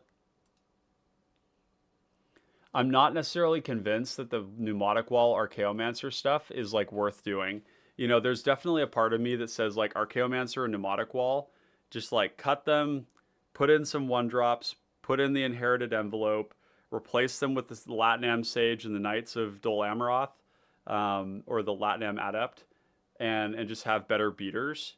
Because I think that the like what we saw there is that we just ran these cards out and they were fine that way. But like, would we prefer that Archaeomancer was like a 4/4 and then a 5/5 and a 6/6? Maybe. I mean, I this is like a classic example. Classic. It's like, yes, we can play the combo. Yes, there's a line. It's not like that arduous to do. It's pretty clean, but like, why?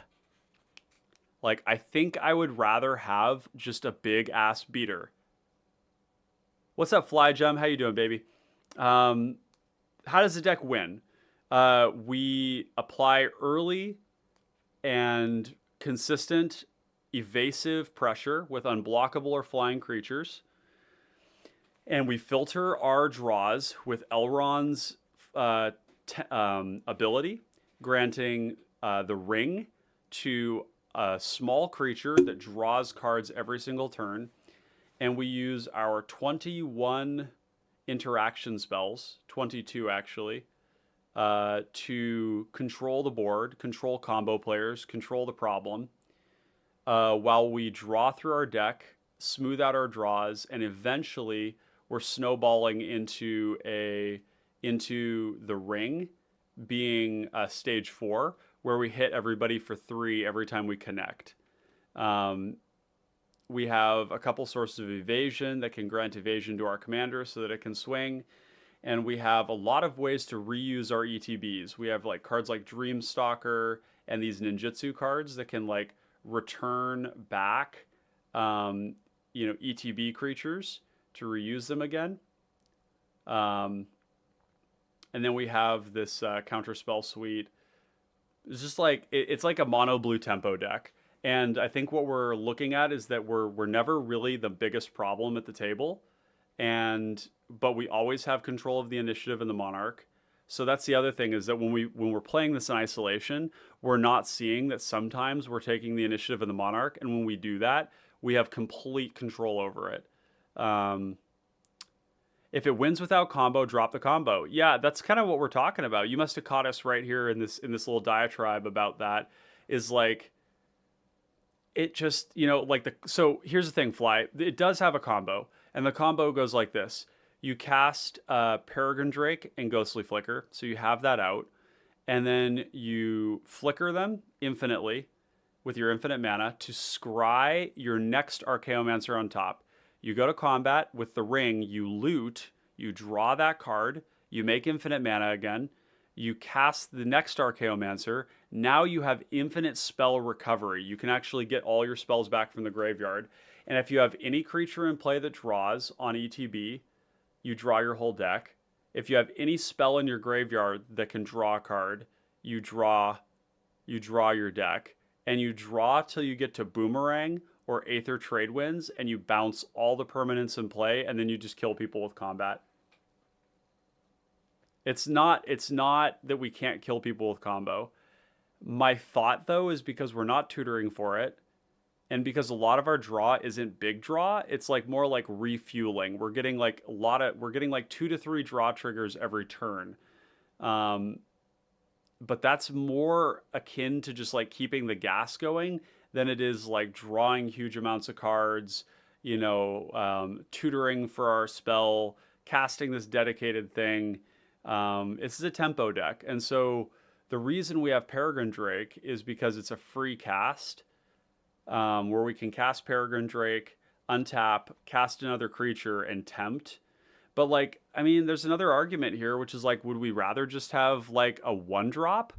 We could cut Archaeomancer, Pneumatic Wall, Peregrine Drake, cut all of that, and we could go Inherited Envelope, which is also a tempt trigger, and then we could add 2 more 1-drops, or we could add the Latinam Adept and the Knights of Dol Amroth, which, if you play them and then you loot, immediately become a 4/4, and then on the next turn you go to combat, it's a loot trigger right away. They're immediately a 5/5, a 5/5 for 4.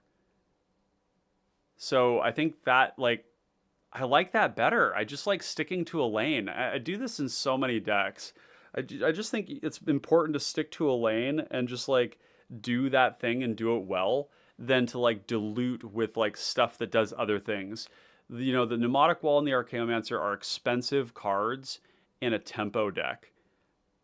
And they get things back. They're like a value spell. You know, the more I talk about it, the more I don't like it. These cards are going away. Fuck this. It's not. No, this isn't the business we're in. We're not here to combo. Let's be real. You know, the combo is such a distraction. We could do the Latinam Adept to the Knights of Dol Amroth, or we could add in more 1-drops. And the 1-drops are going to be better in the early turns, which is important. Whereas the Latinam Adept and the Knights of Dol Amroth are like closers. And, you know, in all honesty, the vast majority of the time, we will not draw these cards. These will not be in our opening hand that often. You only draw, you know, 10 cards of your deck in the first 2 turns, right? You go turn 1, you're up to 8. Turn 9, you're up to 9. Or turn 1, you're up to 8. Turn 2, you're up to 9. Turn 3, 10. 1-drops give you scry into something else better. Yep. And like our curve right now, if we go and look at it, like look at this curve.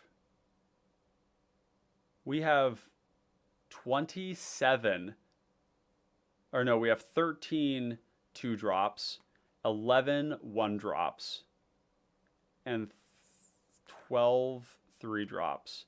I would like to get this number up. More permanence with CMC equals 1. So we do function. Well, let's see. We probably already cut some of these cards. So like Mantle of Tides was one that we talked about.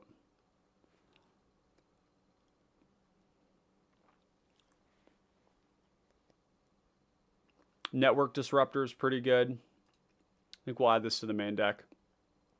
It's just a 1-drop flying that has something else on it. Expendable Lackey is kind of cool because early on we draw this and we just play it, right? It doesn't have evasion, but we can give it an evasion.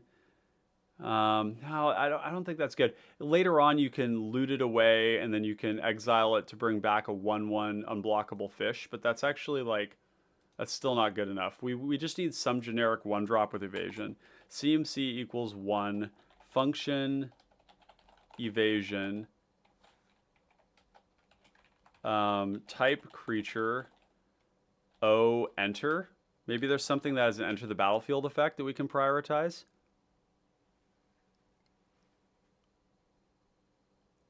We have all of them. That's unfortunate. Fairy Squadron. Why doesn't this have flying anyways? This should just be a 1-mana 1/1 with flying that you pay the kicker, and then it comes in with that. And that would be really cool because you can ninjutsu it back to recast it. We could play Fairy Miscreant. Maybe there's something that doesn't have an enter, but something that has like a O attack or O damage or O tap. Let's see what comes up. Oh yeah. Well, this is Island Walk. That kind of sucks. All of these cards suck. Damn it. Okay, so what we're looking at is we just need a 1/1 flyer. That's all we need. Oh, Artificer's Assistant. Oh. Okay, what about Cast? Okay, so this is the one, though. because we have our commander. We have like 2 artifacts and we have a saga. I mean, it's better than nothing. Because all these other ones, they're just bad. This one here is a 1 mana 2/1 unblockable, but you have to pay mana every turn to keep it in play. That's kind of rough. This is interesting. Okay, chat. How often does this become a 5/5?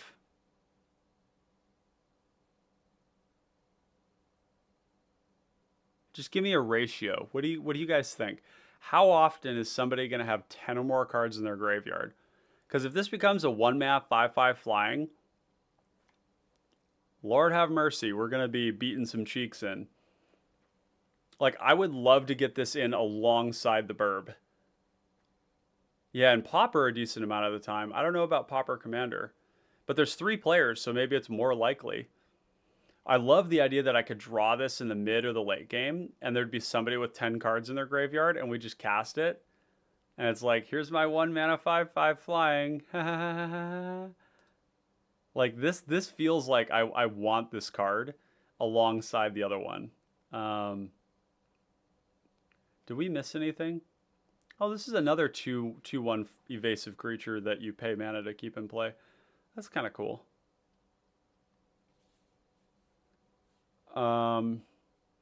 This actually, oh, this is very cool. This is very cool. We play this on 1 and we give it to Elrond. This is what we want. Okay, hold on. So we want this, and we want the Burb, which we've got. Okay, now we have things that we really want, and we can make cuts based on that. In fact, that 1-drop is better than either Aerial Guide or Trained Condor. Yeah, it's better than both of these. So Condor is the less good one, so we'll bring in Wing Crafter. That's such a cool find. And we can also shift the evasion around on that, like with the Soul Bond, which is great because we can actually use it on Jessian Thief, Library Larcenist. That's sweet.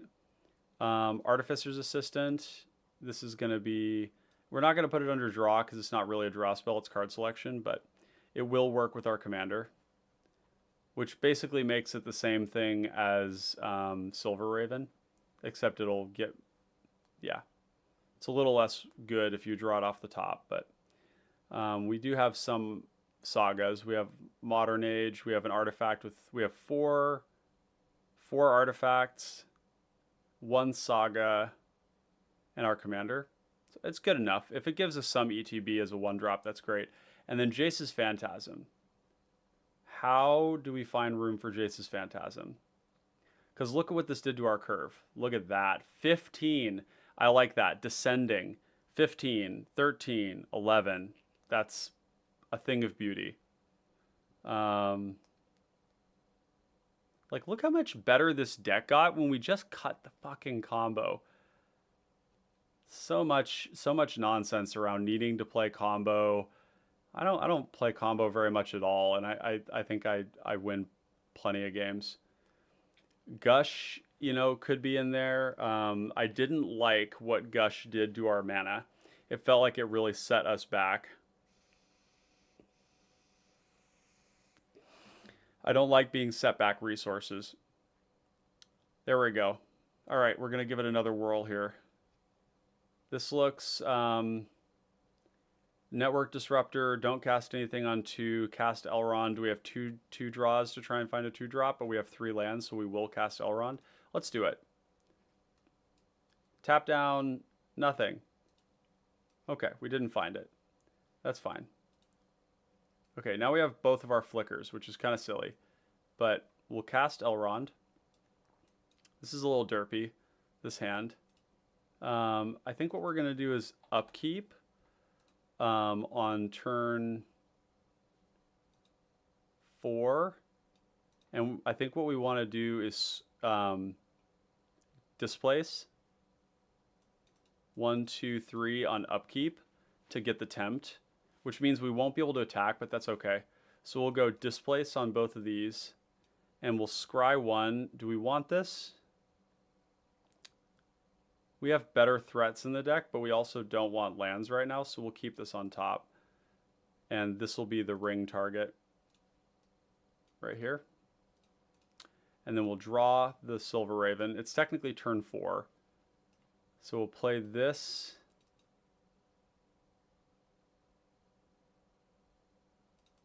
The irony is we can just use both of these. Just tempt again to get us into the looting stage.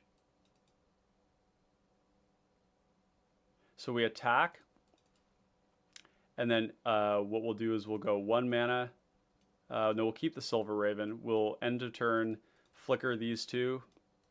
Scry bottom. Scry bottom. Tempt again. Now we can loot. So we really want to find any creature. This is kind of atypical, or like atypical, because this deck has like almost 40 creatures in it, and we've only seen 2. So maybe that's not a keepable hand, because we're kind of exploring that range right now. This is good. It's we're not getting creatures out super fast, but we have a tempt with the inherited envelope, which will actually cast before Elrond. Or we could cast, actually no, we won't. So here, we'll keep this one. Great. Aether Swooper was the best draw we could possibly have had. Aether Swooper is really good on turn 2 because when we look at this card, it gets energy, and then when you attack, you may create a 1/1. So on turn 3, you play Elrond, scry, cast Aether Swooper, scry, and tempt, and you put the tempt on the 1/1. So we go draw. Oh, we didn't hit our 3rd land. That's stupid. That's really dumb. So we're just going to hold all this, unfortunately. We need another land, though. There's the land. Okay. All right. So we play Elrond. We scry 1. I don't think this is what we want right now. We want lands. And then when we attack, we're going to make a servo, and we're going to give it the ring. Add a counter, and we're going to scry 1 again. That's a pretty good one, so we'll keep it. And we'll go to our turn. Now what we're going to do is we're going to go 1, 2. Well, what if we did this? What if we go attack, attack, attack, and then we go 1 mana, put this into play for Aether Swooper, and 2 mana. Oh no. We have to return this. That's fine. We bring this into play. We're going to tempt. So we're going to scry 1 first. Jessian Thief's pretty good, but it's not a land, and we need lands, so we'll scry again for this thing. Slitherblade is good enough because what we'll do is we'll go cast both of these, and we'll tempt again, so we'll leave it on top. We progress into 2, stage 2 here, and we bounce something, and then draw for turn. We're going to go 1, 2, 3, Slitherblade, scry 1, keep that. Or actually, so this is 1 mana scry 1. We're going to draw the land, discard Deep Analysis, and then we'll have a 3rd land where we can go land, envelope, or we could go hold up, dispel. Yeah, so we'll go to combat, draw this card, and actually we want to be tempted onto this. I'm sorry, I didn't move it over because we want this to be unblockable so that it can bounce every turn. So we draw the card.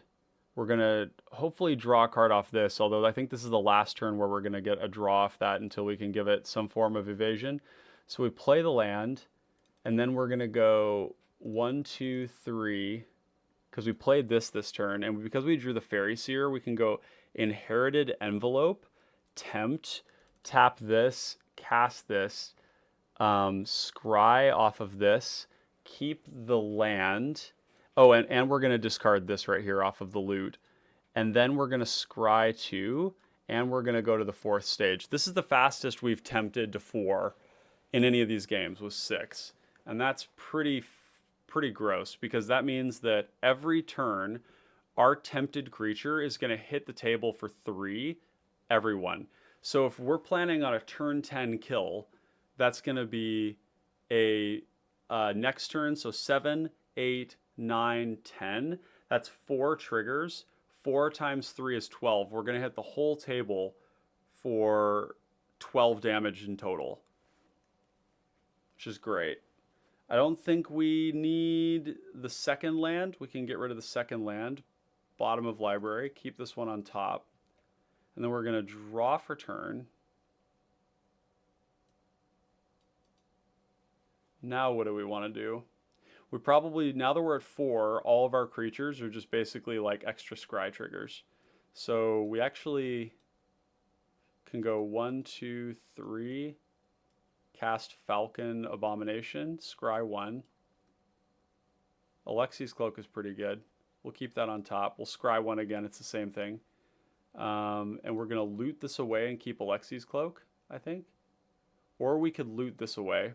Yeah, that's what we'll do. So we go to combat, attack, attack, attack, attack. We can't attack with this probably. This probably can't attack either if we're realistic. We loot, we discard Aether Swooper.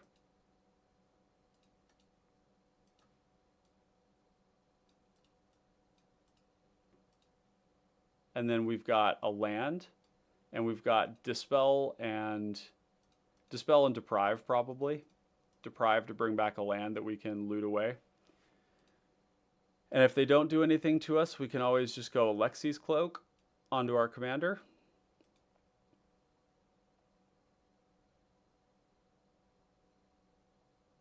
Yeah. Although I'd love to be able to give this flying. I just have a hard time imagining anybody killing Elrond. It's like really hard to imagine. I think this actually has to go on this thing, because somebody's going to be like, I can't have you bouncing my creature every turn. And then we've got Dispel. Let's just say we use Dispel. And then we draw Thalacoseer. I want to see what we draw first.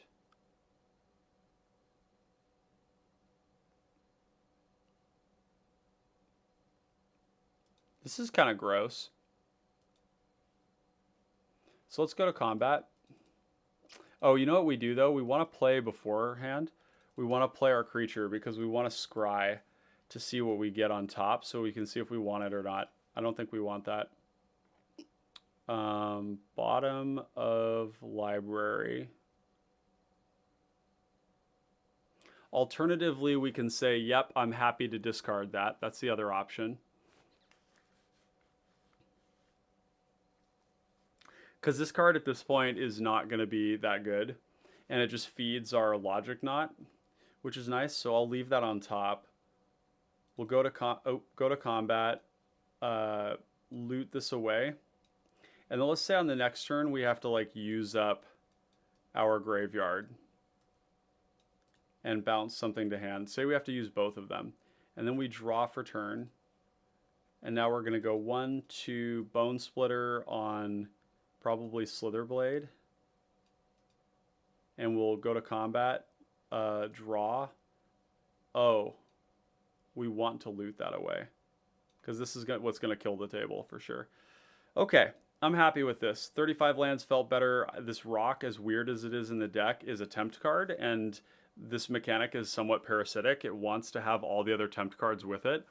So we're going to play all of them. I think we have all of them. Oh, we don't have Glorious Gale. Ooh. The ability to skip on tempt is really good. I think we need to play Glorious Gale. As much as it's not the sort of flexibility that I'm looking for, I think we can just cast this on a commander and be happy. The Glorious Gale is going to be as good as any card that makes 2 creatures. because that's what the tempt does. Bone Splitter felt good. I don't know how we make room for this, but this is definitely a card that we want. We could just cut Spell Pierce maybe. Yeah, we'll cut Spell Pierce, put it in the sideboard. That's fine. Glorious Gale. There we go. All right, chat. I am blown. It's friggin' 10 o'clock. We've been here for hours. This is a really cool deck. I'm excited to see if anybody picks this up and see how they do with it. We clearly have a lot of inexorable pressure where we're able to attack early, often, every turn, applying pressure, all these value engines. We've got great disruption packages, plenty of card advantage. We have a lot of the whole deck is evasive. I mean, there's like 9 cards in the deck that don't have evasion, and one of them's a commander. The ring mechanic is really nice. It's really good. It just takes it takes building around it, and that's not too hard. In the sense that you have like some loot incentives, you have like the incentive of having a lot of creatures in this deck in particular because you want to get this tempt mechanic off of Elrond. Yeah, I'm really I like what's going on here. This is a very cool deck. Yeah, there's not much more to say about it. Yeah, I think this is like well balanced. We have enough interaction to survive. We have a lot of creatures where we can apply pressure, or we can sit back on blocks if we need to. Although we probably won't want to do that too much. You know, if we ever become like the focus of the table, which I just think would be very strange. Like, I feel like if I show up and I play this, I'm going to be the 4th scariest person at the table by a big margin. And the way that we win is by sneaking under the radar, right? We just don't die to the combos. We, you know, let the other players burn themselves out. We chip in for damage here and there and try and navigate the politics well. And then when we ramp up into the late game, you know, we're swinging for like 15 unblockable, and maybe they can't kill us in return. You know, we've got some persistent forms of removal that we haven't really seen in action except for Mistblade Shinobi. So Mistblade Shinobi, Hands of Binding, those kinds of effects are repeatable removal in a sense. We did have to cut all the ETB, you know, ice and bounce spells because they were clunky, which is a shame. But we only have 2 flicker spells now, so there's that. We do have the, you know, the ninjas to bring them back, and we have the Shrieking Drake and, you know, some of that stuff. But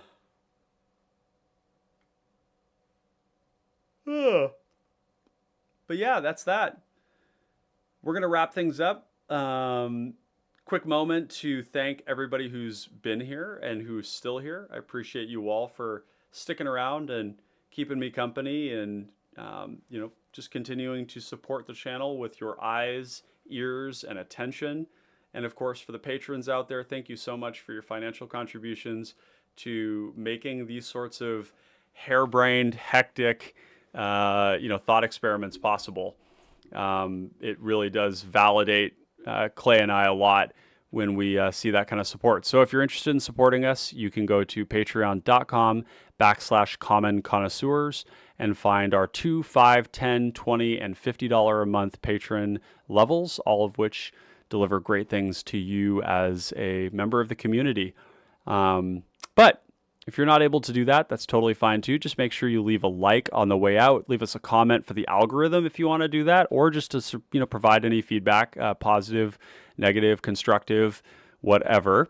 And subscribe to the channel to make sure that you don't miss any of our videos. You can hit the bell icon to get notified of live streams that are unscheduled, which tends to be gameplay on the weekends, where Clay and I will go live, we'll do a little recording, we'll play a game, maybe 3. And those are never going to be on the schedule. So make sure to do that while you've got the chance. Make sure to join the Discord if you're not part of it yet. If you're reading this and you're not part of the Discord yet, it's a great community of people in there, all very passionate about this incredible format of cPDH, competitive Pauper Commander. We're going to wrap things up. Connoisseur is a fine common cardboard. Wherever you are in the world, thank you so much for joining us today. I hope you have a good rest of your day. And with that, we'll see you on the battlefield. Peace out.